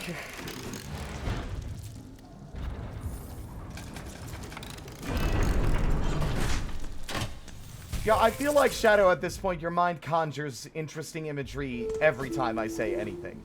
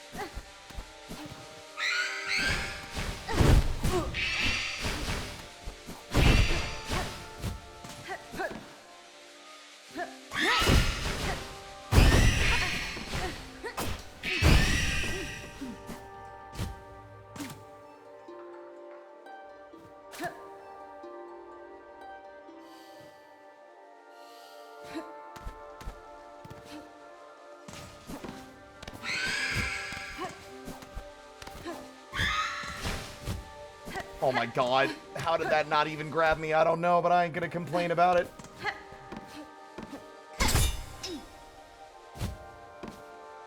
Oh my god, Hornet, Hornet, Hornet.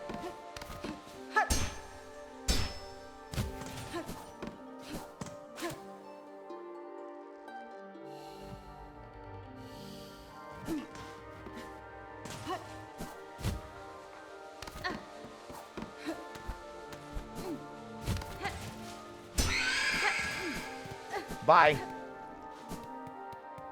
It's amazing to me that during some of our just exploratory runs through here before we knew how to like travel through it, that I managed to figure out. Damn it. I managed to figure out. Oh, fuck me running.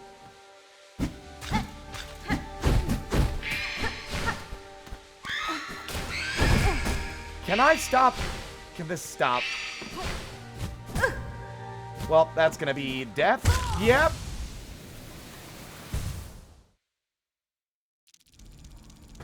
Ugh. Rawr.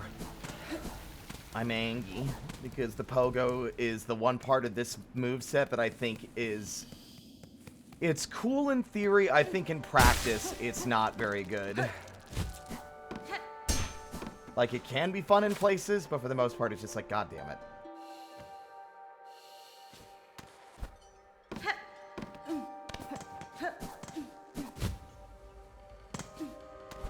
No, please don't. Come on. She goes rawr when I fucking go beast mode.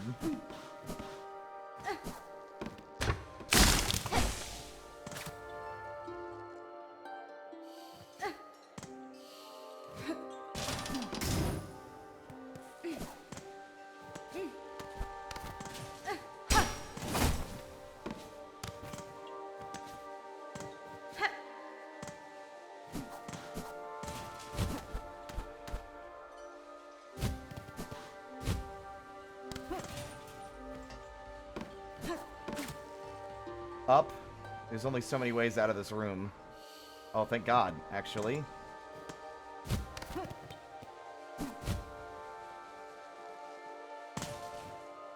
Why'd they go down? That doesn't seem right.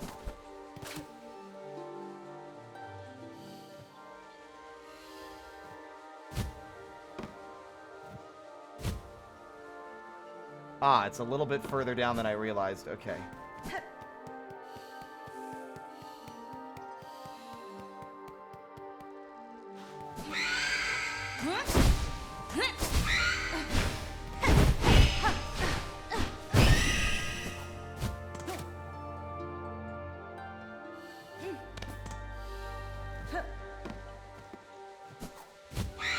Damn it.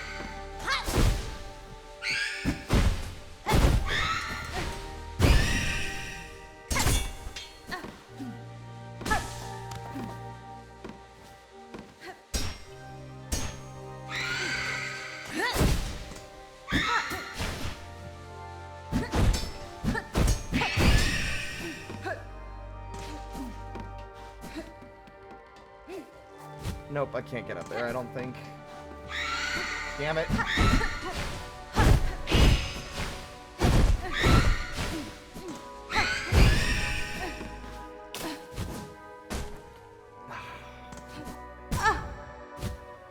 Can we not fucking punish the player like this? Come on.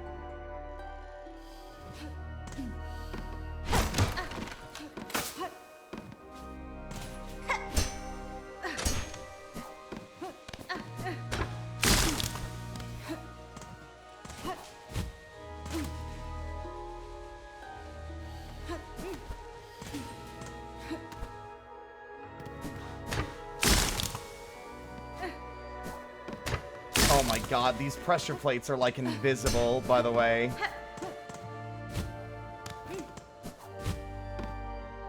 Okay, that's the bottom. Fuck me running. Ugh.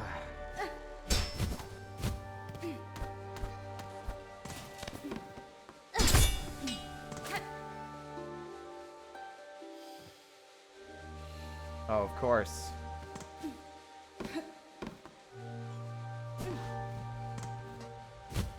The path that I could have just guessed and probably been okay taking, but I didn't take it because I was worried it would be wrong. There we go, we made it. Of course, it forces you into the slop, like always. So many of these areas are just like, go in the slop now. That's right, Hornet, it's slop time. Time to go into the slop. No. It's only the slop. Always the slop. Forever the slop. Slop 'em up.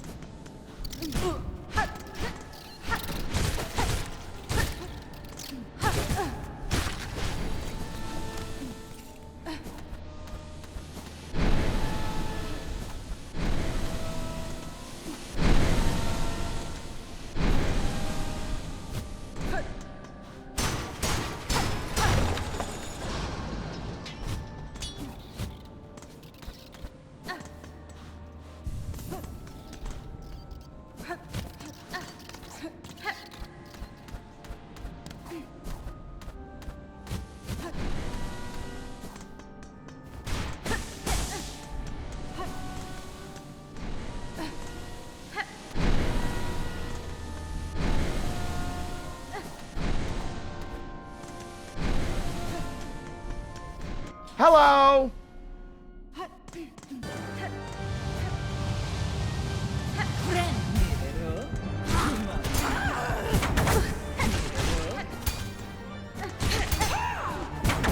hate the counter so much. I fucking hate it. It always comes out too fucking soon. Or like by time it's out, I've already fucking committed to an attack. I fucking hate how many enemies and bosses do the counter. And I'm only mad because now I have to go all the way back up there and I fucking... Ah!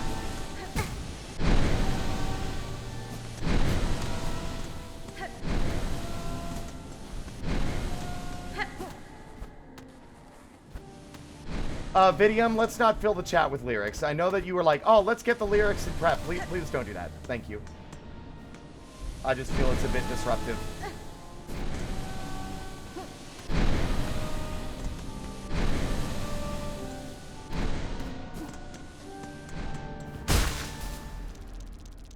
All right, sister, let's go.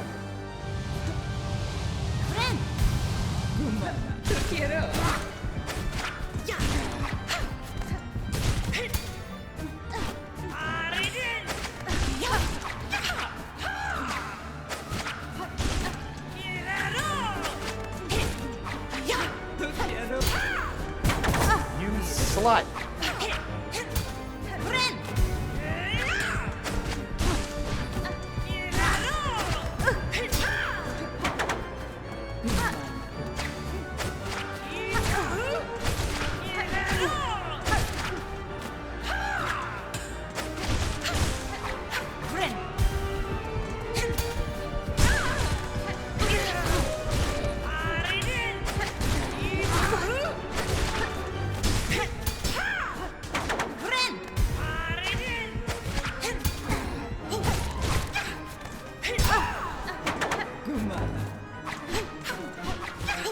Damn it!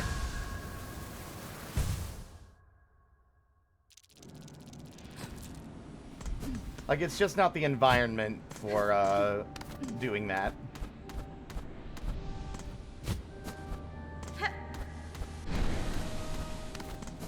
Give the man on the internet time, and I'm sure he'll have a whole fucking series on Silksong. God fucking damn you.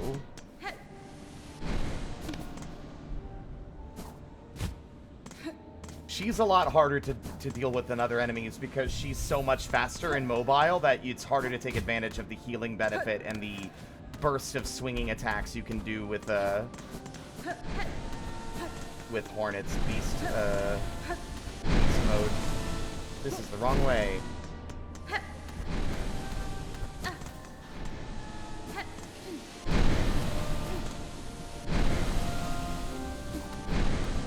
I got it, Pink. I don't need someone to help. I'm a big boy.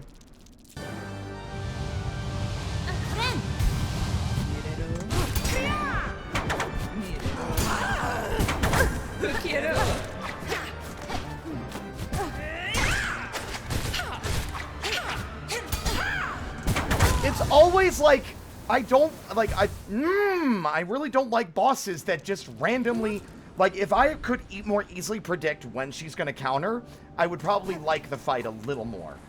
It's not that I need the counter removed, it's just that it happens so fast that you don't get a chance to react. You just have to, like... You know what I think that is? I think that puts her in the, what does the L stand for again? I know it's, lackluster telegraphing. She counters too quickly for you to be able to be prepared. So basically, anytime she's not jumping around, you're at risk of triggering a counter. Every time. It punishes the player for trying to play aggressively like the game wants you to, by basically being like, oh, nope, you're too aggressive. Like, if she always did a counter after a specific move, it would be less bad, but she just does it after any move she feels like.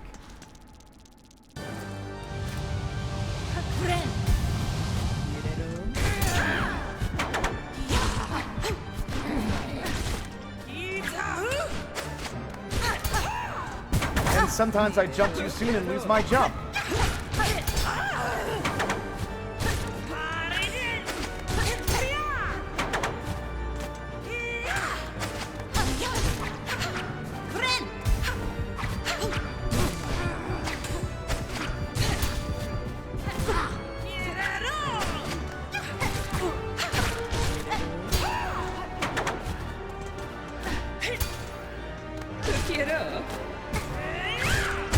Ugh. Yeah, speedrun my ass. Fighting the Phantom instead of the fucking judge is like a bad idea, in my opinion. It's so much harder. You have to be so much better at the game if you want to take advantage of this path as opposed to the one that forces you into the underworks. Honestly, I feel like I'd get through things faster just going through the underworks than fighting her here.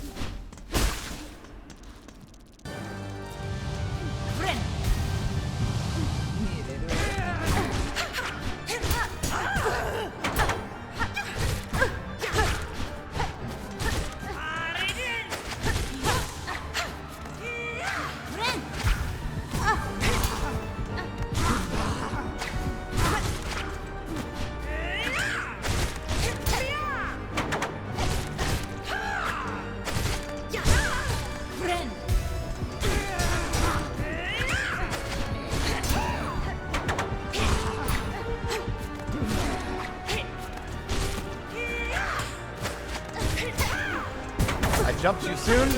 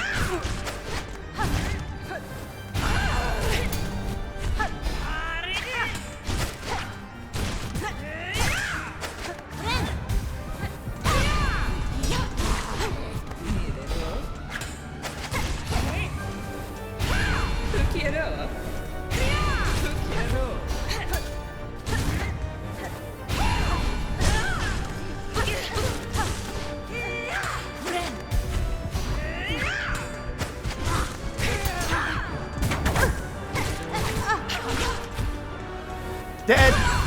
I also think that is a bullshit. That telegraph sucks.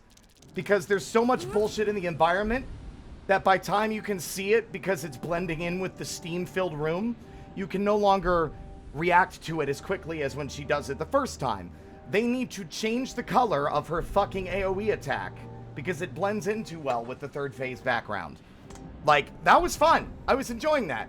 But that death felt like bullshit because I literally couldn't see the telegraph until it was too late to get out of the way. I couldn't see the full width of it, so I didn't know what to do. I probably should have just ran to the right anyway and taken the risk, but I could not tell. Like, I'm not wrong, but goddamn, this fight. You know what I think I need to do? Hate to admit it, but we'll have to go back through the... Like, I should have gone to Plenty. I should have gone to Plenty. Because I didn't, I'm doing less damage than I could be doing.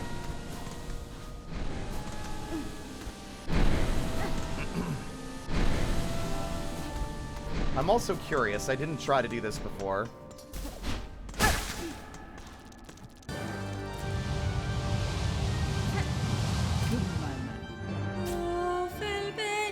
Forgotten. Discarded.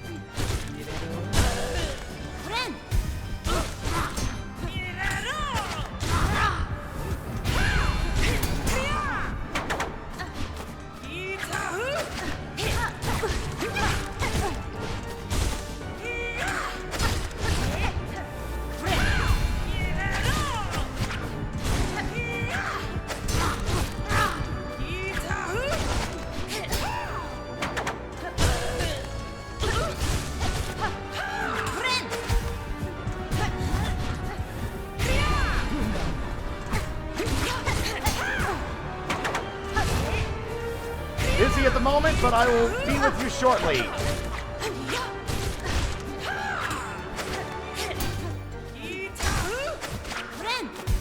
Damn it all! Daddy Silver, thank you so much for the raid. Hello, hello, hello, everybody. My name is Spirit. I'm just a little guy. I stream for fun. Earlier today, I lost my Steel Soul run at the very final boss. Whoops. But I'm taking a break and playing from the beginning with the Beast Crest, because it's fun. I don't know if you'll know anything about this game, so... Anyway, I'm playing Silksong. How was your stream? You were playing Demon Slayer, Kimetsu no Yaiba, the Hinokami Chronicles 2. That's a hell of a mouthful. Hope you're having fun. Appreciate the raid. Welcome on in, everybody.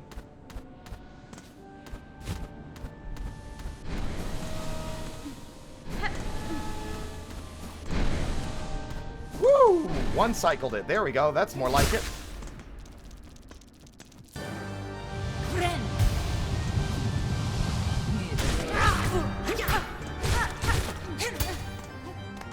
I am busy trying to get into the Citadel in unconventional ways.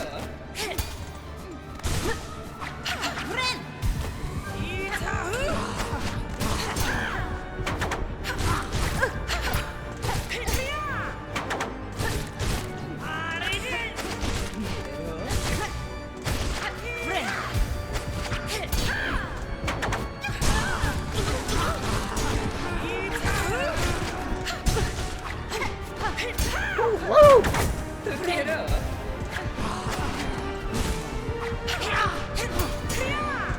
Damn it. Oh. Oh fuck, oh fuck, oh fuck.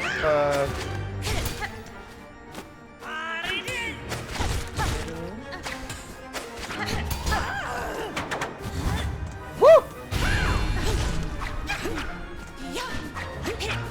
Damn it. Oh.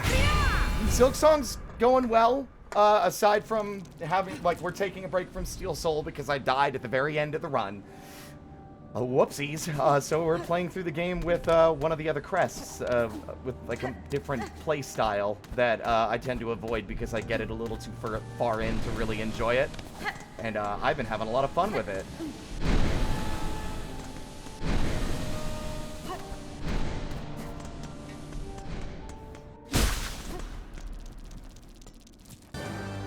Whoa! She's moving.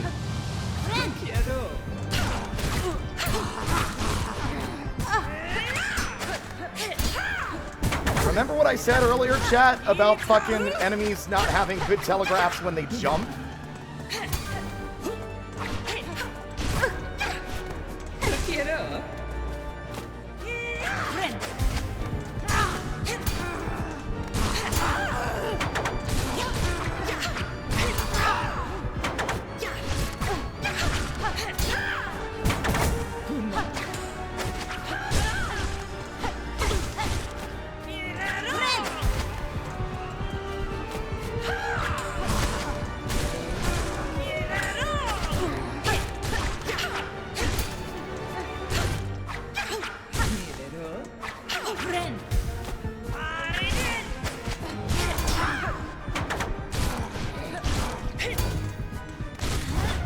Woo!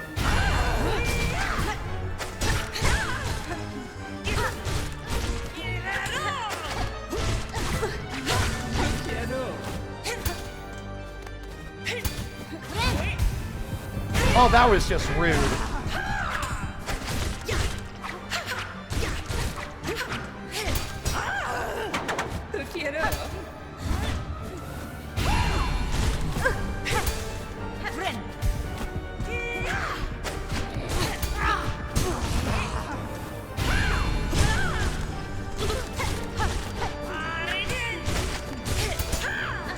That's death. I need to learn that if I hit the counter, I just need to jump. If I hit the counter, jump. Don't dash, jump. It's the only way to avoid it if you hit it. But yeah, thank you again so much for the raid. I do apologize if I'm, like, a little out of sorts. You're more than welcome to hop out, grab food, water, anything else you might need after your stream. Self-care is important. Don't feel obligated to stick around on my behalf. I'm sure you want to chill out and enjoy the rest of your evening after streaming.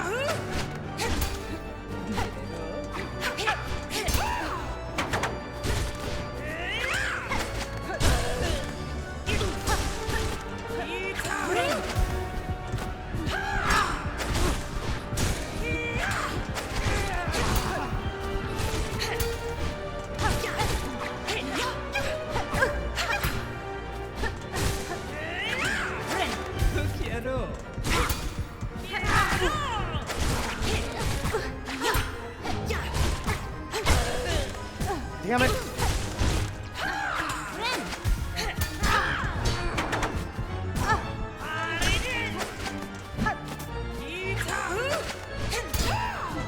Oh, fuck, man. I don't like that the enemy still does contact damage when they're staggered. That was Hollow Knight's problem, too, though. Hours on a permadeath run only to die at the literal last second. Yeah, I feel like Dead Inside doesn't really begin to describe the feel. Honestly, it was less painful than dying in the beginning, in a weird way. Because at the beginning, if you keep dying, like, early on, you have to go through the same starting section again and again really frequently. And that's annoying. This game's fun. It's fun to play. Like, and it also proves I can do it. Like, I'm not really all that worried about it. It was, like, in the immediate moment, it was kind of a bummer. But if I'm gonna be real with you, I've had more despair in my heart when I died at the end of the fucking Pantheon of Hallownest than I ever did dying to this Steel Soul run.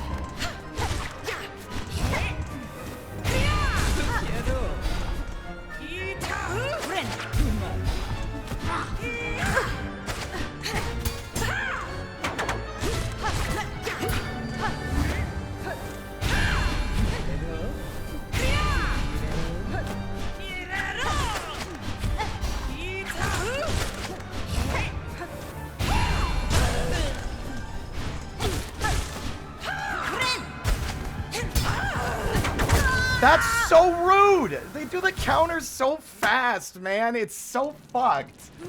Like, enemies that don't have any telegraph before they do a move that will hurt you have bad telegraphs. I'm just telling you. You just have to react afterward. In fairness, the telegraph is the tink because you've activated it. But, like, when she jumps, dunno. Stay on the ground or she'll fucking get ya.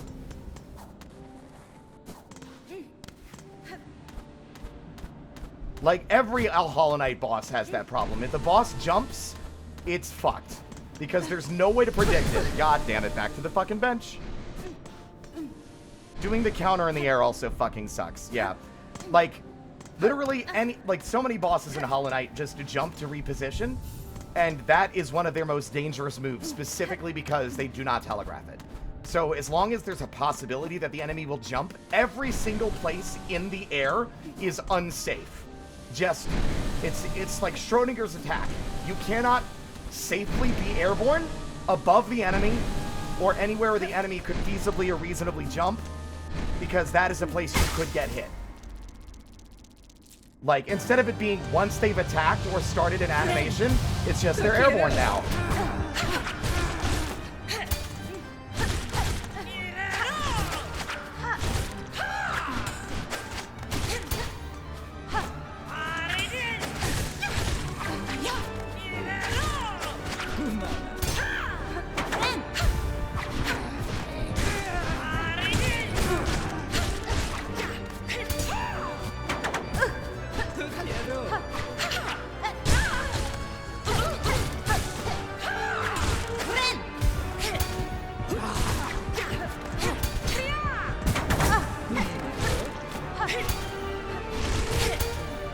She also does it so often. It's so annoying.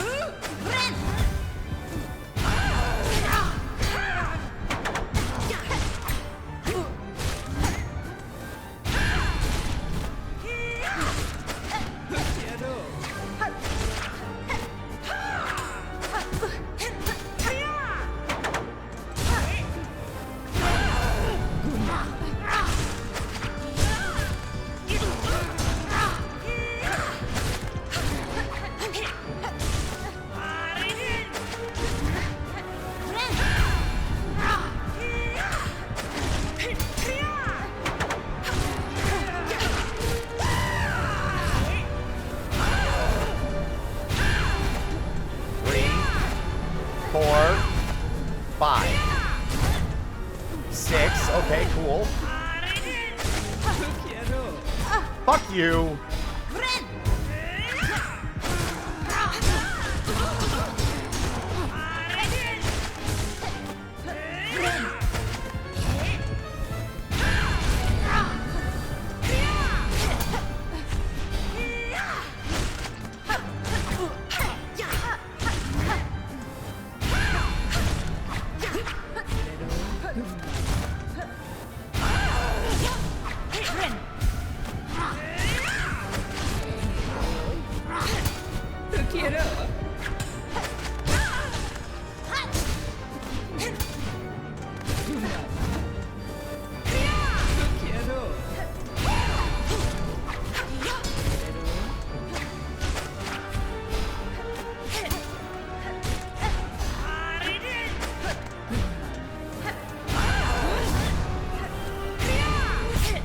Got you!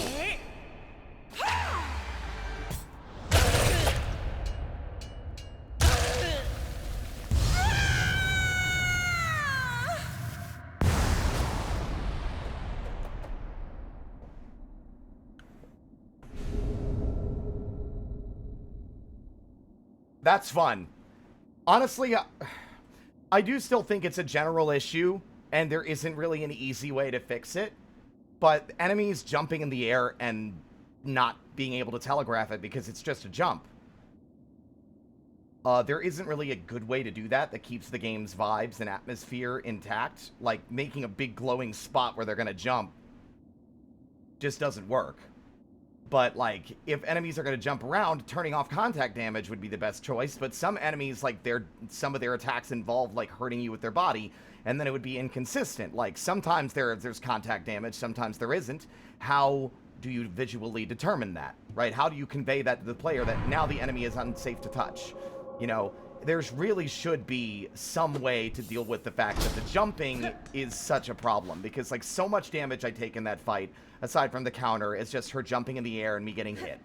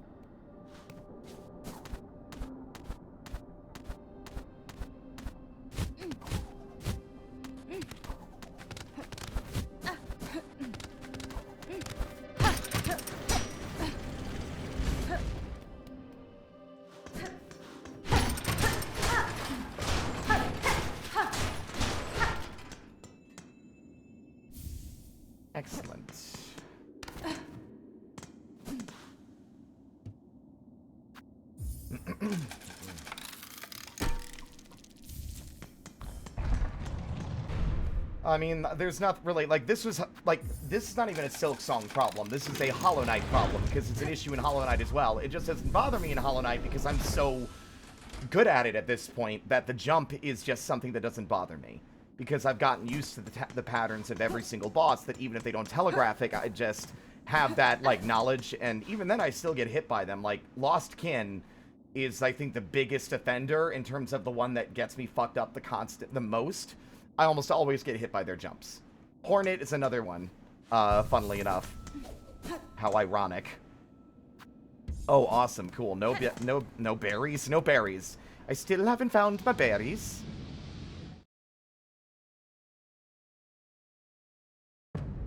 Welcome to Act 2. See, there's no way I would speedrun going through fighting the Phantom. I also fought the Phantom again with no upgrades on the needle. I didn't even fix it or get it sharpened.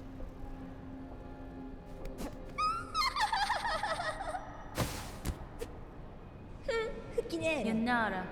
Ah, Sasakuri me. Regina Fora. Shut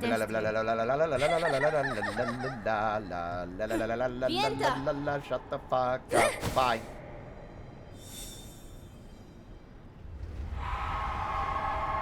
She what? I'm gonna wreck her fucking shit!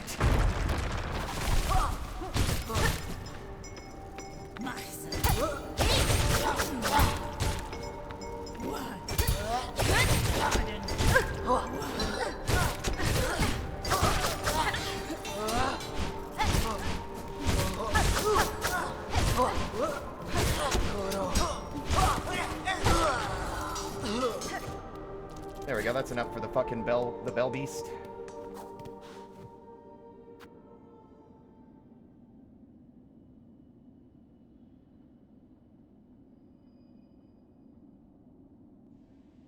Well, Hollow Knight wasn't perfect on launch. It had issues, and they patched it and tweaked it until it was, like, in the state that it's in now, right?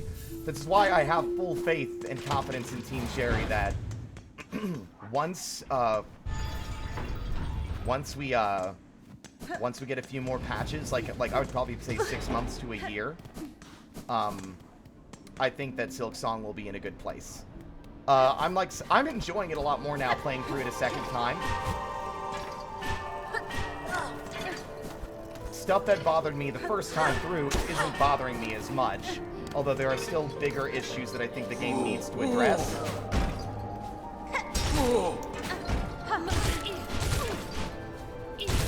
I think the game's just a little bit too punishing in general, not just in the early game, I mean in general. I think it punishes the player for mistakes way too often.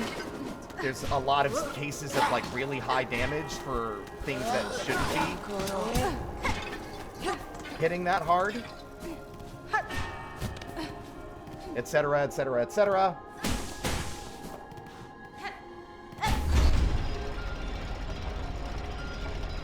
Like, I think a lot more enemies should be doing 2 masks, or better yet, I think that there should be a tool to mitigate the damage of certain kinds of 2 mask attacks, because a lot of enemies do these flurry moves that always do 2 masks.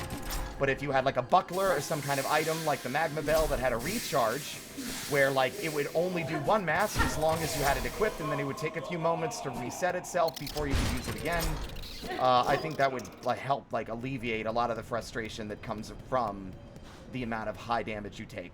Although generally it just needs some balancing, because I shouldn't get an entire new health bar, as in, let me correct myself, I shouldn't get a new mask or heart container and have 0 impact on how long I'm surviving, because it's still 2 masks of damage, 2, 4, 6. I have 5 HP right now. At 5 and 6 HP, if an enemy is hitting me for 2 masks exclusively, I am still dying at the same rate, at the same speed, at the same pace. I should not be dying. Like, a health upgrade should be tangible. It shouldn't feel like nothing.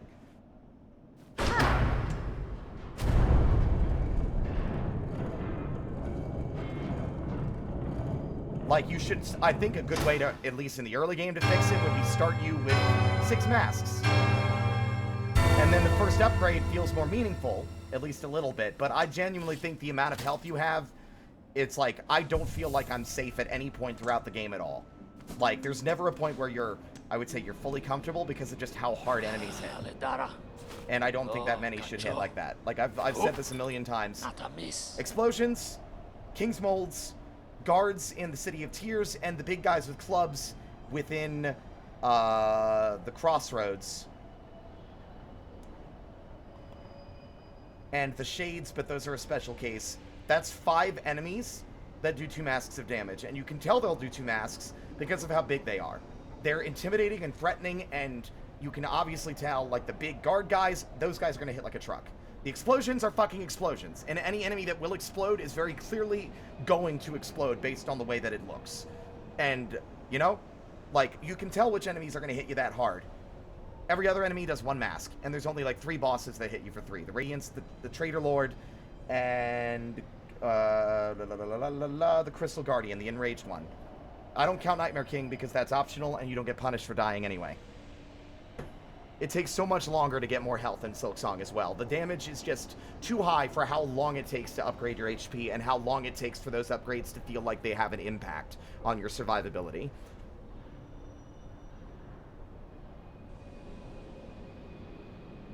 They just need to retool the damage. Like, completely. It's just objective fact.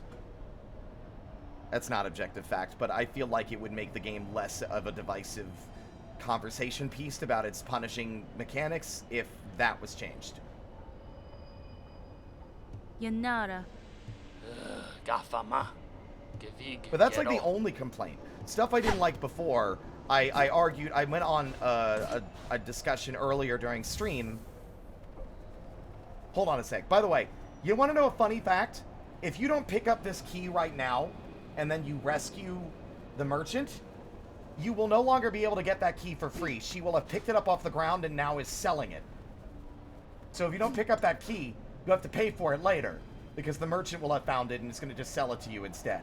Which is really fucked and very funny.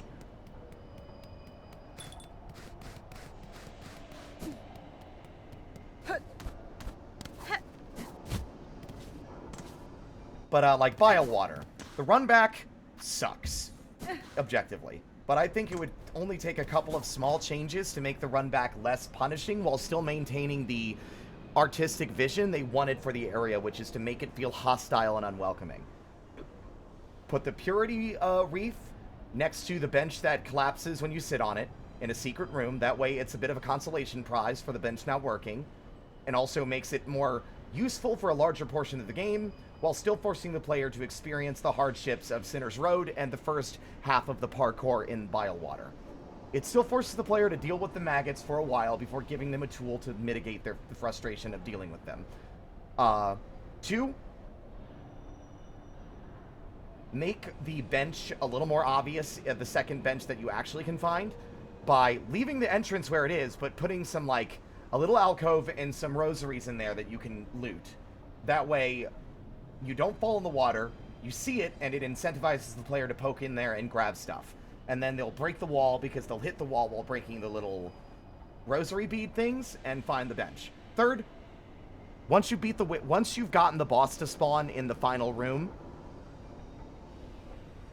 just make it the boss the next time the player gets there. They've proven that they can make it all the way there and then they can kill the enemies. Don't make the player fight the enemies every time. You can still maintain the punishing nature of the entire environment without making it, like, without taking the piss.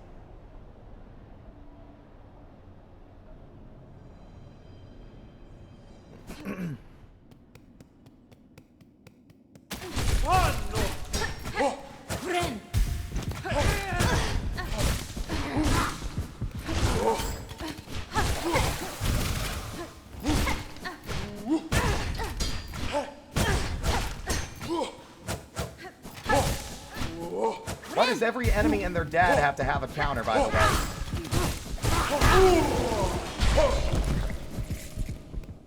Let's count all the enemies that have a counter. These guys are reasonable because they're big enemies and they're meant to be more dangerous. But, I'm not going to count the bosses yet. I'll put them at the end of the list. There's the Flying Sword guys in the Citadel. There is, in fact, I think there's these guys, the flying guys in the Citadel. There might not be as many as I initially assessed, just because I don't like the counter. I don't like that you have a much smaller window to react to it than you do other attacks. They expect you to react after you've activated rather than preventing it from happening at all. But I do think they're mostly Citadel enemies on reflection. Even though I'm bitching about it, I do think there are actually quite a few less of those than I initially thought. I don't think any of the Craws counter. I don't think any of the Scar counter. I don't think any of the Pilgrims counter either. I think it is purely just those little guys with pins in the Citadel and these guys here. I guess I'm just being bitchy because I don't like the counters as a move that enemies can do.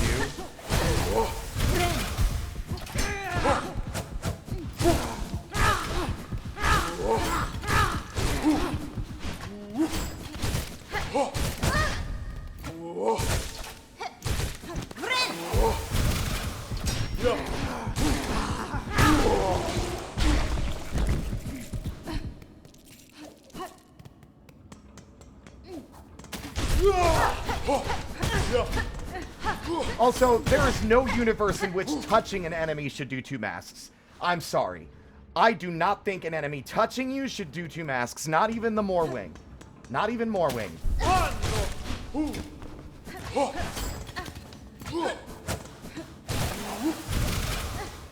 If the Moorwing's gonna do damage to you when you,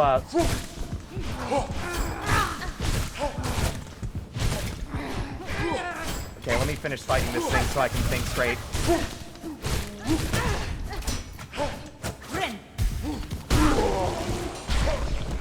So, the Moorwing, I can justify if they really want to keep it that way, doing 2 masks when it hits you, but only when it's ramming. If it's going to do a swoop attack and fly towards you, just add like a little effect to give it more indication that it's like, oh, this is going to hurt. Like, it's like flying at you at high speed. Like, instead of just punishing the player for happening to touch the boss so severely.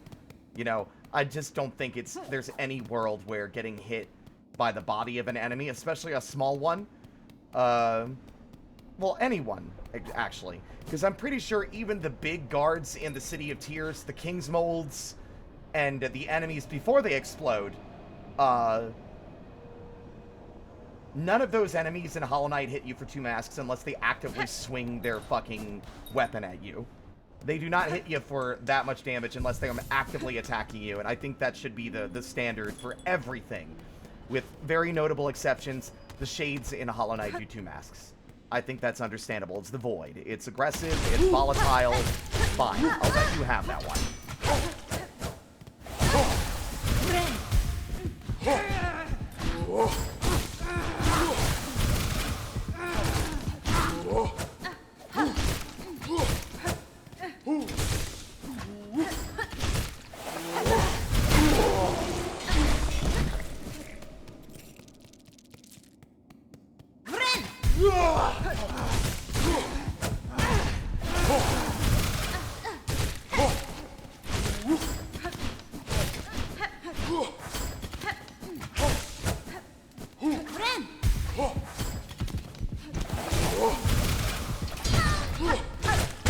Why?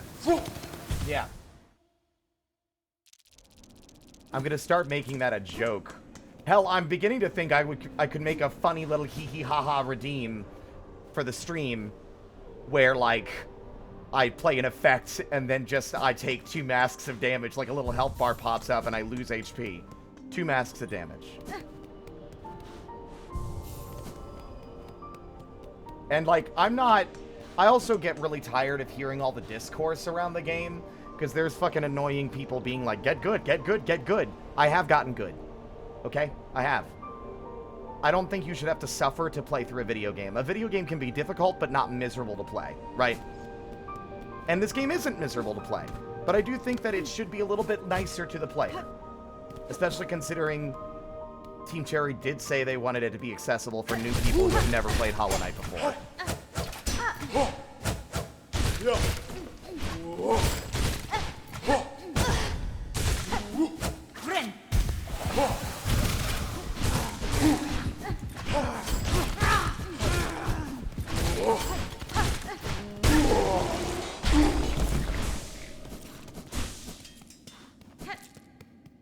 Like, yeah, they even pop up little freaks in the goddamn ducts. That's like if I got fucking bitten by a mouse.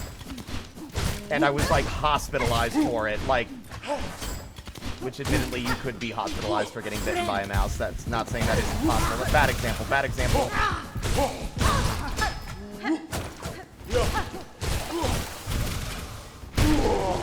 I'm also trying to focus on arguably very demanding enemies. Like, I think just overall the game is a bit more demanding than I think is reasonable.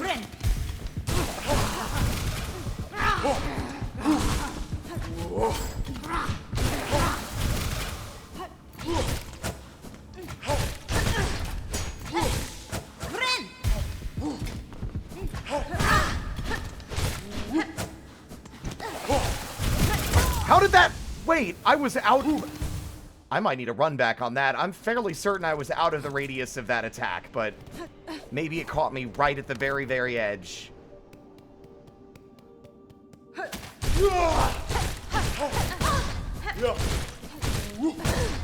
I'm about to lose a bunch of fucking rosaries. God damn you. He changed his direction at the last second. He was literally facing to the right, and right before he dove, when I passed under him, I think there might have been like maybe 2 or 3 frames of him changing direction and then killing me. Fucking bullshit. Whatever, it's fine. I'm getting to that stage of the night that I'm starting to get a little irritated and irritable. So I think that's a good sign, with it already being 7 minutes till 10, that I've had enough for the day. Let's go!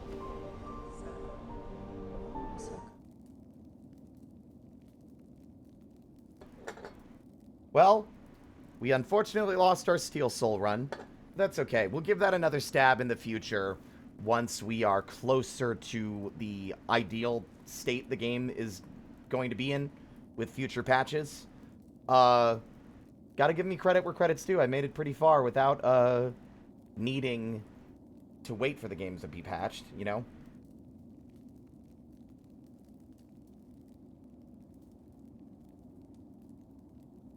Also, I'm looking at some stuff that NT just sent me, and it looks so fucking good. What is that last one? Oh, that's... Ah, I see. That's Fragile Strength. Neat.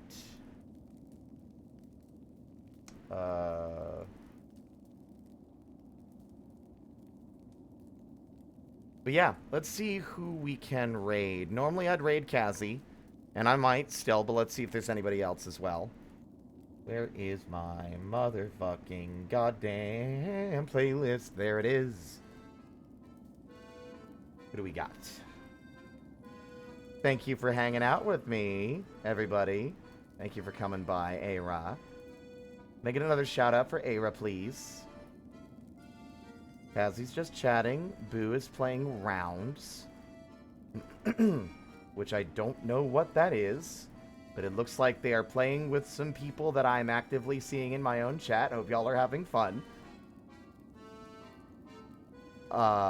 We also have,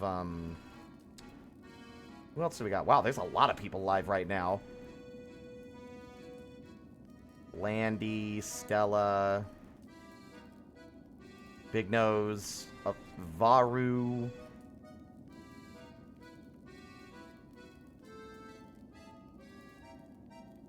Argela. God, I'm so tired, dude.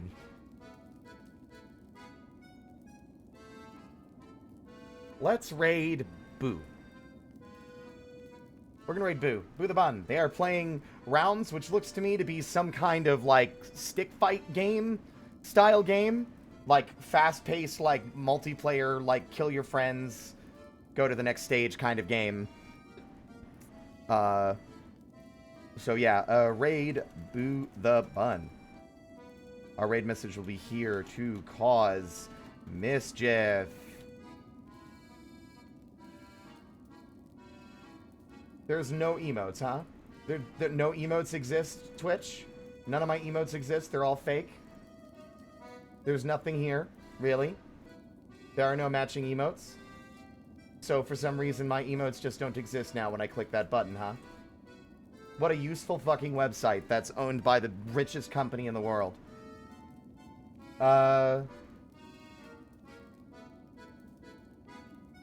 Arrive. Mug.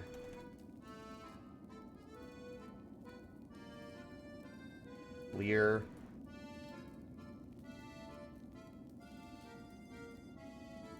Oh, cool. And now it's... Wow! It's not even doing the fucking autofill for my fucking emotes anymore either. Fine, whatever. This is your stupid raid message since Twitch wants to be fucked today. Thank you all so much for watching. And as always, until next time... Stay out of trouble.